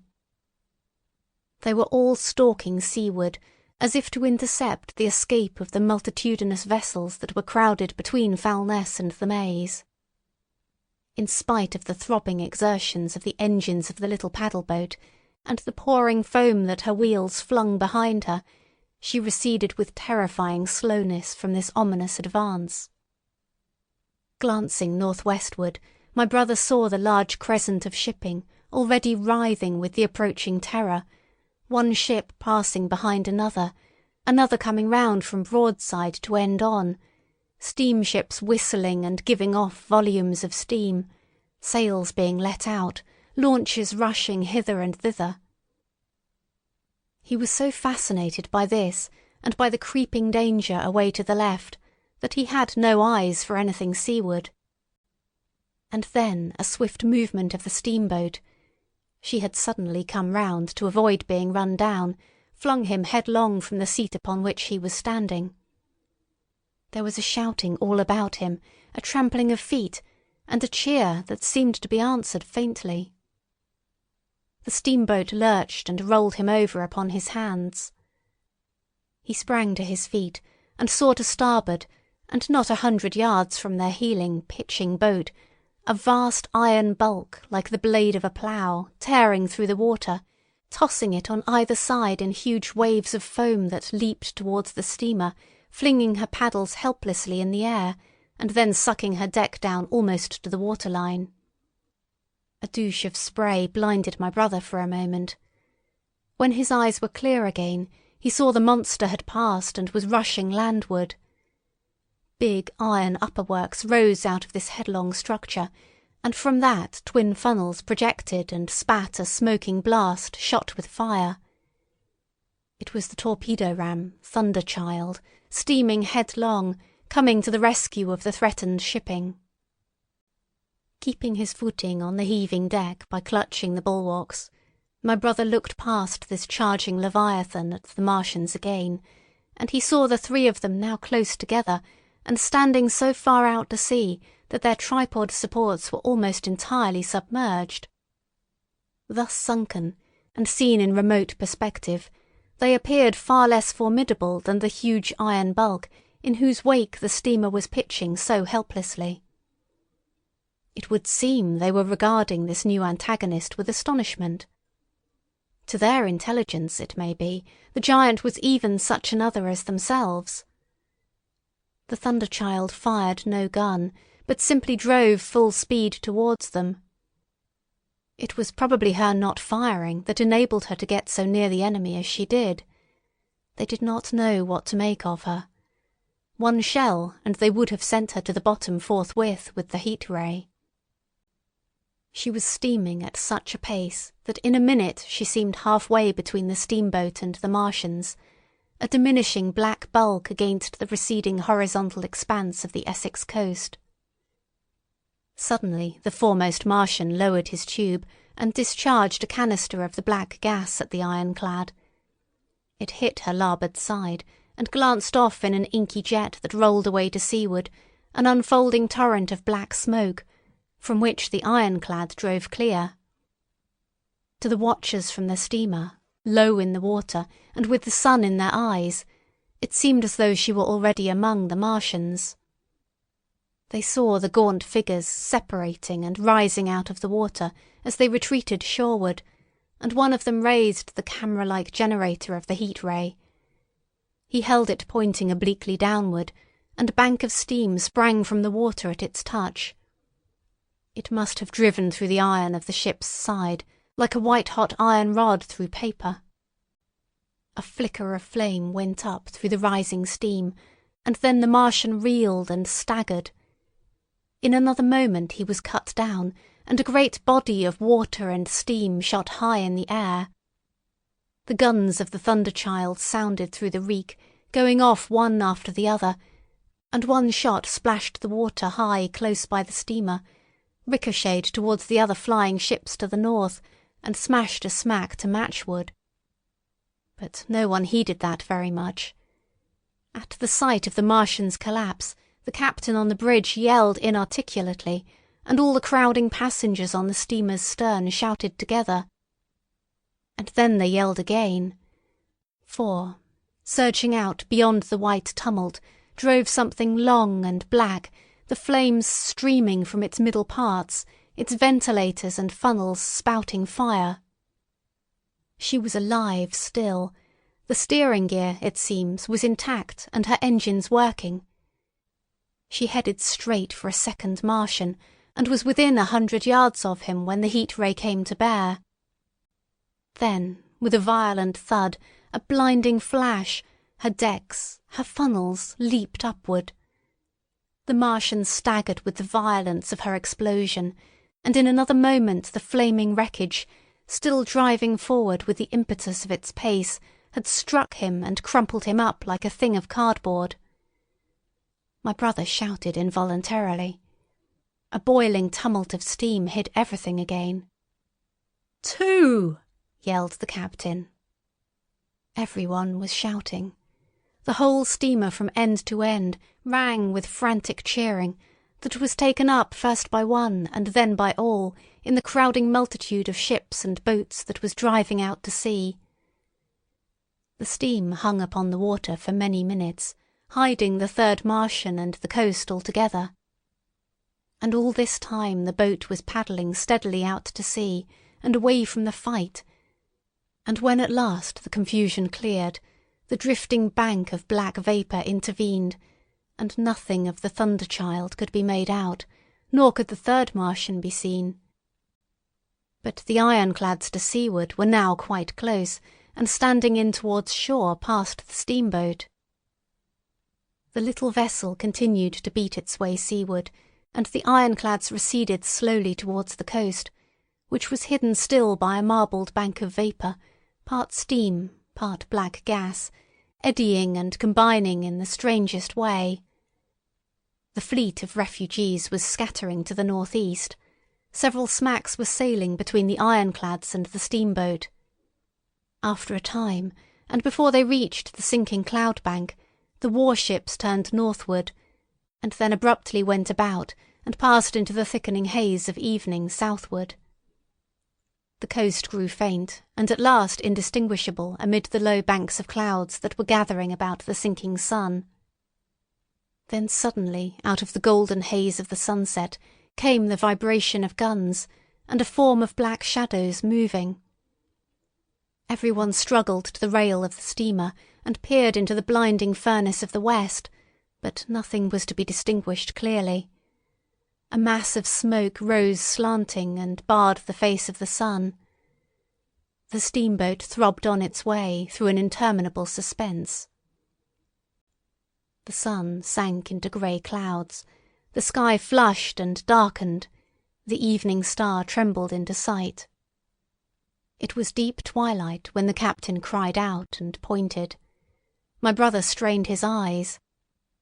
Something rushed up into the sky out of the greyness, rushed slantingly upward and very swiftly into the luminous clearness above the clouds in the western sky, something flat and broad and very large, that swept round in a vast curve, grew smaller, sank slowly, and vanished again into the grey mystery of the night.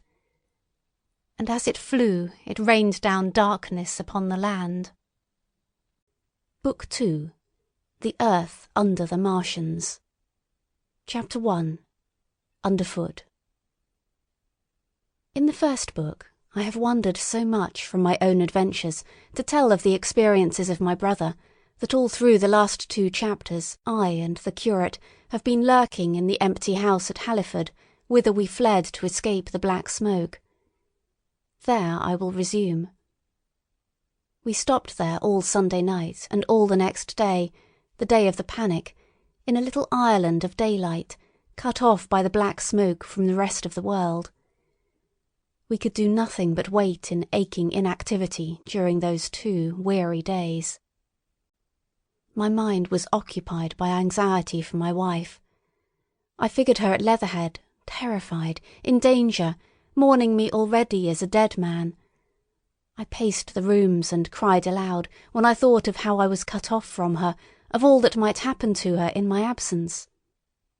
My cousin, I knew, was brave enough for any emergency, but he was not the sort of man to realise danger quickly, to rise promptly. What was needed now was not bravery, but circumspection. My only consolation was to believe that the Martians were moving Londonward and away from her. Such vague anxieties keep the mind sensitive and painful. I grew very weary and irritable with the curate's perpetual ejaculations. I tired of the sight of his selfish despair. After some ineffectual remonstrance, I kept away from him, staying in a room, evidently a children's schoolroom, containing globes, forms, and copybooks. When he followed me thither, I went to a box-room at the top of the house, and, in order to be alone with my aching miseries, locked myself in. We were hopelessly hemmed in by the black smoke all that day and the morning of the next. There were signs of people in the next house on Sunday evening, a face at a window and moving lights, and later the slamming of a door. But I do not know who these people were, nor what became of them. We saw nothing of them next day. The black smoke drifted slowly riverward all through Monday morning, creeping nearer and nearer to us, driving at last along the roadway outside the house that hid us.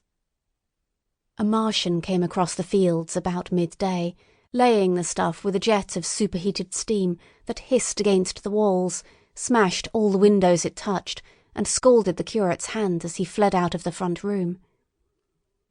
When at last we crept across the sodden rooms and looked out again, the country northward was as though a black snowstorm had passed over it. Looking towards the river, we were astonished to see an unaccountable redness mingling with the black of the scorched meadows. For a time we did not see how this change affected our position, save that we were relieved of our fear of the black smoke. But later I perceived that we were no longer hemmed in, that now we might get away. So soon as I realised that the way of escape was open, my dream of action returned.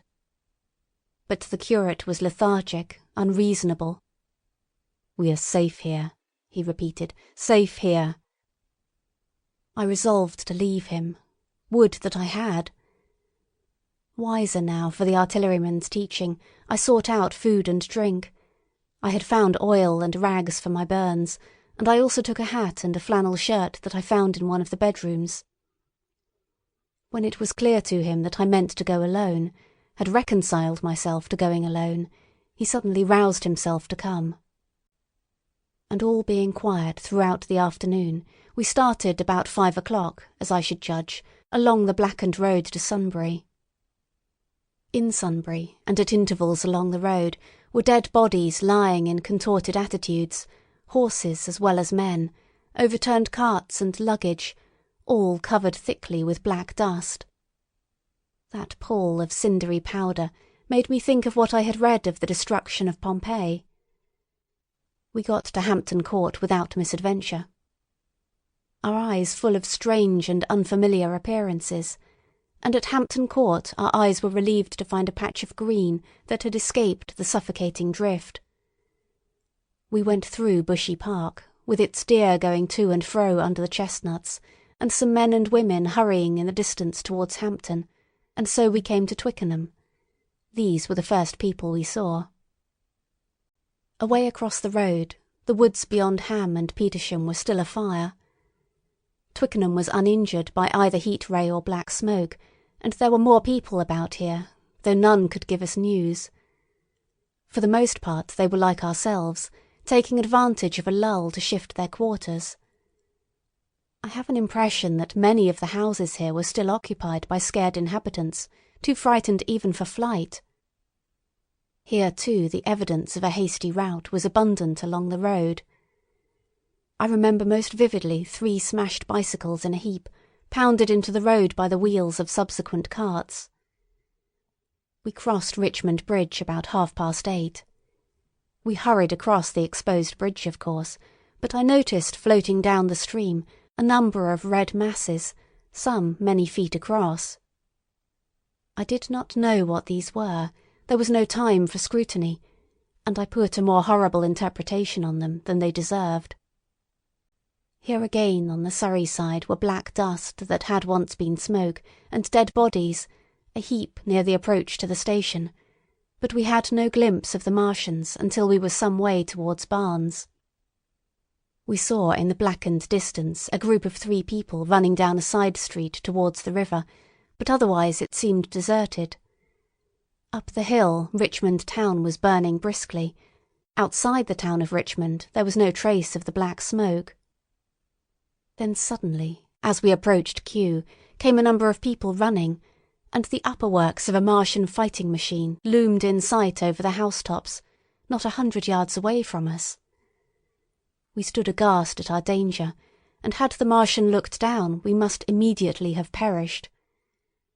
We were so terrified that we dared not go on, but turned aside and hid in a shed in a garden. There the curate crouched, weeping silently and refusing to stir again. But my fixed idea of reaching Leatherhead would not let me rest, and in the twilight I ventured out again. I went through a shrubbery and along a passage beside a big house standing in its own grounds, and so emerged upon the road towards Kew. The curate I left in the shed, but he came hurrying after me. That second start was the most foolhardy thing I ever did, for it was manifest the Martians were about us. No sooner had the curate overtaken me than we saw either the fighting machine we had seen before, or another, far away across the meadows in the direction of Kew Lodge. 4 or 5 little black figures hurried before it across the green-grey of the field, and in a moment it was evident this Martian pursued them. In 3 strides he was among them, and they ran radiating from his heat in all directions. He used no heat ray to destroy them, but picked them up one by one. Apparently he tossed them into the great metallic carrier which projected behind him, much as a workman's basket hangs over his shoulder.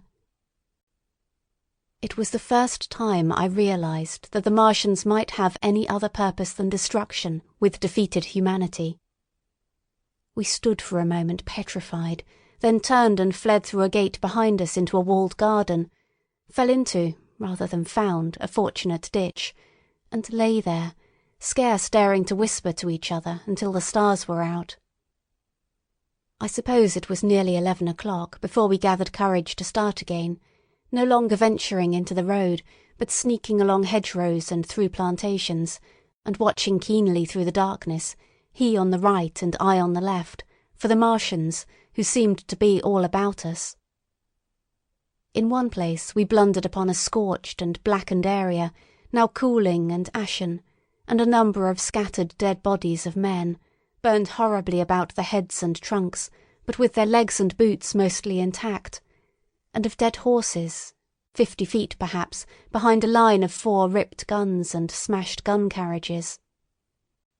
Sheen, it seemed, had escaped destruction, but the place was silent and deserted. Here we happened on no dead, though the night was too dark for us to see into the side roads of the place. In Sheen, my companion suddenly complained of faintness and thirst, and we decided to try one of the houses. The first house we entered, after a little difficulty with the window, was a small semi-detached villa, and I found nothing eatable left in the place but some mouldy cheese. There was, however, water to drink, and I took a hatchet, which promised to be useful in our next housebreaking. We then crossed to a place where the road turns towards Mortlake.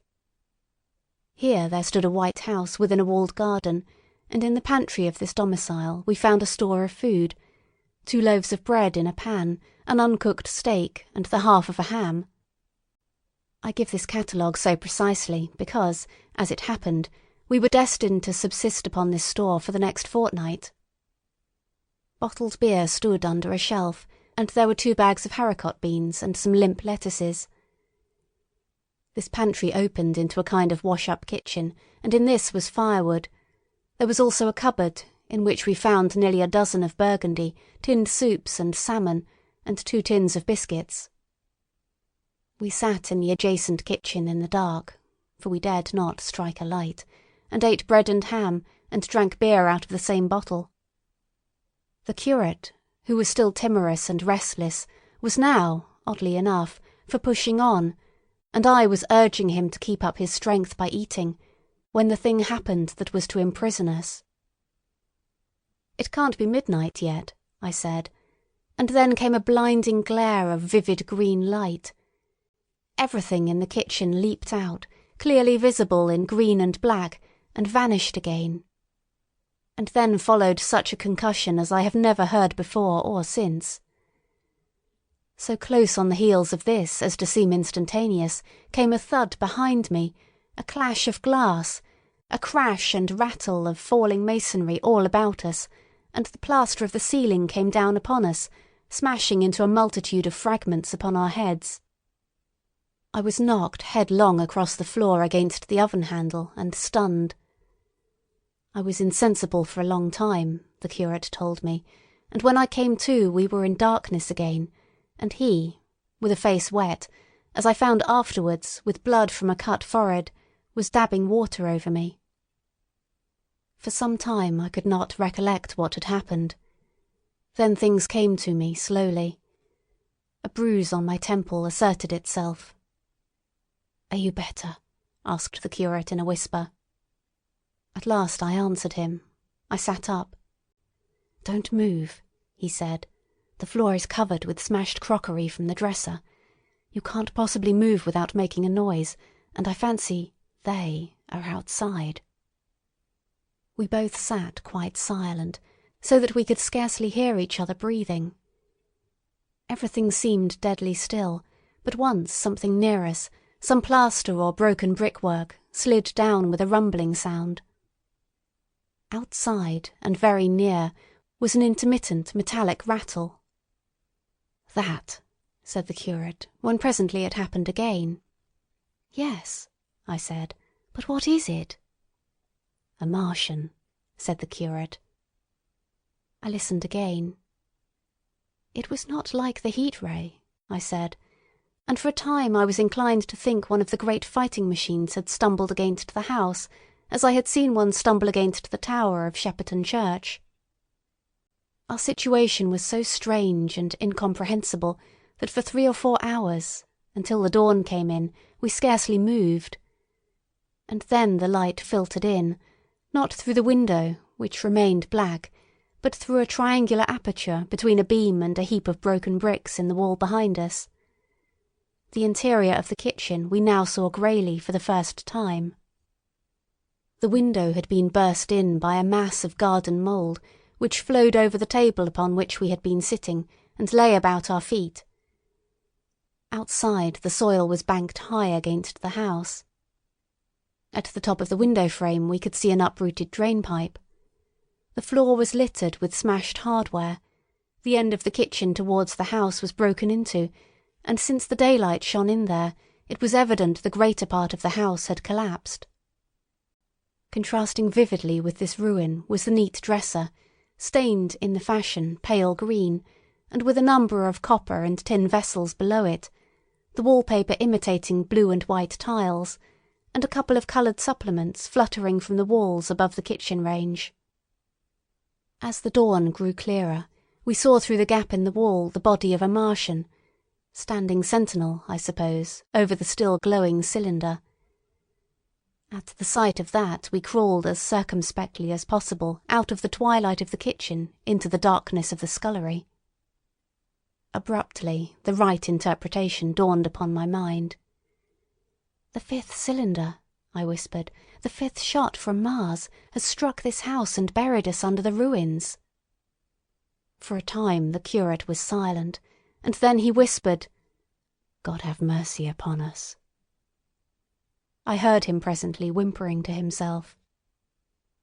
Save for that sound, we lay quite still in the scullery. I for my part scarce dared breathe, and sat with my eyes fixed on the faint light of the kitchen door. I could just see the curate's face, a dim oval shape, and his collar and cuffs. Outside there began a metallic hammering, then a violent hooting, and then again, after a quiet interval, a hissing like the hissing of an engine. These noises, for the most part problematical, continued intermittently, and seemed, if anything, to increase in number as time wore on. Presently a measured thudding and a vibration that made everything about us quiver and the vessels in the pantry ring and shift began and continued. Once the light was eclipsed, and the ghostly kitchen doorway became absolutely dark. For many hours we must have crouched there, silent and shivering, until our tired attention failed. At last I found myself awake and very hungry. I am inclined to believe we must have spent the greater portion of a day before that awakening. My hunger was at a stride so insistent that it moved me to action. I told the curate I was going to seek food, and felt my way towards the pantry. He made me no answer, but so soon as I began eating, the faint noise I made stirred him up, and I heard him crawling after me. Chapter 2. What we saw from the ruined house. After eating, we crept back to the scullery, and there I must have dozed again, for when presently I looked round, I was alone. The thudding vibration continued with wearisome persistence. I whispered for the curate several times, and at last felt my way to the door of the kitchen. It was still daylight, and I perceived him across the room, lying against the triangular hole that looked out upon the Martians. His shoulders were hunched so that his head was hidden from me. I could hear a number of noises, almost like those in an engine shed, and the place rocked with that beating thud. Through the aperture in the wall I could see the top of a tree touched with gold and the warm blue of a tranquil evening sky. For a minute or so I remained watching the curate, and then I advanced, crouching and stepping with extreme care amid the broken crockery that littered the floor. I touched the curate's leg, and he started so violently that a mass of plaster went sliding down outside and fell with a loud impact. I gripped his arm, fearing he might cry out, and for a long time we crouched motionless. Then I turned to see how much of our rampart remained. The detachment of the plaster had left a vertical slit open in the debris, and by raising myself cautiously across a beam, I was able to see out of this gap into what had been overnight a quiet suburban roadway. Vast, indeed, was the change that we beheld. The fifth cylinder must have fallen right into the midst of the house we had first visited. The building had vanished, completely smashed, pulverized, and dispersed by the blow. The cylinder now lay far beneath the original foundations, deep in a hole, already vastly larger than the pit I had looked into at Woking. The earth all round it had splashed under that tremendous impact. Splashed is the only word, and lay in heaped piles that hid the masses of the adjacent houses. It had behaved exactly like mud under the violent blow of a hammer. Our house had collapsed backward. The front portion, even on the ground floor, had been destroyed completely. By a chance the kitchen and scullery had escaped, and stood buried now under soil and ruins, closed in by tons of earth on every side, save towards the cylinder. Over that aspect we hung now, on the very edge of the great circular pit the Martians were engaged in making.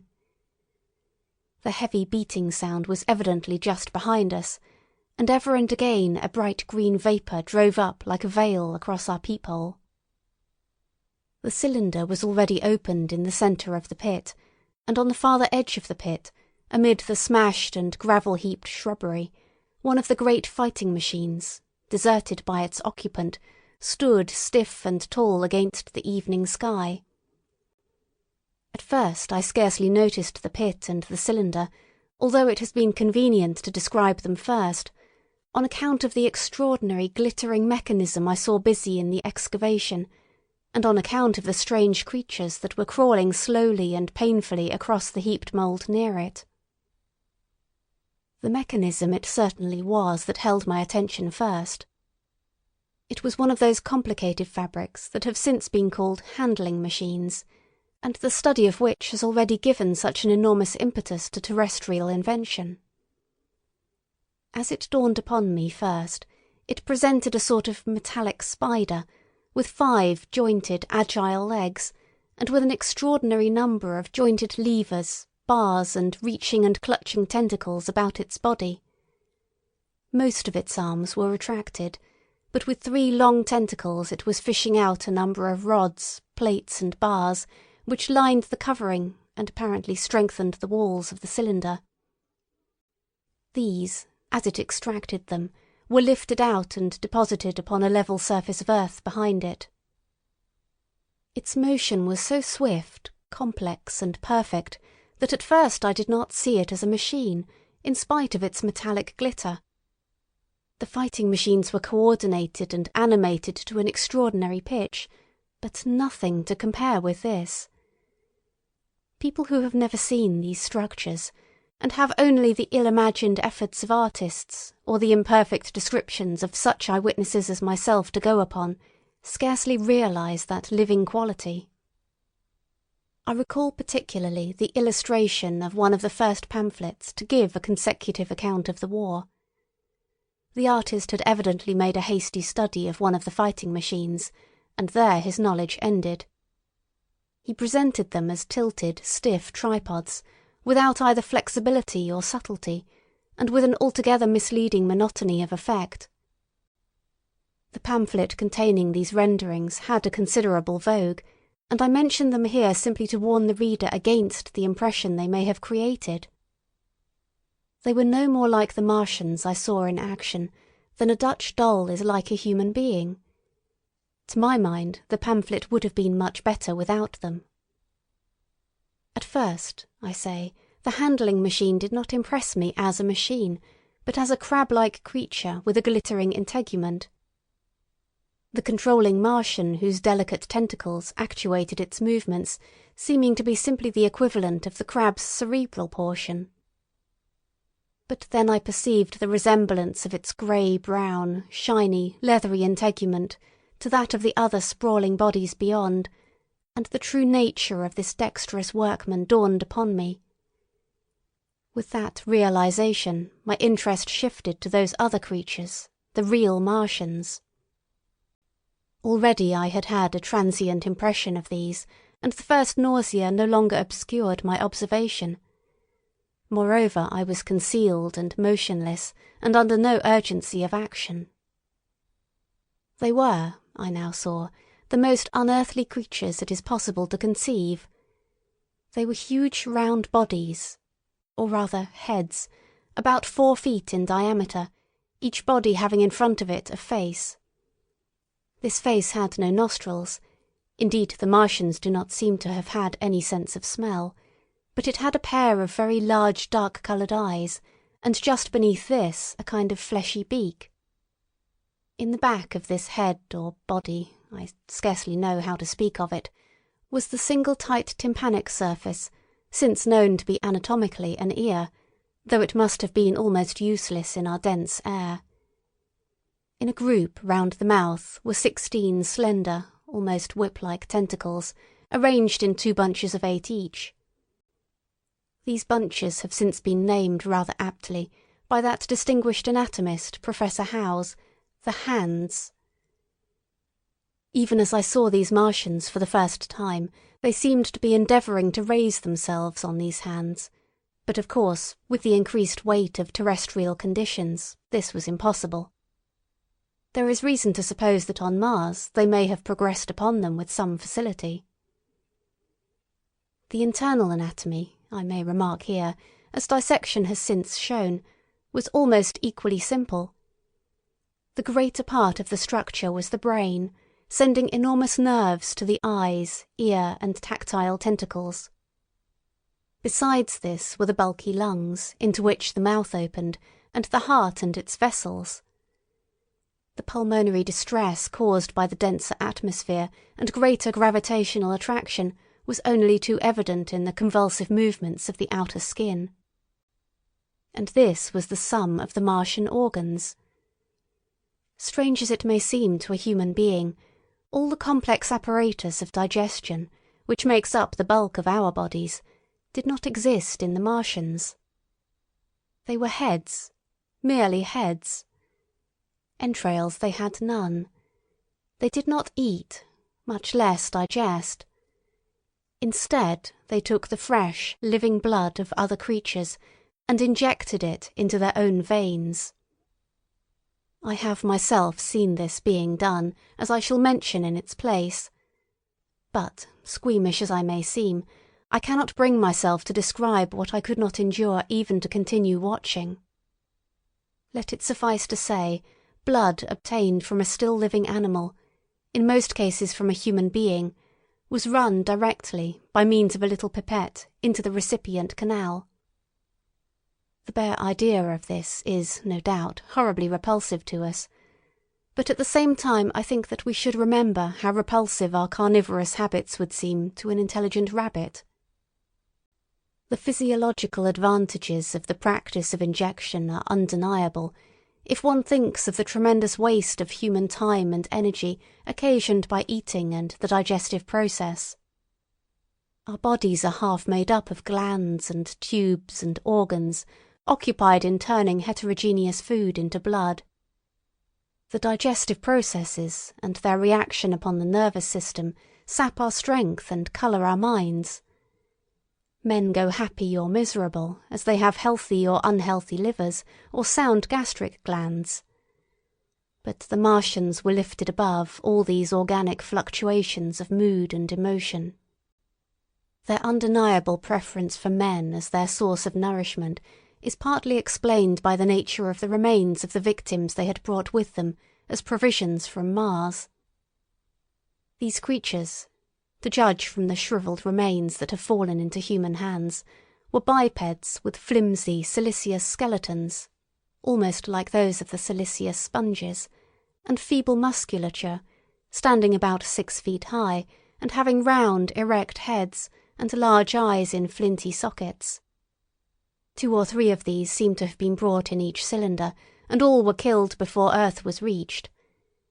It was just as well for them, for the mere attempt to stand upright upon our planet would have broken every bone in their bodies.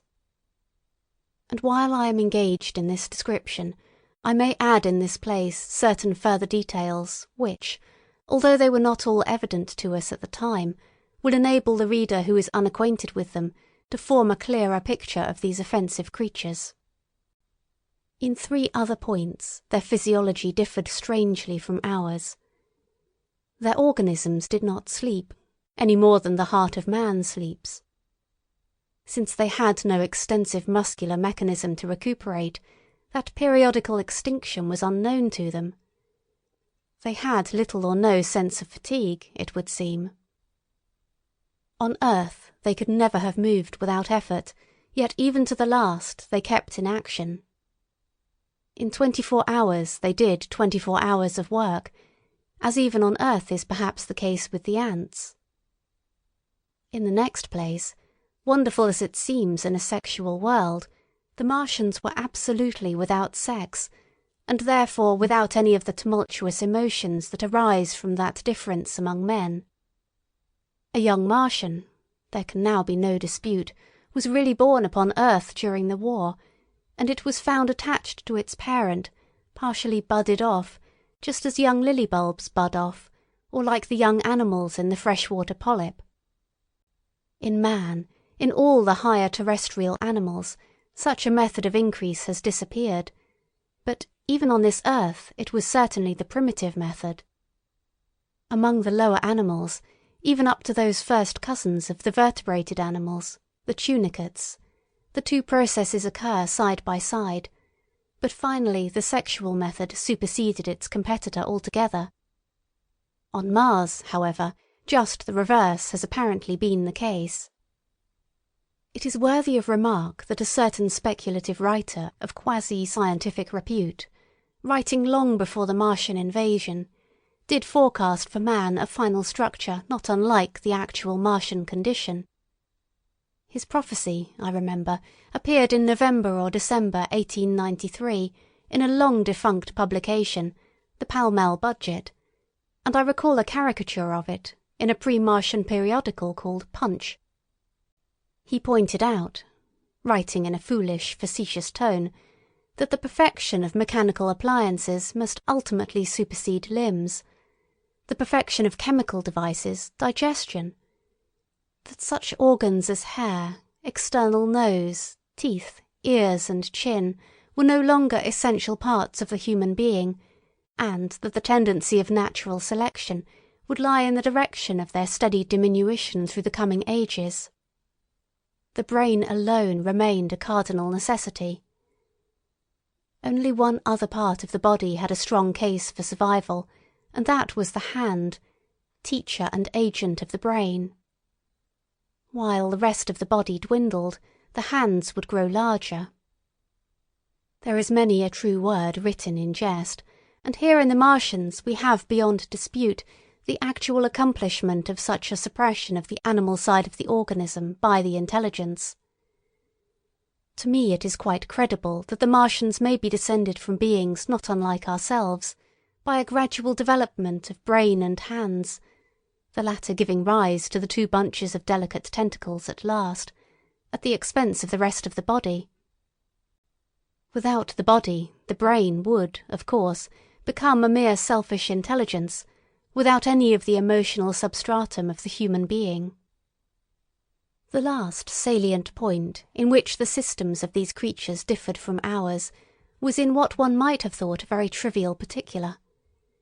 Microorganisms, which cause so much disease and pain on Earth, have either never appeared upon Mars, or Martian sanitary science eliminated them ages ago. 100 diseases, all the fevers and contagions of human life, consumption, cancers, tumours and such morbidities, never enter the scheme of their life. And, speaking of the differences between the life on Mars and terrestrial life, I may allude here to the curious suggestions of the red weed. Apparently, the vegetable kingdom in Mars, instead of having green for a dominant colour, is of a vivid blood-red tint. At any rate, the seeds which the Martians, intentionally or accidentally, brought with them, gave rise in all cases to red-coloured growths. Only that known popularly as the red weed, however, gained any footing in competition with terrestrial forms. The red creeper was quite a transitory growth, and few people have seen it growing. For a time, however, the red weed grew with astonishing vigour and luxuriance. It spread up the sides of the pit by the 3rd or 4th day of our imprisonment, and its cactus-like branches formed a carmine fringe to the edges of our triangular window. And afterwards I found it broadcast throughout the country, and especially wherever there was a stream of water. The Martians had what appears to have been an auditory organ, a single round drum at the back of the head body, and eyes with a visual range not very different from ours, except that, according to Phillips, blue and violet were as black to them. It is commonly supposed that they communicated by sounds and tentacular gesticulations. This is asserted, for instance, in the able but hastily compiled pamphlet, written evidently by someone not an eyewitness of Martian actions, to which I have already alluded, and which, so far, has been the chief source of information concerning them. Now, no surviving human being saw so much of the Martians in action as I did. I take no credit to myself for an accident, but the fact is so. And I assert that I watched them closely time after time, and that I have seen 4, 5, and once 6 of them sluggishly performing the most elaborately complicated operations together, without either sound or gesture. Their peculiar hooting invariably preceded feeding. It had no modulation, and was, I believe, in no sense a signal, but merely the expiration of air preparatory to the suctional operation. I have a certain claim to at least an elementary knowledge of psychology, and in this matter I am convinced, as firmly as I am convinced of anything, that the Martians interchanged thoughts without any physical intermediation. And I have been convinced of this in spite of strong preconceptions. Before the Martian invasion, as an occasional reader here or there may remember, I had written with some little vehemence against the telepathic theory. The Martians wore no clothing. Their conceptions of ornament and decorum were necessarily different from ours, and not only were they evidently much less sensible of changes of temperature than we are, but changes of pressure do not seem to have affected their health at all seriously. Yet, though they wore no clothing, it was in the other artificial additions to their bodily resources that their great superiority over man lay. We men, with our bicycles and road skates, our Lilienthal soaring machines, our guns and sticks and so forth, are just in the beginning of the evolution that the Martians have worked out. They have become practically mere brains, wearing different bodies according to their needs, just as men wear suits of clothes and take a bicycle in a hurry or an umbrella in the wet. And of their appliances, perhaps nothing is more wonderful to a man than the curious fact that what is the dominant feature of almost all human devices in mechanism is absent. The wheel is absent. Among all the things they brought to earth, there is no trace or suggestion of their use of wheels. One would have at least expected it in locomotion. And in this connection, it is curious to remark that even on this earth, nature has never hit upon the wheel, or has preferred other expedients to its development. And not only did the Martians either not know of, which is incredible, or abstain from, the wheel, but in their apparatus singularly little use is made of the fixed pivot, or relatively fixed pivot, with circular motions thereabout confined to one plane. Almost all the joints of the machinery present a complicated system of sliding parts, moving over small but beautifully curved friction bearings. And while upon this matter of detail, it is remarkable that the long leverages of their machines are, in most cases, actuated by a sort of sham musculature of the discs in an elastic sheath. These discs become polarized and drawn closely and powerfully together when traversed by a current of electricity. In this way the curious parallelism to human motions, which was so striking and disturbing to the human beholder, was attained. Such quasi-muscles abounded in the crab-like handling machine, which, on my first peeping out of the slit, I watched unpacking the cylinder.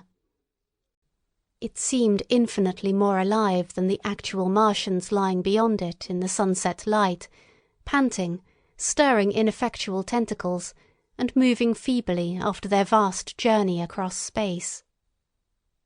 While I was still watching their sluggish motions in the sunlight, and noting each strange detail of their form, the curate reminded me of his presence by pulling violently at my arm. I turned to a scowling face and silent, eloquent lips. He wanted the slit, which permitted only one of us to peep through, and so I had to forego watching them for a time while he enjoyed that privilege. When I looked again, the busy handling machine had already put together several of the pieces of apparatus it had taken out of the cylinder into a shape having an unmistakable likeness to its own, and down on the left a busy little digging mechanism had come into view, emitting jets of green vapour and working its way round the pit, excavating and embanking in a methodical and discriminating manner. This it was which had caused the regular beating noise and the rhythmic shocks that had kept our ruinous refuge quivering. It piped and whistled as it worked. So far as I could see, the thing was without a directing Martian at all. Chapter 3. The Days of Imprisonment. The arrival of a second fighting machine drove us from our peephole into the scullery, for we feared that from his elevation the Martian might see down upon us behind our barrier.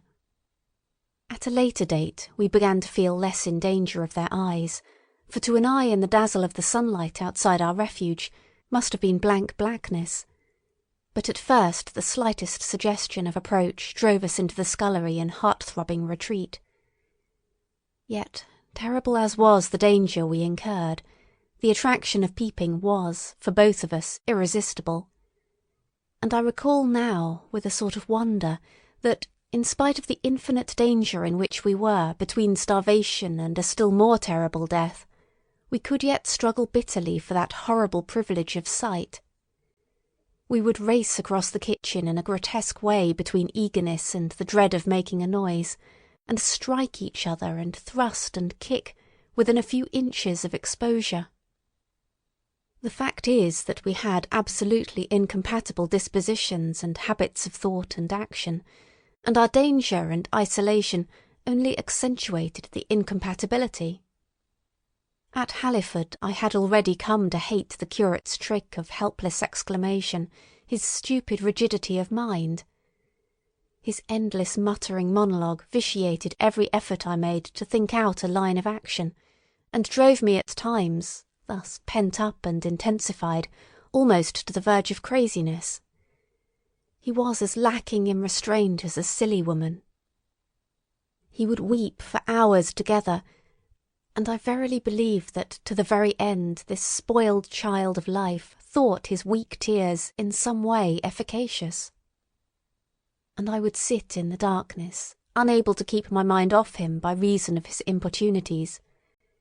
He ate more than I did, and it was in vain I pointed out that our only chance of life was to stop in the house until the Martians had done with their pit, that in that long patience a time might presently come when we should need food. He ate and drank impulsively in heavy meals at long intervals. He slept little. As the days wore on, his utter carelessness of any consideration so intensified our distress and danger that I had, much as I loathed doing it, to retort to threats, and at last to blows. That brought him to reason for a time. But he was one of those weak souls, void of pride, timorous, anemic, hateful souls, full of shifty cunning, who face neither God nor man, who face not even themselves. It is disagreeable for me to recall and write these things, but I set them down that my story may lack nothing. Those who have escaped the dark and terrible aspects of life will find my brutality, my flash of rage in our final tragedy, easy enough to blame, for they know what is wrong as well as any, but not what is possible to tortured men. But those who have been under the shadow, who have gone down at last to elemental things, will have a wider charity. And while within we fought out our dark, dim contest of whispers, snatched food and drink, and gripping hands and blows, without, in the pitiless sunlight of that terrible June, was the strange wonder, the unfamiliar routine of the Martians in the pit. Let me return to those first new experiences of mine. After a long time I ventured back to the peephole, to find that the newcomers had been reinforced by the occupants of no fewer than 3 of the fighting machines. These last had brought with them certain fresh appliances that stood in an orderly manner about the cylinder. The second handling machine was now completed, and was busied in serving one of the novel contrivances the big machine had brought. This was a body resembling a milk can in its general form, above which oscillated a pear-shaped receptacle, and from which a stream of white powder flowed into a circular basin below. The oscillatory motion was imparted to this by one tentacle of the handling machine. With 2 spatulate hands, the handling machine was digging out and flinging masses of clay into the pear-shaped receptacle above, while, with another arm, it periodically opened a door and removed rusty and blackened clinkers from the middle part of the machine. Another steely tentacle directed the powder from the basin along a ribbed channel towards some receiver that was hidden from me by the mound of bluish dust. From this unseen receiver a little thread of green smoke rose vertically into the quiet air. As I looked, the handling machine, with a faint and musical clicking, extended, telescopic fashion, a tentacle that had been a moment before a mere blunt projection, until its end was hidden behind the mound of clay. In another second it had lifted a bar of white aluminium into sight, untarnished as yet and shining dazzlingly, and deposited it in a growing stack of bars that stood at the side of the pit. Between sunset and starlight this dexterous machine must have made more than 100 such bars out of the crude clay, and the mound of bluish dust rose steadily until it topped the side of the pit. The contrast between the swift and complex movements of these contrivances and the inert panting clumsiness of their masters was acute, and for days I had to tell myself repeatedly that these latter were indeed the living of the 2 things. The curate had possession of the slit when the first men were brought to the pit. I was sitting below, huddled up, listening with all my ears. He made a sudden movement backward, and I, fearful that we were observed, crouched in a spasm of terror. He came sliding down the rubbish and crept beside me in the darkness, inarticulate, gesticulating, and for a moment I shared his panic. His gesture suggested a resignation of the slit, and after a little while my curiosity gave me courage, and I rose up, stepped across him, and clambered up to it. At first I could see no reason for his frantic behaviour. The twilight had now come, the stars were little and faint, but the pit was illuminated by the flickering green fire that came from the aluminium making. The whole picture was a flickering scheme of green gleams and shifting rusty black shadows, strangely trying to the eyes. Over and through it all went the bats, heeding it not at all. The sprawling Martians were no longer to be seen, the mound of blue-green powder had risen to cover them from sight, and a fighting machine, with its legs contracted, crumpled and abbreviated, stood across the corner of the pit. And then, amid the clangor of the machinery, came a drifting suspicion of human voices that I entertained at first only to dismiss. I crouched, watching this fighting machine closely, satisfying myself now for the first time that the hood did indeed contain a Martian. As the green flames lifted, I could see the oily gleam of his integument and the brightness of his eyes. And suddenly I heard a yell, and saw a long tentacle reaching over the shoulder of the machine to the little cage that hunched upon its back. Then something struggling violently, was lifted high against the sky, a black, vague enigma against the starlight. And as this black object came down again, I saw by the green brightness that it was a man. For an instant he was clearly visible. He was a stout, ruddy, middle-aged man, well dressed. 3 days before he must have been walking the world, a man of considerable consequence. I could see his staring eyes and gleams of light on his studs and watch-chain. he vanished behind the mound, and for a moment there was silence. And then began a shrieking and a sustained and cheerful hooting from the Martians. I slid down the rubbish, struggled to my feet, clapped my hands over my ears, and bolted into the scullery. The curate, who had been crouching silently with his arms over his head, looked up as I passed, cried out quite loudly at my desertion of him, and came running after me.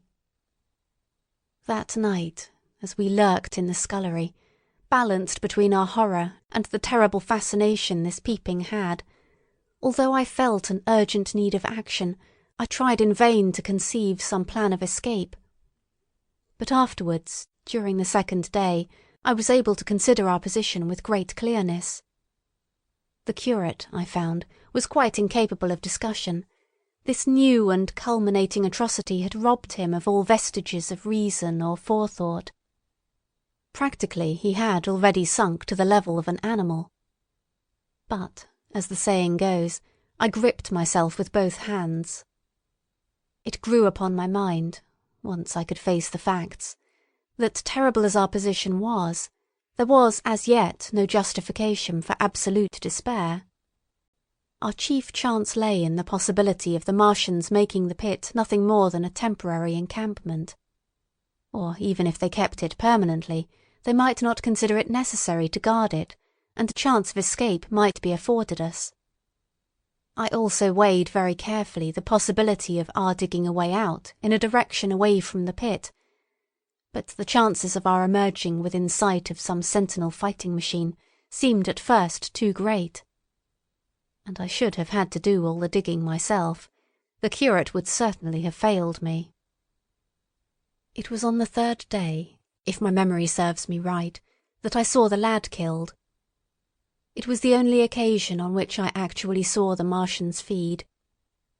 After that experience I avoided the hole in the wall for the better part of a day. I went into the scullery, removed the door, and spent some hours digging with my hatchet as silently as possible. But when I had made a hole about a couple of feet deep, the loose earth collapsed noisily, and I did not dare continue. I lost heart, and lay down on the scullery floor for a long time, having no spirit even to move. And after that I abandoned altogether the idea of escaping by excavation. It says much for the impression the Martians had made upon me, that at first I entertained little or no hope of our escape being brought about by their overthrow through any human effort. But on the fourth or fifth night I heard a sound like heavy guns. It was very late in the night, and the moon was shining brightly. The Martians had taken away the excavating machine, and, save for a fighting machine that stood in the remoter bank of the pit, and a handling machine that was buried out of my sight in a corner of the pit immediately beneath my peephole, the place was deserted by them. Except for the pale glow from the handling machine, and the bars and patches of white moonlight, the pit was in darkness, and, except for the clinking of the handling machine, quite still. That night was a beautiful serenity. Save for one planet, the moon seemed to have the sky to herself. I heard a dog howling, and that familiar sound it was that made me listen. Then I heard quite distinctly a booming exactly like the sound of great guns. 6 distinct reports I counted, and after a long interval 6 again. And that was all. Chapter 4. The Death of the Curate. It was on the 6th day of our imprisonment that I peeped for the last time, and presently found myself alone. Instead of keeping close to me and trying to oust me from the slit, the curate had gone back into the scullery. I was struck by a sudden thought. I went back quickly and quietly into the scullery. In the darkness I heard the curate drinking. I snatched in the darkness, and my fingers caught a bottle of Burgundy. For a few minutes there was a tussle. The bottle struck the floor and broke, and I desisted and rose. We stood panting and threatening each other. In the end, I planted myself between him and the food, and told him of my determination to begin a discipline. I divided the food in the pantry into rations to last us 10 days. I would not let him eat any more that day. In the afternoon he made a feeble attempt to get at the food. I had been dozing, but in an instant I was awake. All day and all night we sat face to face, I weary but resolute, and he weeping and complaining of his immediate hunger. It was, I know, a night and a day, but to me it seems now, an interminable length of time. And so our widened incompatibility ended at last in open conflict. For 2 vast days we struggled in undertones and wrestling contests. There were times when I beat and kicked him madly, times when I cajoled and persuaded him, and once I tried to bribe him with the last bottle of Burgundy, for there was a rainwater pump from which I could get water. But neither force nor kindness availed. He was indeed beyond reason. He would neither desist from his attacks on the food, nor from his noisy babbling to himself. The rudimentary precautions to keep our imprisonment endurable he would not observe. Slowly I began to realise the complete overthrow of his intelligence, to perceive that my sole companion in this close and sickly darkness was a man insane. From certain vague memories, I am inclined to think my own mind wandered at times. I had strange and hideous dreams whenever I slept. It sounds paradoxical, but I am inclined to think that the weakness and insanity of the curate warned me, braced me, and kept me a sane man. On the 8th day he began to talk aloud instead of whispering, and nothing I could do would moderate his speech. "It is just, O God," he would say over and over again. "It is just. On me and mine be the punishment laid. We have sinned. We have fallen short. There was poverty, sorrow. The poor were trodden in the dust, and I held my peace. I preached acceptable folly. My God, what folly! When I should have stood up, though I died for it, and called upon them to repent. Repent! Oppressors of the poor and needy, the winepress of God." Then he would suddenly revert to the matter of the food I withheld from him, praying, begging, weeping, at last threatening. He began to raise his voice. I prayed him not to. He perceived a hold on me. He threatened he would shout and bring the Martians upon us. For a time that scared me, but any concession would have shortened our chance of escape beyond estimating. I defied him, although I felt no assurance that he might not do this thing. But that day, at any rate, he did not. He talked with his voice rising slowly, through the greater part of the 8th and 9th days, threats, entreaties, mingled with a torrent of half-sane and always frothy repentance for his vacant sham of God's service, such as made me pity him. Then he slept a while, and began again with renewed strength, so loudly that I must needs make him desist. "Be still," I implored. He rose to his knees, for he had been sitting in the darkness near the copper. "I have been still too long," he said, in a tone that must have reached the pit. "And now I must bear my witness. Woe unto this unfaithful city! Woe, woe, woe, woe, woe, to the inhabitants of the earth by reason of the other voices of the trumpet!"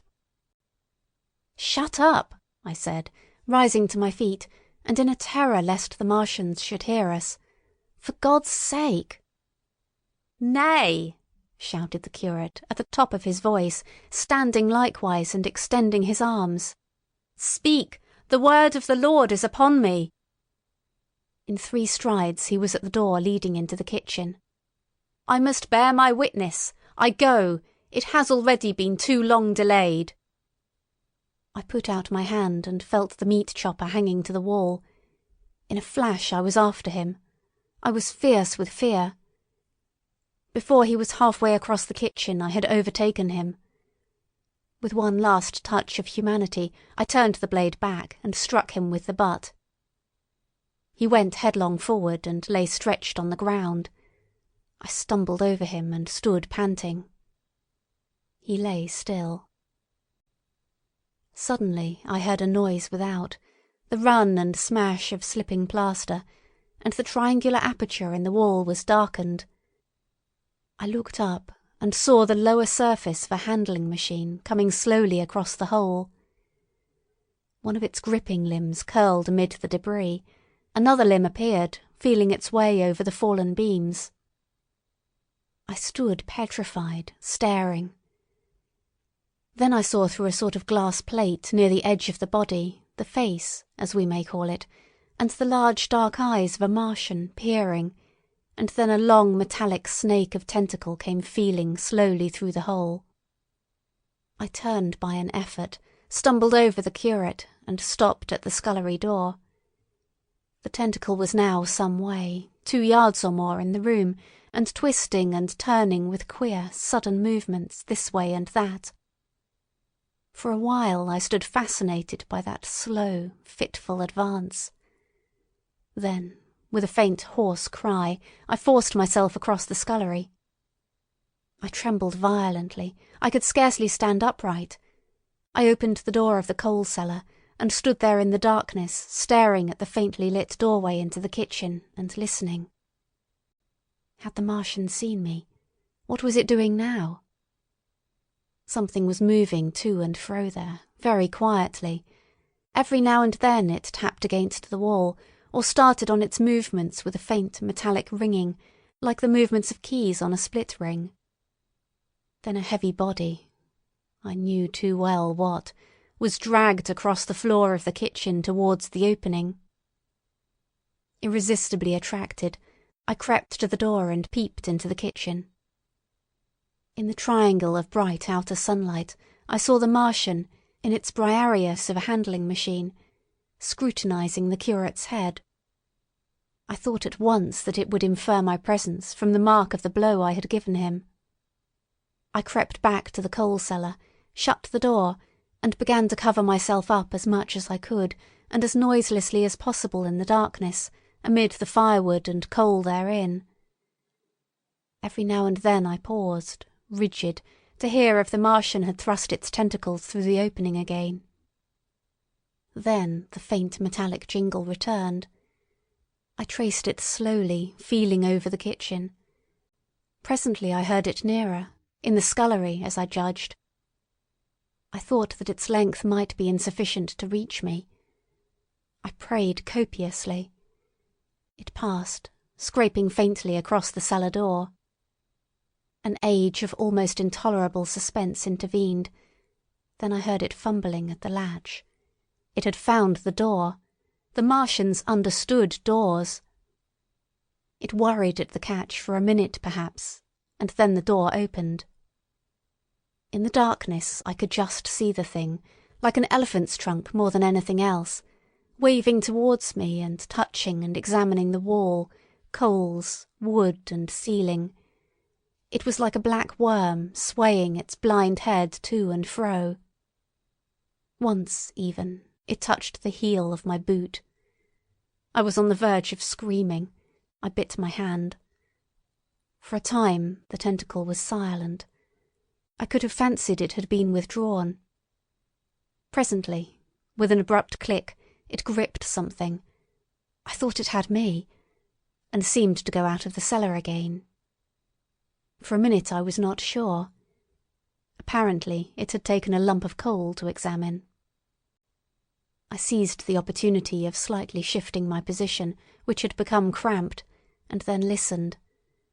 I whispered passionate prayers for safety. Then I heard the slow, deliberate sound creeping towards me again. Slowly, slowly it drew near, scratching against the walls and tapping the furniture. While I was still doubtful, it rapped smartly against the cellar door and closed it. I heard it go into the pantry, and the biscuit tins rattled and a bottle smashed, and then came a heavy bump against the cellar door. Then silence, that passed into an infinity of suspense. Had it gone? At last I decided that it had. It came into the scullery no more, but I lay all the 10th day in the close darkness, buried among coals and firewood, not daring even to crawl out for the drink for which I craved. It was the 11th day before I ventured so far from my security. Chapter 5. The Stillness. My first act before I went into the pantry was to fasten the door between the kitchen and the scullery. But the pantry was empty, every scrap of food had gone. Apparently the Martian had taken it all on the previous day. At that discovery I despaired for the first time. I took no food, or no drink either, on the 11th or the 12th day. At first my mouth and throat were parched, and my strength ebbed sensibly. I sat about in the darkness of the scullery, in a state of despondent wretchedness. My mind ran on eating. I thought I had become deaf, for the noises of movement I had been accustomed to hear from the pit had ceased absolutely. I did not feel strong enough to crawl noiselessly to the peephole, or I would have gone there. On the 12th day my throat was so painful that, taking the chance of alarming the Martians, I attacked the creaking rain-water pump that stood by the sink, and got a couple of glassfuls of blackened and tainted rain-water. I was greatly refreshed by this, and emboldened by the fact that no inquiring tentacle followed the noise of my pumping. During these days, in a rambling, inconclusive way, I thought much of the curate and of the manner of his death. On the 13th day I drank some more water, and dozed, and thought disjointedly of eating and of vague, impossible plans of escape. Whenever I dozed, I dreamt of horrible phantasms, of the death of the curate, or of sumptuous dinners. But, asleep or awake, I felt a keen pain that urged me to drink again and again. The light that came into the scullery was no longer grey, but red. To my disordered imagination it seemed the colour of blood.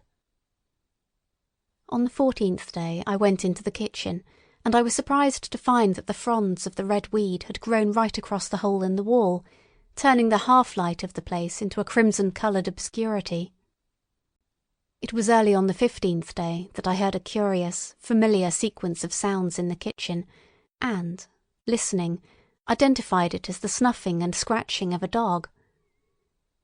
Going into the kitchen, I saw a dog's nose peering in through a break among the ruddy fronds. This greatly surprised me. At the scent of me, he barked shortly. I thought if I could induce him to come into the place quietly, I should be able, perhaps, to kill and eat him, and in any case it would be advisable to kill him, lest his actions attracted the attention of the Martians. I crept forward, saying, "Good dog," very softly, but he suddenly withdrew his head and disappeared. I listened. I was not deaf, but certainly the pit was still. I heard a sound like the flutter of a bird's wings, and a horse croaking, but that was all. For a long while I lay close to the peephole, but not daring to move aside the red plants that obscured it. Once or twice I heard a faint pitter-patter, like the feet of the dog going hither and thither on the sand far below me, and there were more bird-like sounds, but that was all. At length, encouraged by the silence, I looked out. Except in the corner, where a multitude of crows hopped and fought over the skeletons of the dead the Martians had consumed, there was not a living thing in the pit. I stared about me, scarcely believing my eyes. All the machinery had gone. Save for the big mound of greyish-blue powder in one corner, certain bars of aluminium in another, the black birds and the skeletons of the killed, the place was merely an empty, circular pit in the sand. Slowly I thrust myself out through the red weed, and stood upon the mound of rubble. I could see in any direction save behind me, to the north, and neither Martians nor sign of Martians were to be seen. The pit dropped sheerly from my feet, but a little way along the rubbish afforded a practicable slope to the summit of the ruins. My chance of escape had come. I began to tremble. I hesitated for some time, and then, in a gust of desperate resolution, and with a heart that throbbed violently, I scrambled to the top of the mound in which I had been buried so long. I looked about again. To the northward, too, no Martian was visible. When I had last seen this part of Sheen in the daylight, it had been a straggling street of comfortable white and red houses, interspersed with abundant shady trees.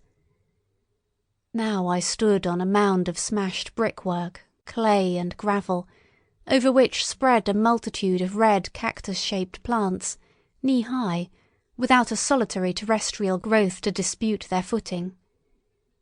The trees near me were dead and brown, but further a network of red thread scaled the still living stems. The neighbouring houses had all been wrecked, but none had been burned. Their walls stood, sometimes to the second story, with smashed windows and shattered doors. The red weed grew tumultuously in their roofless rooms. Below me was the great pit, with the crows struggling for its refuse. A number of other birds hopped about among the ruins. Far away I saw a gaunt cat slink crouchingly along a wall, but traces of men there were none. The day seemed, by contrast with my recent confinement, dazzlingly bright, the sky a glowing blue. A gentle breeze kept the red weed that covered every scrap of unoccupied ground gently swaying. And oh, the sweetness of the air. Chapter 6. The Work of 15 Days. For some time I stood tottering on the mound, regardless of my safety. Within that noisome den from which I had emerged, I had thought with a narrow intensity only of our immediate security. I had not realized what had been happening to the world, had not anticipated this startling vision of unfamiliar things.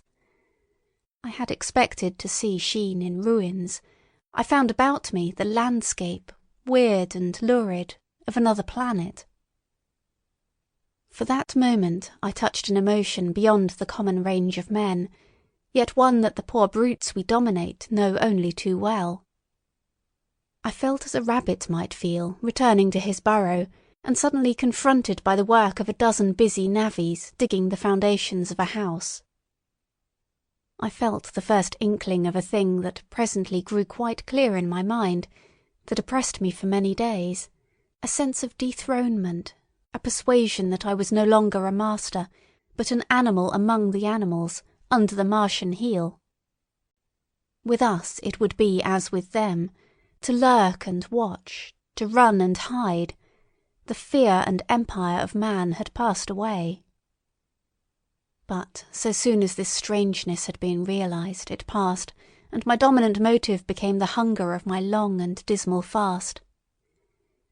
In the direction away from the pit I saw, beyond a red-covered wall, a patch of garden ground unburied. This gave me a hint, and I went knee-deep, and sometimes neck-deep, in the red weed. The density of the weed gave me a reassuring sense of hiding. The wall was some 6 feet high, and when I attempted to clamber it I found I could not lift my feet to the crest. So I went along by the side of it, and came to a corner and a rockwork that enabled me to get to the top and tumble into the garden I coveted. Here I found some young onions, a couple of gladiolus bulbs, and a quantity of immature carrots, all of which I secured, and, scrambling over a ruined wall, went on my way through scarlet and crimson trees towards Kew. It was like walking through an avenue of gigantic blood drops, possessed with 2 ideas: to get more food, and to limp, as soon and as far as my strength permitted, out of this accursed unearthly region of the pit. Some way farther, in a grassy place, was a group of mushrooms, which also I devoured, and then I came upon a brown sheet of flowing shallow water, where meadows used to be. These fragments of nourishment served only to whet my hunger. At first I was surprised at this flood in a hot, dry summer, but afterwards I discovered that it was caused by the tropical exuberance of the red weed. Directly this extraordinary growth encountered water, it straightway became gigantic and of unparalleled fecundity.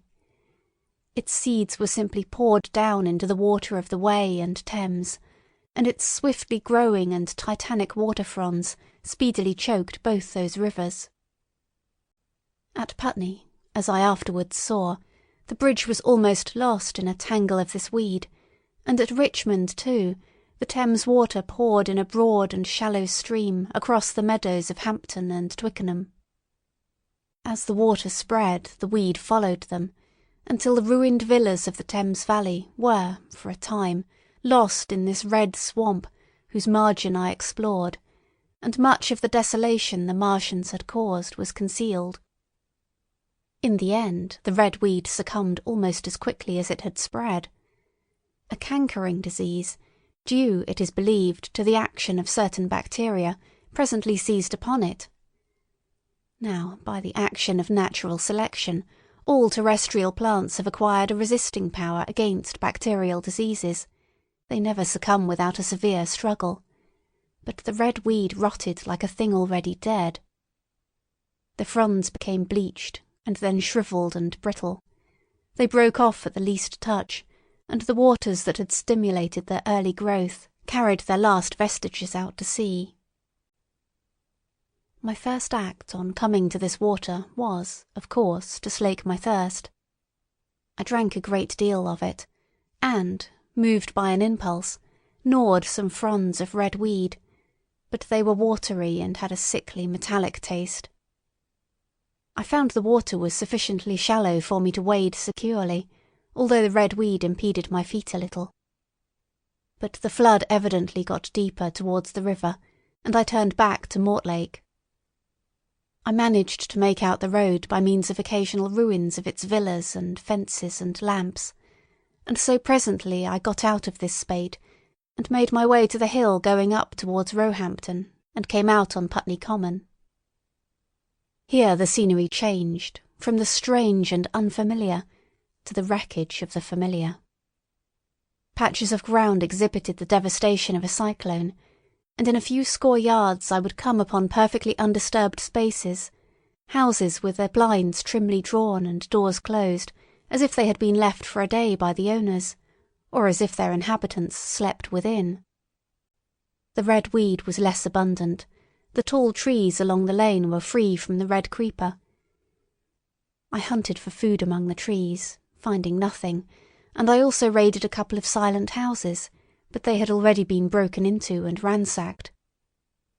I rested for the remainder of the daylight in a shrubbery, being, in my enfeebled condition, too fatigued to push on.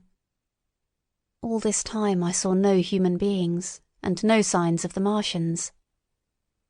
I encountered a couple of hungry-looking dogs, but both hurried circuitously away from the advances I made them. Near Roehampton I had seen 2 human skeletons, not bodies, but skeletons, picked clean, and in the woods by me I found the crushed and scattered bones of several cats and rabbits and the skull of a sheep. But though I gnawed parts of these in my mouth, there was nothing to be got from them. After sunset I struggled on along the road towards Putney, where I think the heat ray must have been used for some reason. And in the garden beyond Roehampton I got a quantity of immature potatoes, sufficient to stay my hunger. From this garden one looked down upon Putney and the river. The aspect of the place in the dusk was singularly desolate. Blackened trees, blackened desolate ruins, and down the hill the sheets of the flooded river, red-tinged with the weed. And over all, silence. It filled me with indescribable terror to think how swiftly that desolating change had come. For a time I believed that mankind had been swept out of existence, and that I stood there alone, the last man left alive. Hard by the top of Putney Hill I came upon another skeleton, with the arms dislocated and removed several yards from the rest of the body. As I proceeded, I became more and more convinced that the extermination of mankind was, save for such stragglers as myself, already accomplished in this part of the world. The Martians, I thought, had gone on and left the country desolated, seeking food elsewhere. Perhaps even now they were destroying Berlin or Paris, or it might be they had gone northward. Chapter 7. The Man on Putney Hill. I spent that night in the inn that stands at the top of Putney Hill, sleeping in a made bed for the first time since my flight to Leatherhead. I will not tell the needless trouble I had breaking into that house. Afterwards I found the front door was on the latch, nor how I ransacked every room for food, until, just on the verge of despair, in what seemed to me to be a servant's bedroom, I found a rat-gnawed crust and 2 tins of pineapple. The place had been already searched and emptied. In the bar I afterwards found some biscuits and sandwiches that had been overlooked. The latter I could not eat, they were too rotten, but the former not only stayed my hunger but filled my pockets. I lit no lamps, fearing some Martian might come beating that part of London for food in the night. Before I went to bed I had an interval of restlessness, and prowled from window to window, peering out for some sign of these monsters. I slept little. As I lay in bed, I found myself thinking consecutively, a thing I do not remember to have done since my last argument with the curate. During all the intervening time, my mental condition had been a hurrying succession of vague emotional states, or a sort of stupid receptivity. But in the night my brain, reinforced I suppose by the food I had eaten, grew clear again, and I thought. 3 things struggled for possession of my mind: the killing of the curate, the whereabouts of the Martians, and the possible fate of my wife. The former gave me no sensation of horror or remorse to recall. I saw it simply as a thing done, a memory infinitely disagreeable, but quite without the quality of remorse. I saw myself then as I see myself now, driven step by step towards that hasty blow, the creature of a sequence of accidents leading inevitably to that. I felt no condemnation, yet the memory, static, unprogressive, haunted me. In the silence of the night, with that sense of the nearness of God that sometimes comes into the stillness and the darkness, I stood my trial, my only trial, for that moment of wrath and fear. I retraced every step of our conversation, from the moment when I had found him crouching beside me, heedless of my thirst, and pointing to the fire and smoke that streamed up from the ruins of Weybridge. We had been incapable of cooperation. Grim chance had taken no heed of that. Had I foreseen, I should have left him at Halliford. But I did not foresee, and crime is to foresee and do. And I set this down as I have set all this story down, as it was. There were no witnesses. All these things I might have concealed. But I set it down, and the reader must form his judgment as he will. And when, by an effort, I had set aside that picture of a prostrate body, I faced the problem of the Martians and the fate of my wife. For the former I had no data. I could imagine 100 things, and so, unhappily, I could for the latter. And suddenly that night became terrible. I found myself sitting up in bed, staring at the dark. I found myself praying that the heat ray might have suddenly and painlessly struck her out of being. Since the night of my return from Leatherhead I had not prayed. I had uttered prayers, fetish prayers, had prayed as heathens mutter charms when I was in extremity, but now I prayed indeed, pleading steadfastly and sanely, face to face with the darkness of God.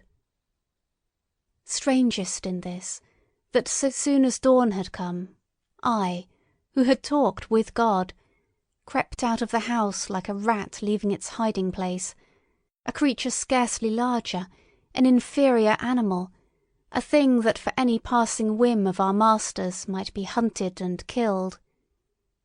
Perhaps they also prayed confidently to God. Surely, if we have learned nothing else, this war has taught us pity, pity for those witless souls that suffer our dominion. The morning was bright and fine, and the eastern sky glowed pink, and was fretted with little golden clouds. In the road that runs from the top of Putney Hill to Wimbledon was a number of poor vestiges of the panic torrent that must have poured Londonward on the Sunday night after the fighting began.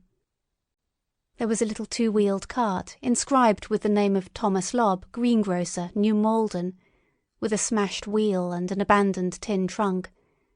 There was a straw hat trampled into the now hardened mud, and at the top of West Hill a lot of blood-stained glass about the overturned water trough.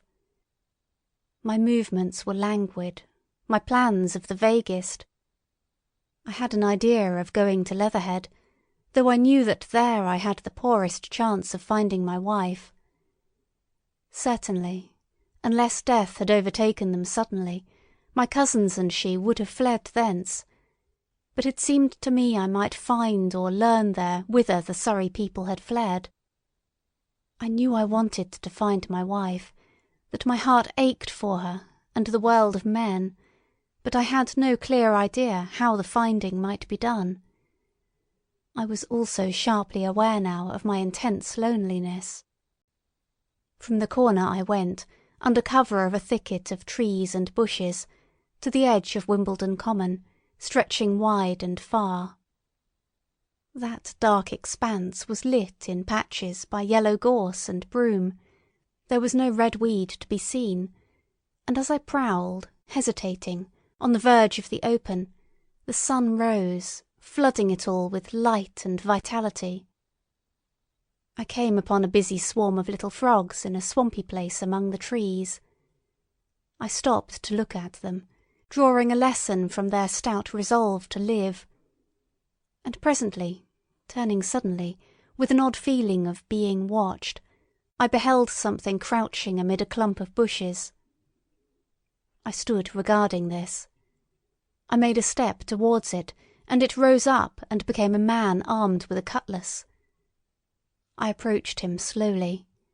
He stood silent and motionless, regarding me. As I drew nearer, I perceived he was dressed in clothes as dusty and filthy as my own. He looked, indeed, as though he had been dragged through a culvert. Nearer I distinguished the green slime of ditches mixing with the pale drab of dried clay and shiny coaly patches. His black hair fell over his eyes, and his face was dark and dirty and sunken, so that at first I did not recognize him. There was a red cut across the lower part of his face. "Stop!" he cried, when I was within 10 yards of him, and I stopped. His voice was hoarse. "Where do you come from?" he said. I thought, surveying him. "I come from Mortlake," I said. "I was buried near the pit the Martians made about their cylinder. I have worked my way out and escaped." "There is no food about here," he said. "This is my country. All this hill down to the river and back to Clapham, and up to the edge of the common. There is only food for one. Which way are you going?" I answered slowly. "I don't know," I said. "I have been buried in the ruins of a house 13 or 14 days. I don't know what has happened." He looked at me doubtfully, then started and looked with a changed expression. "I've no wish to stop about here," said I. "I think I shall go to Leatherhead, for my wife was there." He shot out a pointing finger. "It is you," said he, "the man from Woking, and you weren't killed at Weybridge." I recognised him at the same moment. "You are the artilleryman who came into my garden." "Good luck," he said. "We are lucky ones. Fancy you!" He put out a hand and I took it. "I crawled up a drain," he said, "but they didn't kill everyone, and after they went away I got off towards Walton across the fields. But it's not 16 days altogether, and your hair is grey."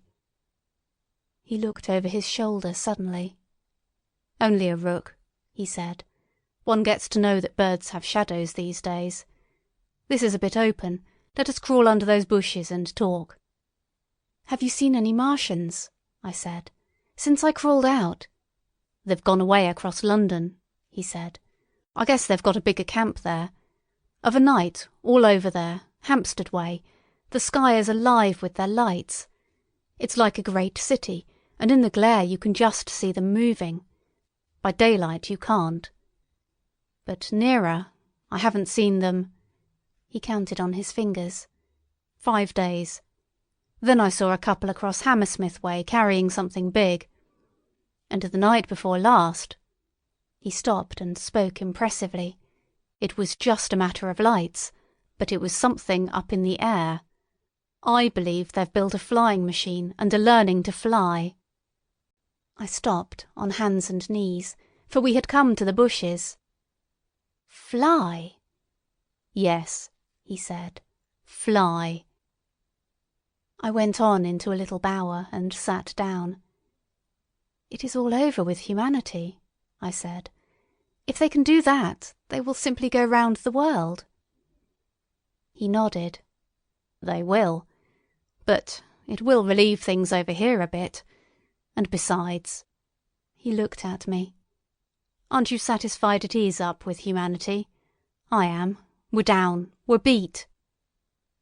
I stared. Strange as it may seem, I had not arrived at this fact, a fact perfectly obvious so soon as he spoke. I had still held a vague hope. Rather, I had kept a lifelong habit of mind. He repeated his words. "We're beat." They carried absolute conviction. "It's all over," he said. "They've lost one, just one. And they've made their footing good and crippled the greatest power in the world. They've walked over us. The death of that one at Weybridge was an accident. And these are only pioneers.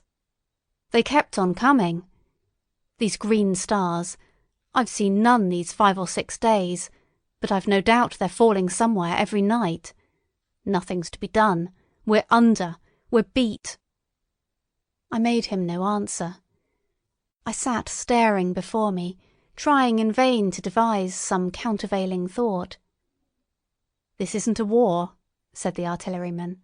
"It never was a war, any more than there's war between man and ants." Suddenly I recalled the night in the observatory. After the 10th shot they fired no more, at least until the first cylinder came. "How do you know?" said the artilleryman. I explained. He thought. "Something wrong with the gun," he said. "But what if there is? They'll get it right again. And even if there's a delay, how can it alter the end? It's just men and ants. There's the ants build their cities, live their lives, have wars, revolutions, until the men want them out of the way, and then they go out of the way. That's what we are now, just ants. Only—" "Yes," I said. "We're eatable ants." We sat looking at each other. "And what will they do with us?" I said. "That's what I've been thinking," he said. "That's what I've been thinking. After Weybridge I went south, thinking. I saw what was up. Most of the people were hard at it, squealing and exciting themselves. But I'm not so fond of squealing. I've been in sight of death once or twice. I'm not an ornamental soldier, and at the best and worst, death. It's just death. And it's the man that keeps on thinking comes through. I saw everyone tracking away south. Says I, food won't last this way, and I turned right back. I went for the Martians like a sparrow goes for man. All round." He waved a hand to the horizon. "They're starving in heaps, bolting, treading on each other." He saw my face and halted awkwardly. "No doubt lots who had money have gone away to France," he said. He seemed to hesitate whether to apologise, met my eyes and went on. "There's food all about here, canned things in shops, wines, spirits, mineral waters, and the water mains and drains are empty. Well, I was telling you what I was thinking. Here's intelligent things, I said, and it seems they want us for food. First, they'll smash us up. Ships, machines, guns, cities, all the order and organisation. All that will go. If we were the size of ants, we might pull through. But we're not. It's all too bulky to stop. That's the first certainty, eh?" I assented. "It is. I've thought it out." "Very well, then. Next. At present, we're caught as we're wanted. A Martian has only to go a few miles to get a crowd on the run. And I saw one day, out by Wandsworth, picking houses to pieces and routing among the wreckage. But they won't go on doing that. So soon as they've settled all our guns and ships, and smashed our railways, and done all the things they are doing over there, they will begin catching us systematic, picking the best and storing us in cages and things. That's what they will start doing in a bit. Lord, they haven't begun on us yet. Don't you see that?" "Not begun?" I exclaimed. "Not begun. All that's happened so far is through our not having the sense to keep quiet, worrying them with guns and such foolery, and losing our heads and rushing off in crowds to where there wasn't any more safety than where we were. They don't want to bother us yet. They're making their things, making all the things they couldn't bring with them, getting things ready for the rest of their people. Very likely that's why the cylinders have stopped for a bit, for fear of hitting those who are here. And instead of our rushing about blind, on the howl, or getting dynamite on the chance of busting them up, we've got to fix ourselves up according to the new state of affairs. That's how I figure it out. It isn't quite according to what a man wants for his species, but it's about what the facts point to. And that's the principle I acted upon. Cities, nations, civilization, progress. It's all over. That game's up. We're beat. But if that is so, what is there to live for?" The artilleryman looked at me for a moment. "There won't be any more blessed concerts for 1,000,000 years or so. There won't be any Royal Academy of Arts, and no nice little feeds at restaurants. If it's amusement you're after, I reckon the game is up. If you've got any drawing-room manners, or a dislike to eating peas with a knife or dropping H's, you better chuck 'em away. They ain't no further use." "You mean—" "I mean that men like me are going on living, for the sake of the breed. I tell you, I'm grim set on living. And if I'm not mistaken, you'll show what insides you've got too, before long. We aren't going to be exterminated. And I don't mean to be caught either, and tamed and fattened and bred like a thundering ox. Ugh, fancy those brown creepers." "You don't mean to say—" "I do. I'm going on, under their feet. I've got it planned. I've thought it out. We men are beat. We don't know enough. We've got to learn before we've got a chance. And we've got to live and keep independent while we learn. See, that's what has to be done." I stared, astonished, and stirred profoundly by the man's resolution. "Great God!" cried I, "but you are a man indeed!" And suddenly I gripped his hand. "Eh?" he said, with his eyes shining. "I've thought it out, eh?" "Go on," I said. "Well, those who mean to escape their catching must get ready. I'm getting ready. Mind you, it isn't all of us that are made for wild beasts, and that's what it's got to be. That's why I watched you. I had my doubts. You're slender. I didn't know that it was you see, or just how you'd been buried. All the sort of people that lived in these houses, and all those damn little clerks that used to live down that way, they'd be no good. They haven't any spirit in them, no proud dreams and no proud lusts, and a man who hasn't one or the other, Lord, what is he but funk and precautions? They just used to skedaddle off to work. I've seen hundreds of 'em, bit of breakfast in hand, running wild and shining to catch their little season ticket train, for fear they'd get dismissed if they didn't, working at businesses they were afraid to take the trouble to understand, skedaddling back for fear they wouldn't be in time for dinner, keeping indoors after dinner for fear of the back streets, and sleeping with the wives they married, not because they wanted them, but because they had a bit of money that would make for safety in their one little miserable skedaddle through the world. Lives insured and a bit invested for fear of accidents. And on Sundays, fear of the hereafter, as if hell was built for rabbits. Well, the Martians will be just a godsend to these. Nice roomy cages, fattening food, careful breeding, no worry. After a week or so chasing about the fields and lands on empty stomachs, they'll come and be caught cheerful. They'll be quite glad after a bit. They'll wonder what people did before there were Martians to take care of them. And the bar loafers and mashers and singers, I can imagine them.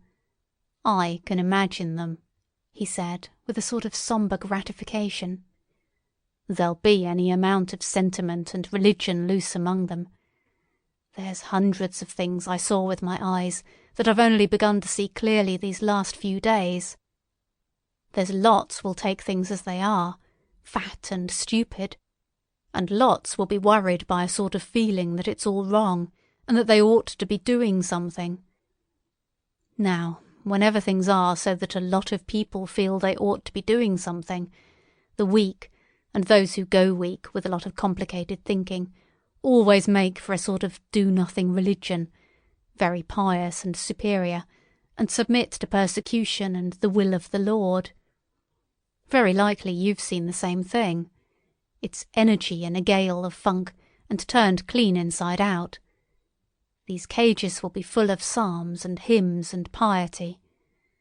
And those of a less simple sort will work in a bit of, eroticism.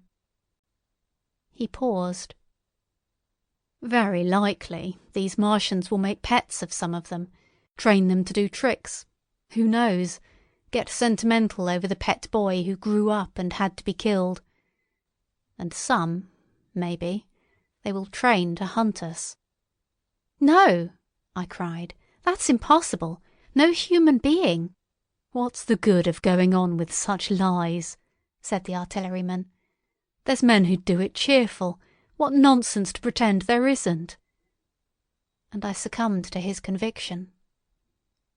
If they come after me, he said. Lord, if they come after me. And subsided into a grim meditation. I sat contemplating these things. I could find nothing to bring against this man's reasoning. In the days before the invasion, no one would have questioned my intellectual superiority to his. I, a professed and recognised writer on philosophical themes, and he a common soldier. And yet he had already formulated a situation that I had scarcely realised. "What are you doing?" I said presently. "What plans have you made?" He hesitated. "Well, it's like this," he said. "What have we to do? We have to invent a sort of life where men can live and breed, and be sufficiently secure to bring the children up. Yes, wait a bit, and I'll make it clearer what I think ought to be done. The tame ones will go like all tame beasts. In a few generations they'll be big, beautiful, rich-blooded, stupid, rubbish. The risk is that we who keep wild will go savage, degenerate into a sort of big savage rat. You see, how I mean to live is underground. I've been thinking about the drains. Of course, those who don't know drains think horrible things, but under this London are miles and miles, hundreds of miles, and a few days' rain and London empty will leave them sweet and clean. The main drains are big enough and airy enough for anyone. Then there's cellars, vaults, stores, from which bolting passages may be made to the drains, and the railway tunnels and subways. Eh? You begin to see? And we form a band, able-bodied, clean-minded men. We're not going to pick up any rubbish that drifts in. Weaklings go out again." As you meant me to go. Well, I parleyed, didn't I? We won't quarrel about that. Go on. Those who stop obey orders. Able-bodied, clean-minded women we want also, mothers and teachers. No lackadaisical ladies, no blasted rolling eyes. We can't have any weak or silly. Life is real again, and the useless and cumbersome and mischievous have to die. They ought to die. They ought to be willing to die. It's a sort of disloyalty, after all, to live and taint the race. And they can't be happy. Moreover, dying's none so dreadful. It's the funking makes it bad. And in all those places we shall gather. Our district will be London. And we may even be able to keep a watch, and run about in the open when the Martians keep away. Play cricket, perhaps. That's how we shall save the race. Eh? It's a possible thing. But saving the race is nothing in itself. As I say, that's only being rats. It's saving our knowledge and adding to it is the thing. There men like you come in. There's books, there's models. We must make great safe places down deep, and get all the books we can. Not novels and poetry swipes, but ideas, science books. That's where men like you come in. We must go to the British Museum and pick all those books through. Especially we must keep up our science, learn more. We must watch those Martians. Some of us must go as spies. When it's all working, perhaps I will. Get caught, I mean. And the great thing is, we must leave the Martians alone. We mustn't even steal. If we get in their way, we clear out. We must show them we mean no harm. Yes, I know, but they're intelligent things, and they won't hunt us down if they have all they want, and think we're just harmless vermin. The artilleryman paused and laid a brown hand upon my arm. After all, it may not be so much we have to learn before. Just imagine this, 4 or 5 of their fighting machines suddenly starting off, heat rays right and left, and not a Martian in 'em. Not a Martian in 'em, but men who have learned the way how. It may be in my time even, those men. Fancy having one of them lovely things, with its heat ray wide and free. Fancy having it in control. What would it matter if you smashed to smithereens at the end of the run, after a bust like that? I reckon the Martians'll open their beautiful eyes. Can't you see them, man? Can't you see them hurrying, puffing and blowing and hooting to their other mechanical affairs? Something out of gear in every case. And swish, bang, rattle, swish. Just as they are fumbling over it, swish comes the heat ray, and behold, man has come back to his own. For a while, the imaginative daring of the artilleryman, and the tone of assurance and courage he assumed, completely dominated my mind. I believed unhesitatingly both in his forecast of human destiny and in the practicability of his astonishing scheme, and the reader who thinks me susceptible and foolish must contrast his position, reading steadily with all his thoughts about his subject, and mine, crouching fearfully in the bushes and listening, distracted by apprehension.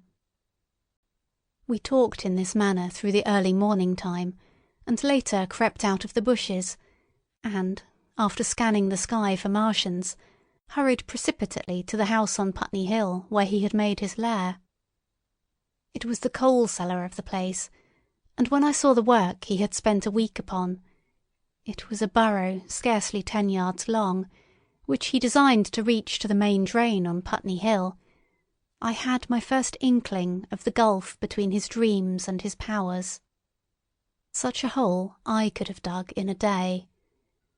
But I believed in him sufficiently to work with him all that morning until past midday at his digging.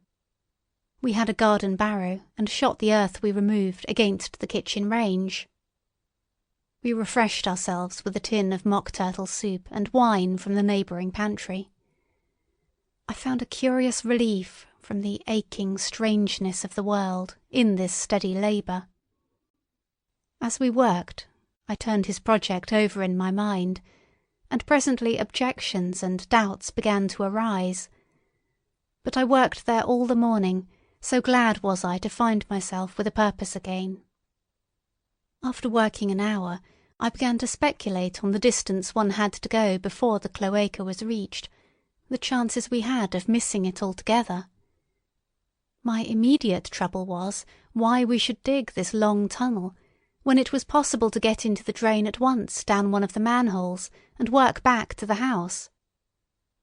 It seemed to me, too, that the house was inconveniently chosen and required a needless length of tunnel.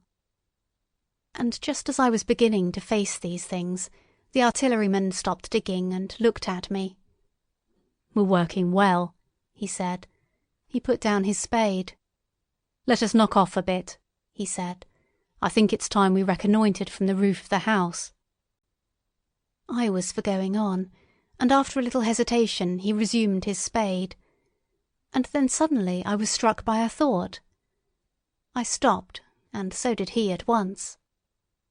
"Why were you walking about the common," I said, "instead of being here?" "Taking the air," he said. "I was coming back. It's safer by night." "But the work?" "Oh, one can't always work," he said, and in a flash I saw the man plain. He hesitated, holding his spade. "We ought to reconnoitre now," he said, "because if any come near they may hear the spades and drop upon us unawares." I was no longer disposed to object. We went together to the roof and stood on a ladder peeping out of the roof door. No Martians were to be seen, and we ventured out on the tiles and slipped down under shelter of the parapet. From this position a shrubbery hid the greater portion of Putney, but we could see the river below, a bubbly mass of red weed, and the low parts of Lambeth flooded and red. The red creeper swarmed up the trees about the old palace, and their branches stretched gaunt and dead, and set with shrivelled leaves, from amid its clusters. It was strange how entirely dependent both these things were upon flowing water for their propagation. About us neither had gained a footing. Laburnums, pink mays, snowballs, and trees of arbor vitae rose out of laurels and hydrangeas, green and brilliant into the sunlight. Beyond Kensington dense smoke was rising, and that and a blue haze hid the northward hills. The artilleryman began to tell me of the sort of people who still remained in London. "One night last week," he said, "some fools got the electric light in order, and there was all Regent Street and the Circus ablaze, crowded with painted and ragged drunkards, men and women, dancing and shouting till dawn. A man who was there told me. And as the day came, they became aware of a fighting machine standing near by the Langham and looking down at them. Heaven knows how long he had been there. It must have given some of them a nasty turn. He came down the road towards them and picked up nearly 100 too drunk or frightened to run away." Grotesque gleam of a time no history will ever fully describe. From that, in answer to my questions, he came round to his grandiose plans again. He grew enthusiastic. He talked so eloquently of the possibility of capturing a fighting machine that I more than half believed in him again. But now that I was beginning to understand something of his quality, I could divine the stress he laid on doing nothing precipitately. And I noted that now there was no question that he personally was to capture and fight the great machine. After a time we went down to the cellar. Neither of us seemed disposed to resume digging, and when he suggested a meal I was nothing loath. He became suddenly very generous, and when we had eaten he went away and returned with some excellent cigars. We lit these, and his optimism glowed. He was inclined to regard my coming as a great occasion. "There's some champagne in the cellar," he said. "We can dig better on this Thames-side Burgundy," said I. "No," said he. "I am host today. Champagne.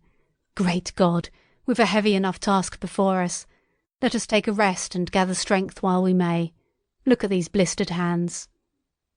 And, pursuant to this idea of a holiday, he insisted upon playing cards after we had eaten. He taught me euchre, and after dividing London between us, I taking the north side and he the southern, we played for parish points. Grotesque and foolish as this will seem to the sober reader, it is absolutely true.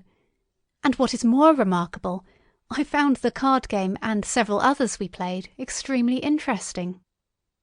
Strange mind of man, that, with our species upon the edge of extermination or appalling degradation, with no clear prospect before us but the chance of a horrible death, we could sit following the chance of this painted pasteboard, and playing the joker with vivid delight.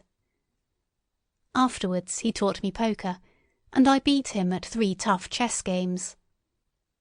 When dark came, we decided to take the risk, and lit a lamp.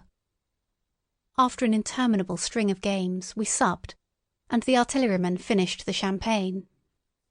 We went on smoking the cigars. He was no longer the energetic regenerator of his species I had encountered in the morning. He was still optimistic, but it was a less kinetic, a more thoughtful optimism. I remember he wound up with my health, proposed in a speech of small variety and considerable intermittence. I took a cigar and went upstairs to look at the lights of which he had spoken, that blazed so greenly along the Highgate hills. At first I stared unintelligently across the London valley. The northern hills were shrouded in darkness, the fires near Kensington glowed redly, and now and then an orange-red tongue of flame flashed up and vanished in the deep blue night. All the rest of London was black.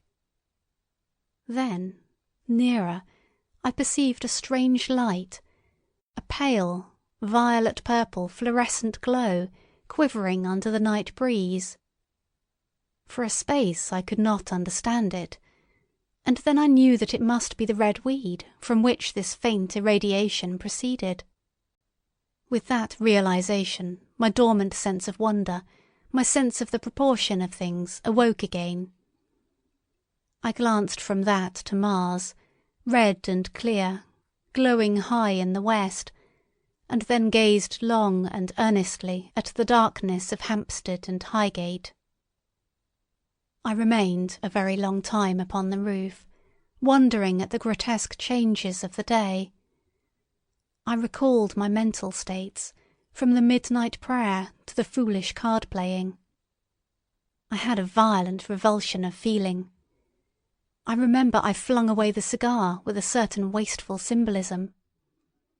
My folly came to me with glaring exaggeration.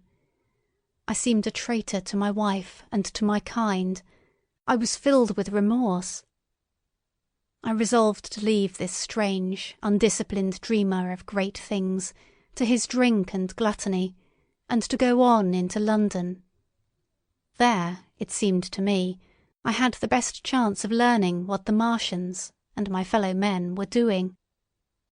I was still upon the roof when the late moon rose. Chapter 8. Dead London. After I had parted from the artilleryman, I went down the hill and by the High Street across the bridge to Fulham. The red weed was tumultuous at that time, and nearly choked the bridge roadway, but its fronds were already whitening in patches by the spreading disease that presently removed it so swiftly. At the corner of the lane that runs to Putney Bridge Station, I found a man lying. He was as black as a sweep with the black dust, alive, but helplessly and speechlessly drunk. I could get nothing from him but curses and furious lunges at my head. I think I should have stayed by him, but for the brutal expression of his face. There was black dust along the roadway from the bridge onwards, and it grew thicker in Fulham. The streets were horribly quiet. I got food, sour, hard and mouldy, but quite eatable, in a baker's shop here. Some way towards Walham Green the streets became clear of powder, and I passed a white terrace of houses on fire. The noise of the burning was an absolute relief. Going on towards Brompton, the streets were quiet again. Here I came once more upon the black powder in the streets, and upon dead bodies. I saw altogether about a dozen in the length of the Fulham Road. They had been dead many days, so that I hurried quickly past them.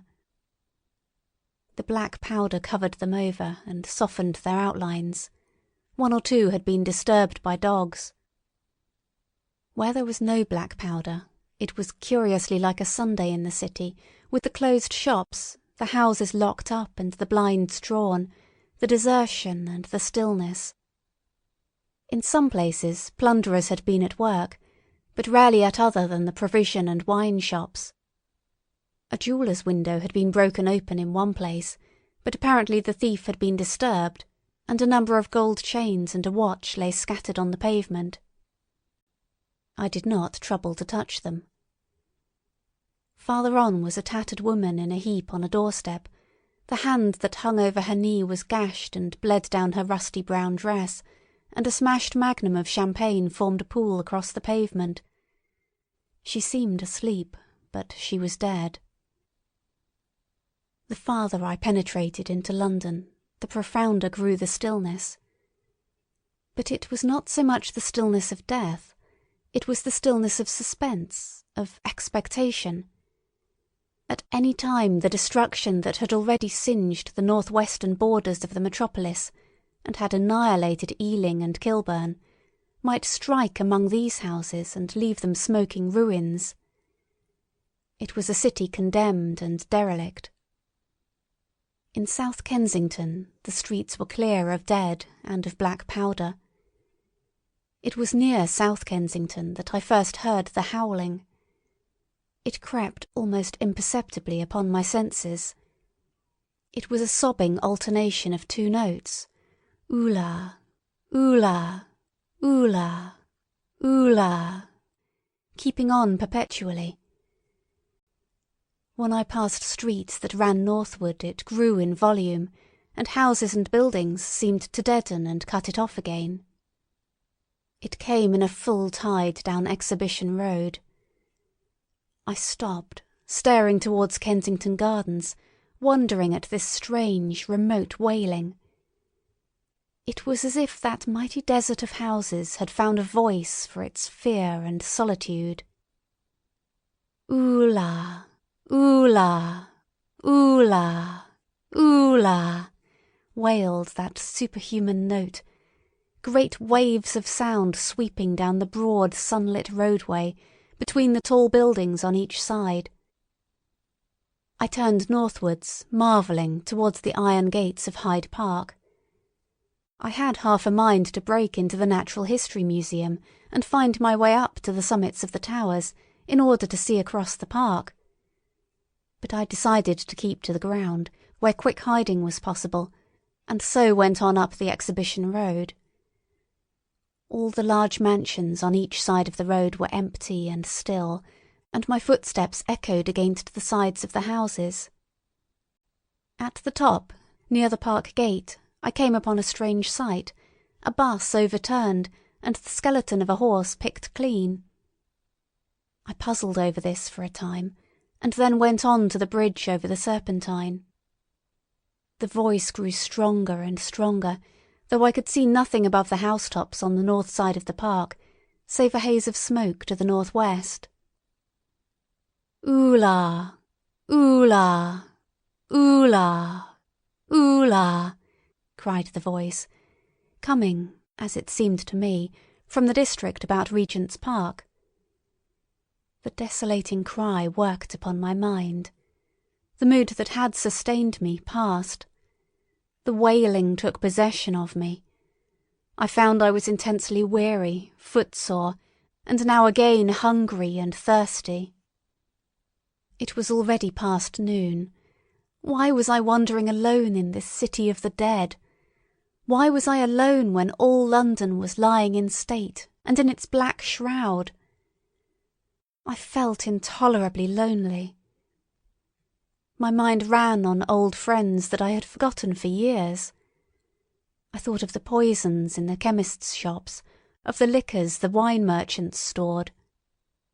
I recalled the two sodden creatures of despair, who, so far as I knew, shared the city with myself.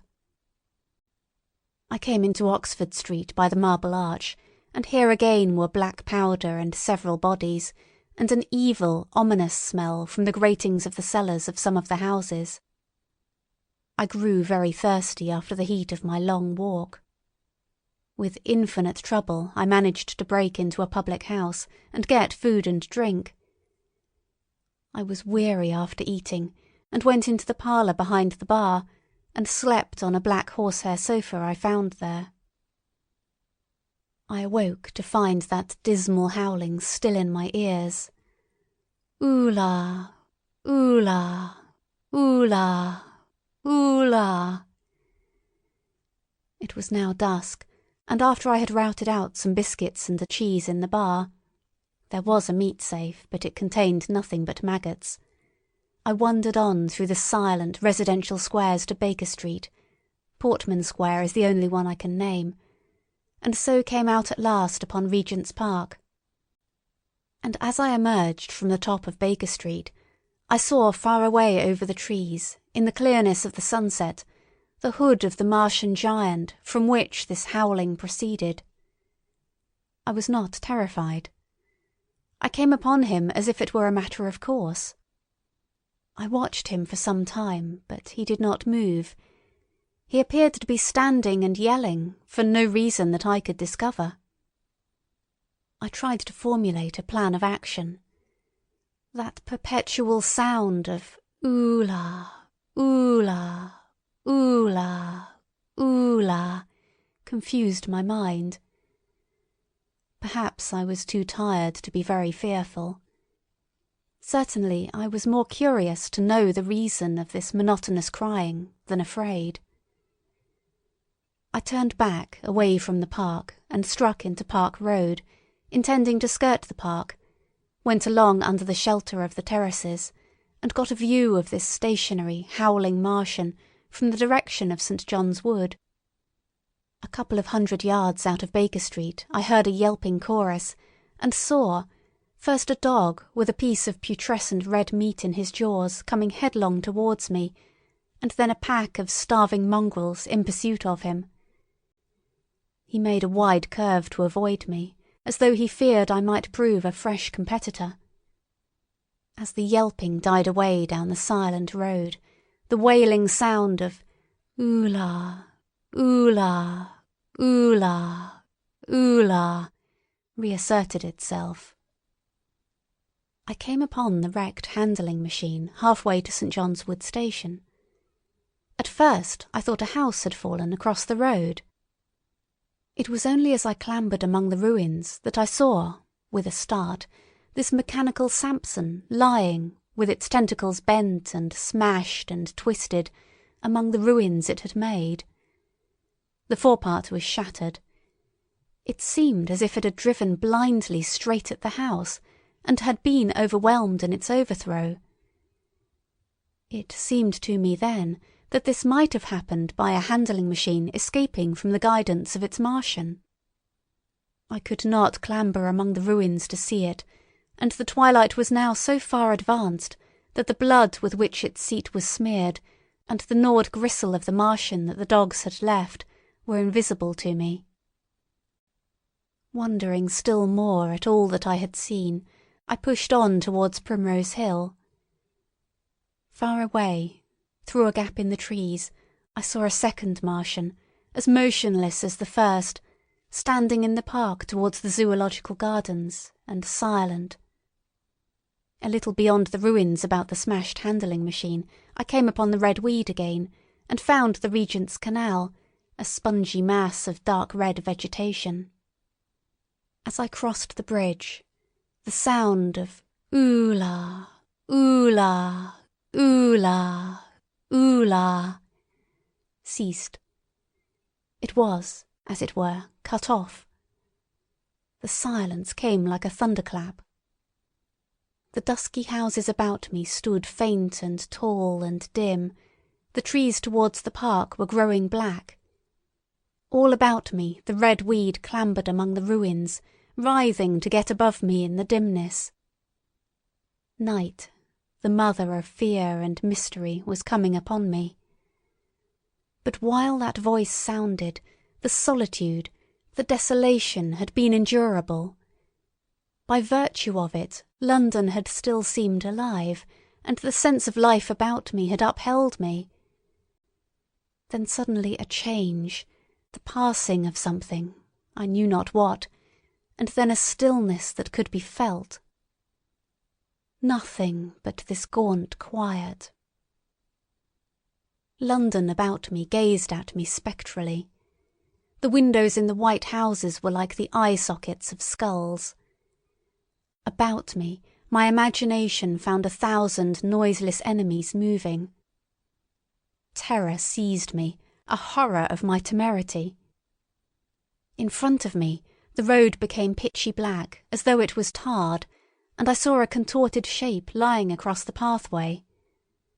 I could not bring myself to go on.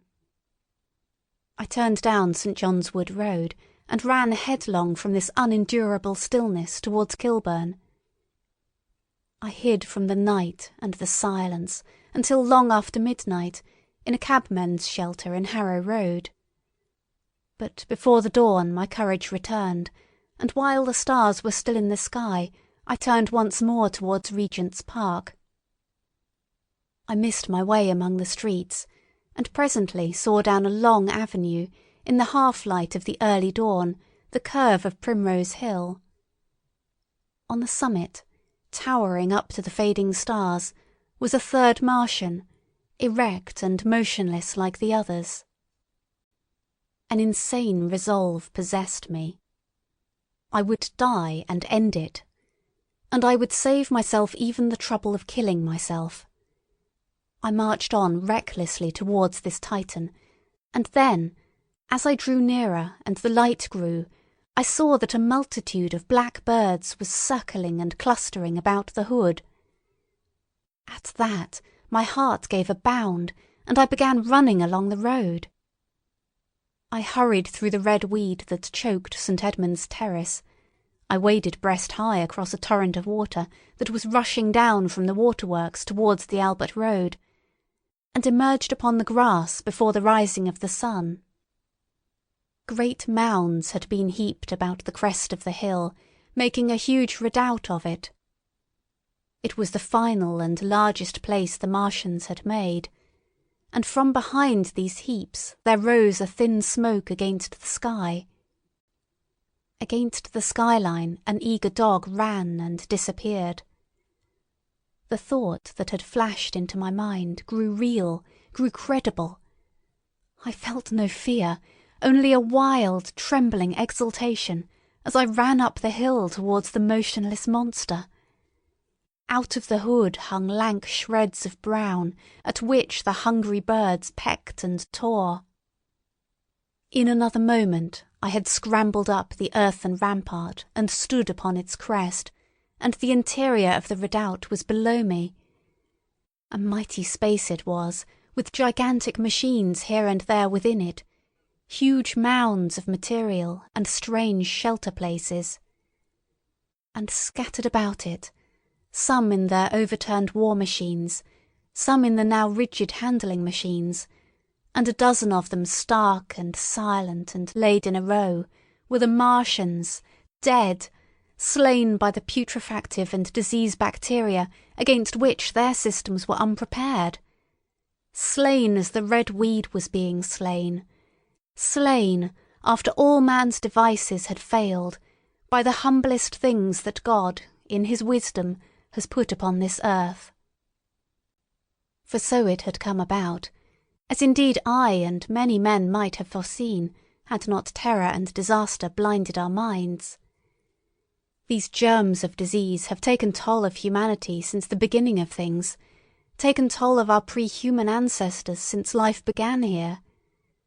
But, by virtue of this natural selection of our kind, we have developed resisting power, To no germs do we succumb without a struggle, and to many, those that cause putrefaction in dead matter, for instance, our living frames are altogether immune. But there are no bacteria in Mars, and, directly these invaders arrived, directly they drank and fed, our microscopic allies began to work their overthrow. Already when I watched them they were irrevocably doomed, dying and rotting even as they went to and fro. It was inevitable. By the toll of 1 billion deaths man has bought his birthright of the earth, and it is his against all comers. It would still be his were the Martians 10 times as mighty as they are, for neither do men live nor die in vain. Here and there they were scattered, nearly 50 altogether, in that great gulf they had made, overtaken by a death that must have seemed to them as incomprehensible as any death could be. To me also at that time this death was incomprehensible. All I knew was that these things that had been alive and so terrible to men were dead. For a moment I believed that the destruction of Sennacherib had been repeated, that God had repented, that the angel of death had slain them in the night. I stood staring into the pit, and my heart lightened gloriously, even as the rising sun struck the world to fire about me with his rays. The pit was still in darkness. The mighty machines, so great and wonderful in their power and complexity, so unearthly in their tortuous forms, rose weird and vague and strange out of the shadows towards the light. A multitude of dogs, I could hear, fought over the bodies that lay darkly in the depth of the pit, far below me. Across the pit on its farther lip, flat and vast and strange, lay the great flying machine with which they had been experimenting upon our denser atmosphere when decay and death arrested them. Death had come not a day too soon. At the sound of a cawing overhead, I looked up at the huge fighting machine that would fight no more for ever, at the tattered red shreds of flesh that dripped down upon the overturned seats on the summit of Primrose Hill. I turned and looked down the slope of the hill to where, enhaloed now in birds, stood those other 2 Martians that I had seen overnight, just as death had overtaken them. The one had died, even as it had been crying to its companions. Perhaps it was the last to die, and its voice had gone on perpetually until the force of its machinery was exhausted.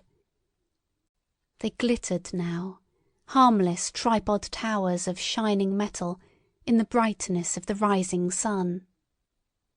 All about the pit, and saved as by a miracle from everlasting destruction, stretched the great mother of cities. Those who have only seen London veiled in her sombre robes of smoke can scarcely imagine the naked clearness and beauty of the silent wilderness of houses. Eastward, over the blackened ruins of the Albert Terrace and the splintered spire of the church, the sun blazed dazzling in a clear sky, and here and there some facet in the great wilderness of roofs caught the light and glared with a white intensity. Northward were Kilburn and Hampstead, blue and crowded with houses. Westward the great city was dimmed, and southward, beyond the Martians, the green waves of Regent's Park, the Langham Hotel, the dome of the Albert Hall, the Imperial Institute, and the giant mansions of the Brompton Road came out clear and little in the sunrise, the jagged ruins of Westminster rising hazily beyond. Far away and blue were the Surrey hills, and the towers of the Crystal Palace glittered like 2 silver rods. The dome of St. Paul's was dark against the sunrise, and injured, I saw for the first time, by a huge gaping cavity on its western side. And as I looked at this wide expanse of houses and factories and churches, silent and abandoned, As I thought of the multitudinous hopes and efforts, the innumerable hosts of lives that had gone to build this human reef, and of all the swift and ruthless destruction that had hung over it all, when I realized that the shadow had been rolled back, and that men might still live in the streets, and this dear vast dead city of mine be once again alive and powerful, I felt a wave of emotion that was near akin to tears. The torment was over. Even that day the healing would begin. The survivors of the people scattered over the country, leaderless, lawless, foodless, like sheep without a shepherd, the thousands who had fled by sea, would begin to return. The pulse of life, growing stronger and stronger, would beat again in the empty streets and pour across the vacant squares. Whatever destruction was done, the hand of the destroyer was stayed. All the gaunt wrecks, the blackened skeletons of houses that stared so dismally at the sunlit grass of the hill, would presently be echoing with the hammers of the restorers and ringing with the tapping of their trowels. At the thought I extended my hands towards the sky and began thanking God. In a year, thought I, in a year. With overwhelming force came the thought of myself, of my wife, and the old life of hope and tender helpfulness that had ceased for ever. Chapter 9. Wreckage. And now comes the strangest thing in my story. Yet perhaps it is not altogether strange. I remember, clearly and coldly and vividly, all that I did that day until the time that I stood weeping and praising God upon the summit of Primrose Hill, and then I forget. Of the next 3 days I know nothing. I have learned since that, so far from my being the first discoverer of the Martian overthrow, several such wanderers as myself had already discovered this on the previous night.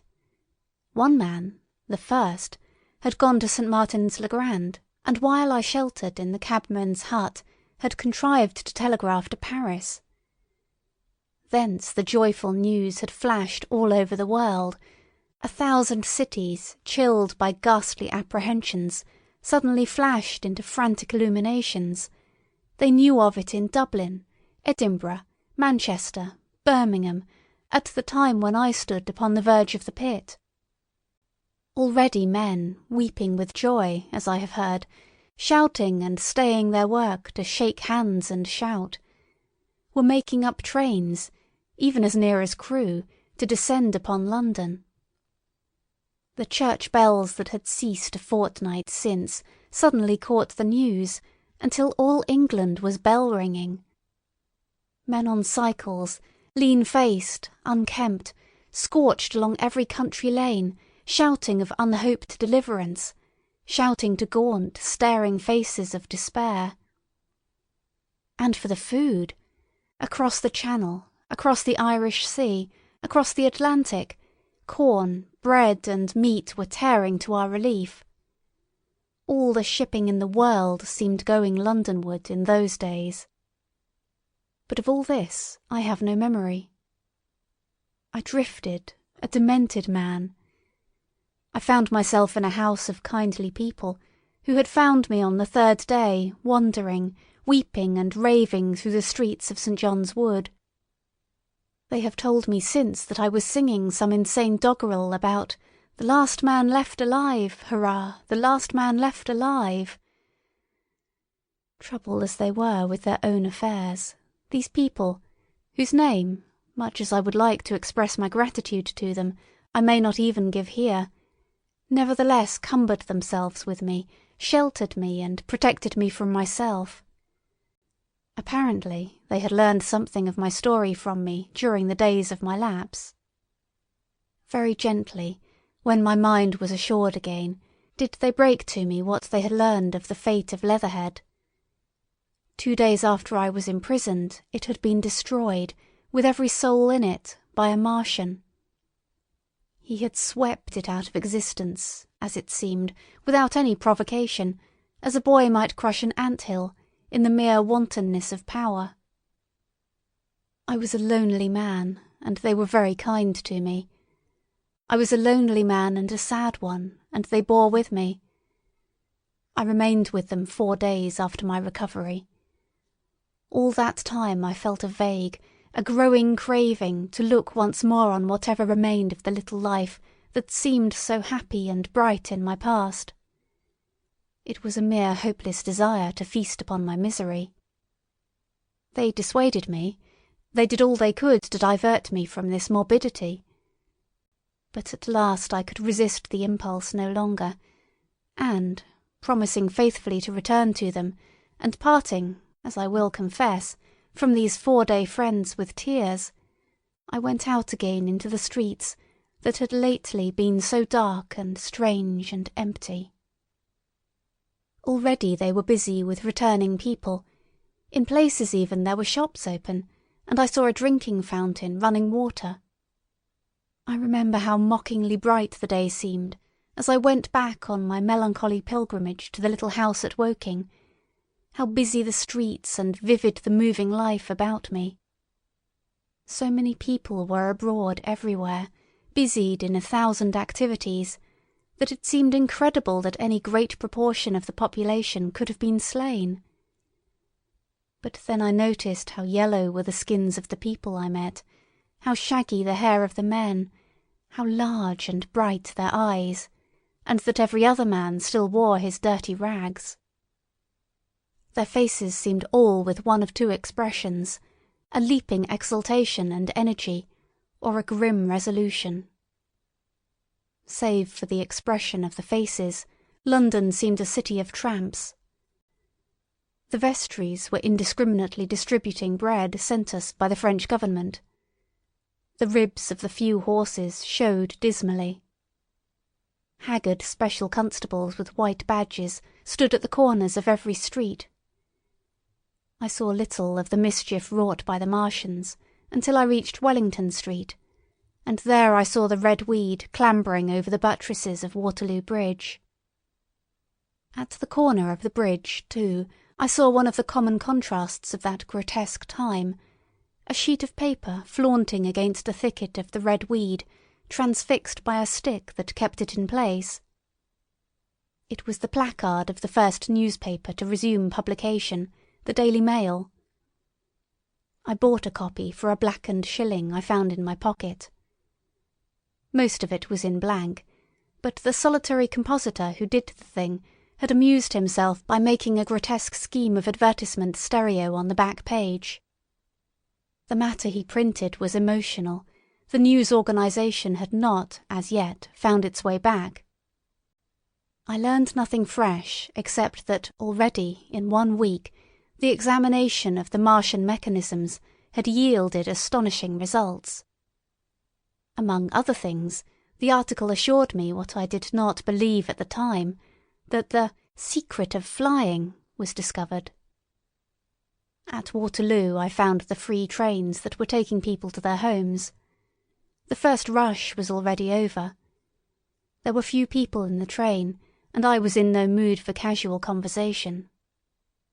I got a compartment to myself, and sat with folded arms, looking greyly at the sunlit devastation that flowed past the windows. And just outside the terminus, the train jolted over temporary rails, and on either side of the railway the houses were blackened ruins. To Clapham Junction the face of London was grimy with powder of the black smoke, in spite of 2 days of thunderstorms and rain, and at Clapham Junction the line had been wrecked again. There were hundreds of out-of-work clerks and shopmen working side by side with the customary navvies, and we were jolted over a hasty relaying. All down the line from there the aspect of the country was gaunt and unfamiliar. Wimbledon particularly had suffered. Walton, by virtue of its unburned pine woods, seemed the least hurt of any place along the line. The Wandle, the Mole, every little stream, was a heaped mass of red weed, in appearance between butcher's meat and pickled cabbage. The Surrey pine woods were too dry, however, for the festoons of the red climber. Beyond Wimbledon, within sight of the line, in certain nursery grounds, were the heaped masses of earth about the sixth cylinder. A number of people were standing over it, and some sappers were busy in the midst of it. Over it flaunted a Union Jack, flapping cheerfully in the morning breeze. The nursery grounds were everywhere crimson with the weed, a wide expanse of livid colour cut with purple shadows, and very painful to the eye. One's gaze went with infinite relief from the scorched greys and sullen reds of the foreground to the blue-green softness of the eastward hills. The line on the London side of Woking Station was still undergoing repair, so I descended at Byfleet Station and took the road to Maybury, past the place where I and the artilleryman had talked to the hussars, and on by the spot where the Martian had appeared to me in the thunderstorm. Here, moved by curiosity, I turned aside to find, among a tangle of red fronds, the warped and broken dog-cart with the whitened bones of the horse scattered and gnawed. For a time I stood, regarding these vestiges. Then I returned through the pine wood, neck high with red weed here and there, to find the landlord of the spotted dog had already found burial, and so came home past the College Arms. A man standing at an open cottage door greeted me by name as I passed. I looked at my house with a quick flash of hope that faded immediately. The door had been forced, it was unfast and was opening slowly as I approached. It slammed again. The curtains of my study fluttered out of the open window from which I and the artilleryman had watched the dawn. No one had closed it since. The smashed bushes were just as I had left them nearly 4 weeks ago. I stumbled into the hall, and the house felt empty. The stair carpet was ruffled and discoloured where I had crouched, soaked to the skin from the thunderstorm the night of the catastrophe. Our muddy footsteps, I saw, still went up the stairs. I followed them to my study, and found lying on my writing-table still, with the selenite paperweight upon it, the sheet of work I had left on the afternoon of the opening of the cylinder. For a space I stood, reading over my abandoned arguments. It was a paper on the probable development of moral ideas with the development of the civilizing process, and the last sentence was the opening of a prophecy. In about 200 years, I had written, we may expect. The sentence ended abruptly. I remembered my inability to fix my mind that morning, scarcely a month gone by, and how I had broken off to get my daily chronicle from the newsboy. I remembered how I went down to the garden gate as he came along, and how I had listened to his odd story of men from Mars. I came down and went into the dining-room. There were the mutton and the bread, both far gone now in decay, and a beer bottle overturned, just as I and the artilleryman had left them. My home was desolate. I perceived the folly of the faint hope I had cherished so long. And then a strange thing occurred. "It is no use," said a voice. "The house is deserted. No one has been here these 10 days. Do not stay here to torment yourself. No one escaped but you." I was startled. Had I spoken my thought aloud? I turned, and the French window was open behind me. I made a step to it and stood looking out.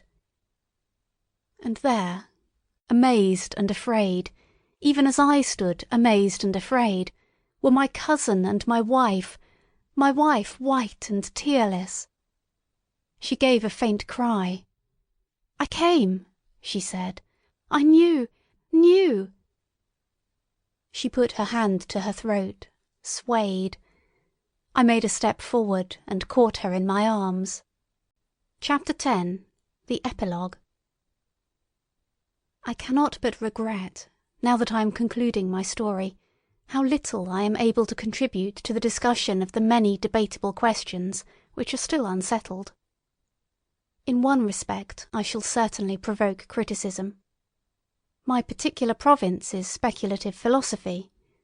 My knowledge of comparative physiology is confined to a book or two, but it seems to me that Carver's suggestions as to the reason of the rapid death of the Martians is so probable as to be regarded almost as a proven conclusion.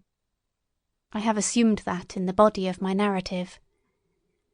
At any rate, in all the bodies of the Martians that were examined after the war, no bacteria except those already known as terrestrial species were found. That they did not bury any of their dead, and the reckless slaughter they perpetrated, point also to an entire ignorance of the putrefactive process. But, probable as this seems, it is by no means a proven conclusion. Neither is the composition of the black smoke known, which the Martians used with such deadly effect, and the generator of the heat rays remains a puzzle. The terrible disasters at the Ealing and South Kensington laboratories have disinclined analysts for further investigations upon the latter. Spectrum analysis of the black powder points unmistakably to the presence of an unknown element, with a brilliant group of 3 lines in the green, and it is possible that it combines with argon to form a compound which acts at once with deadly effect upon some constituent in the blood.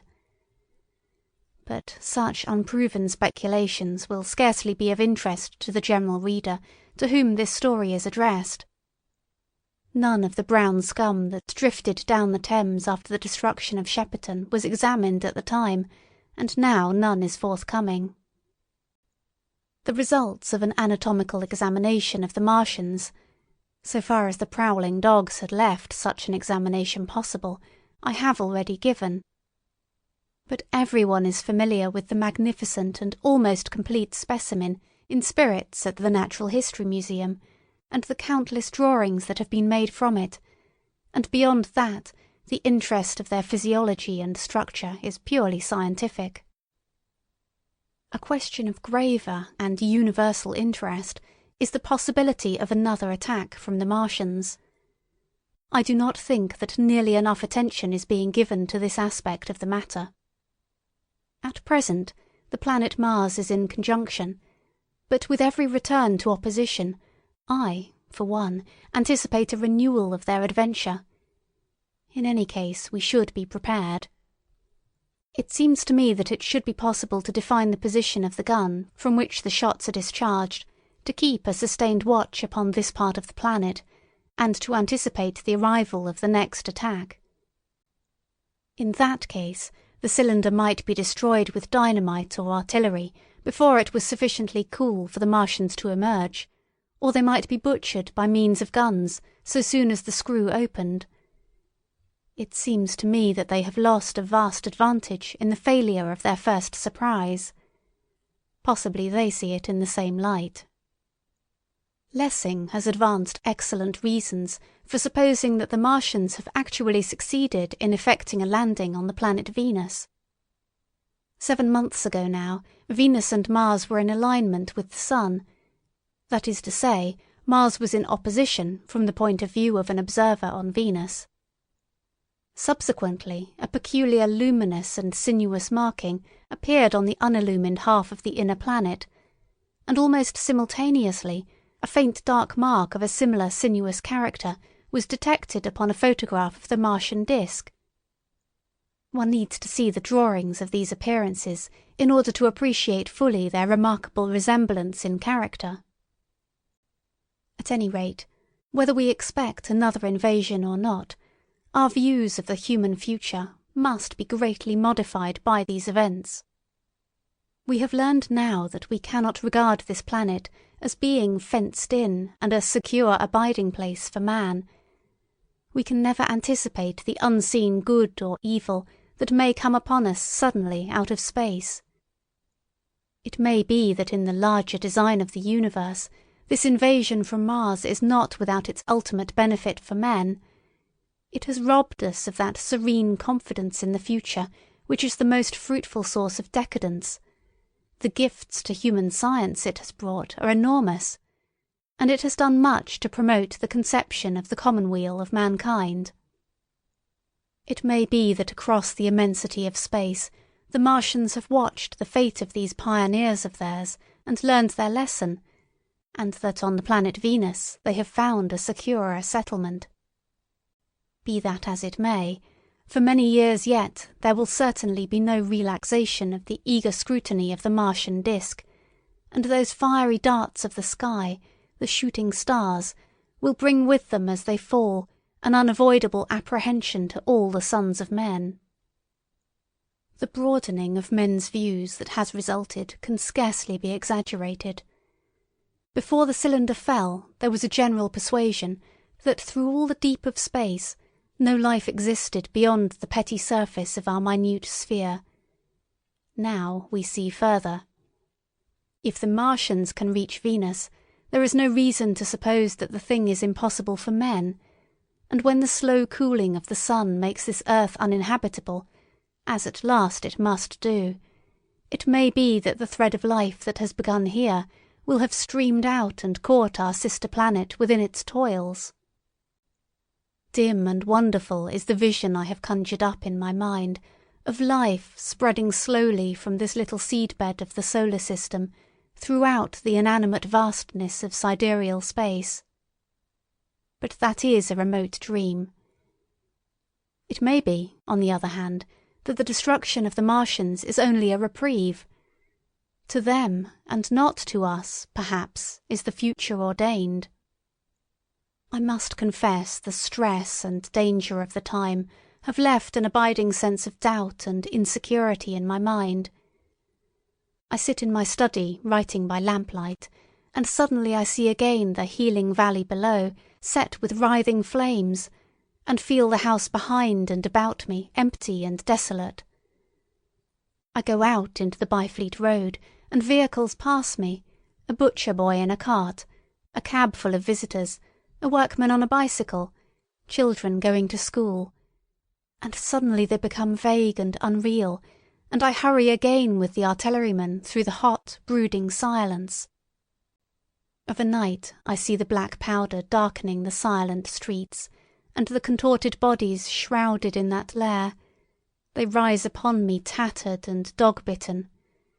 They gibber and grow fiercer, paler, uglier, mad distortions of humanity at last, and I wake, cold and wretched in the darkness of the night. I go to London and see the busy multitudes in Fleet Street and the Strand, and it comes across my mind that they are but the ghosts of the past, haunting the streets that I have seen silent and wretched, going to and fro, phantasms in a dead city, the mockery of life in a galvanized body.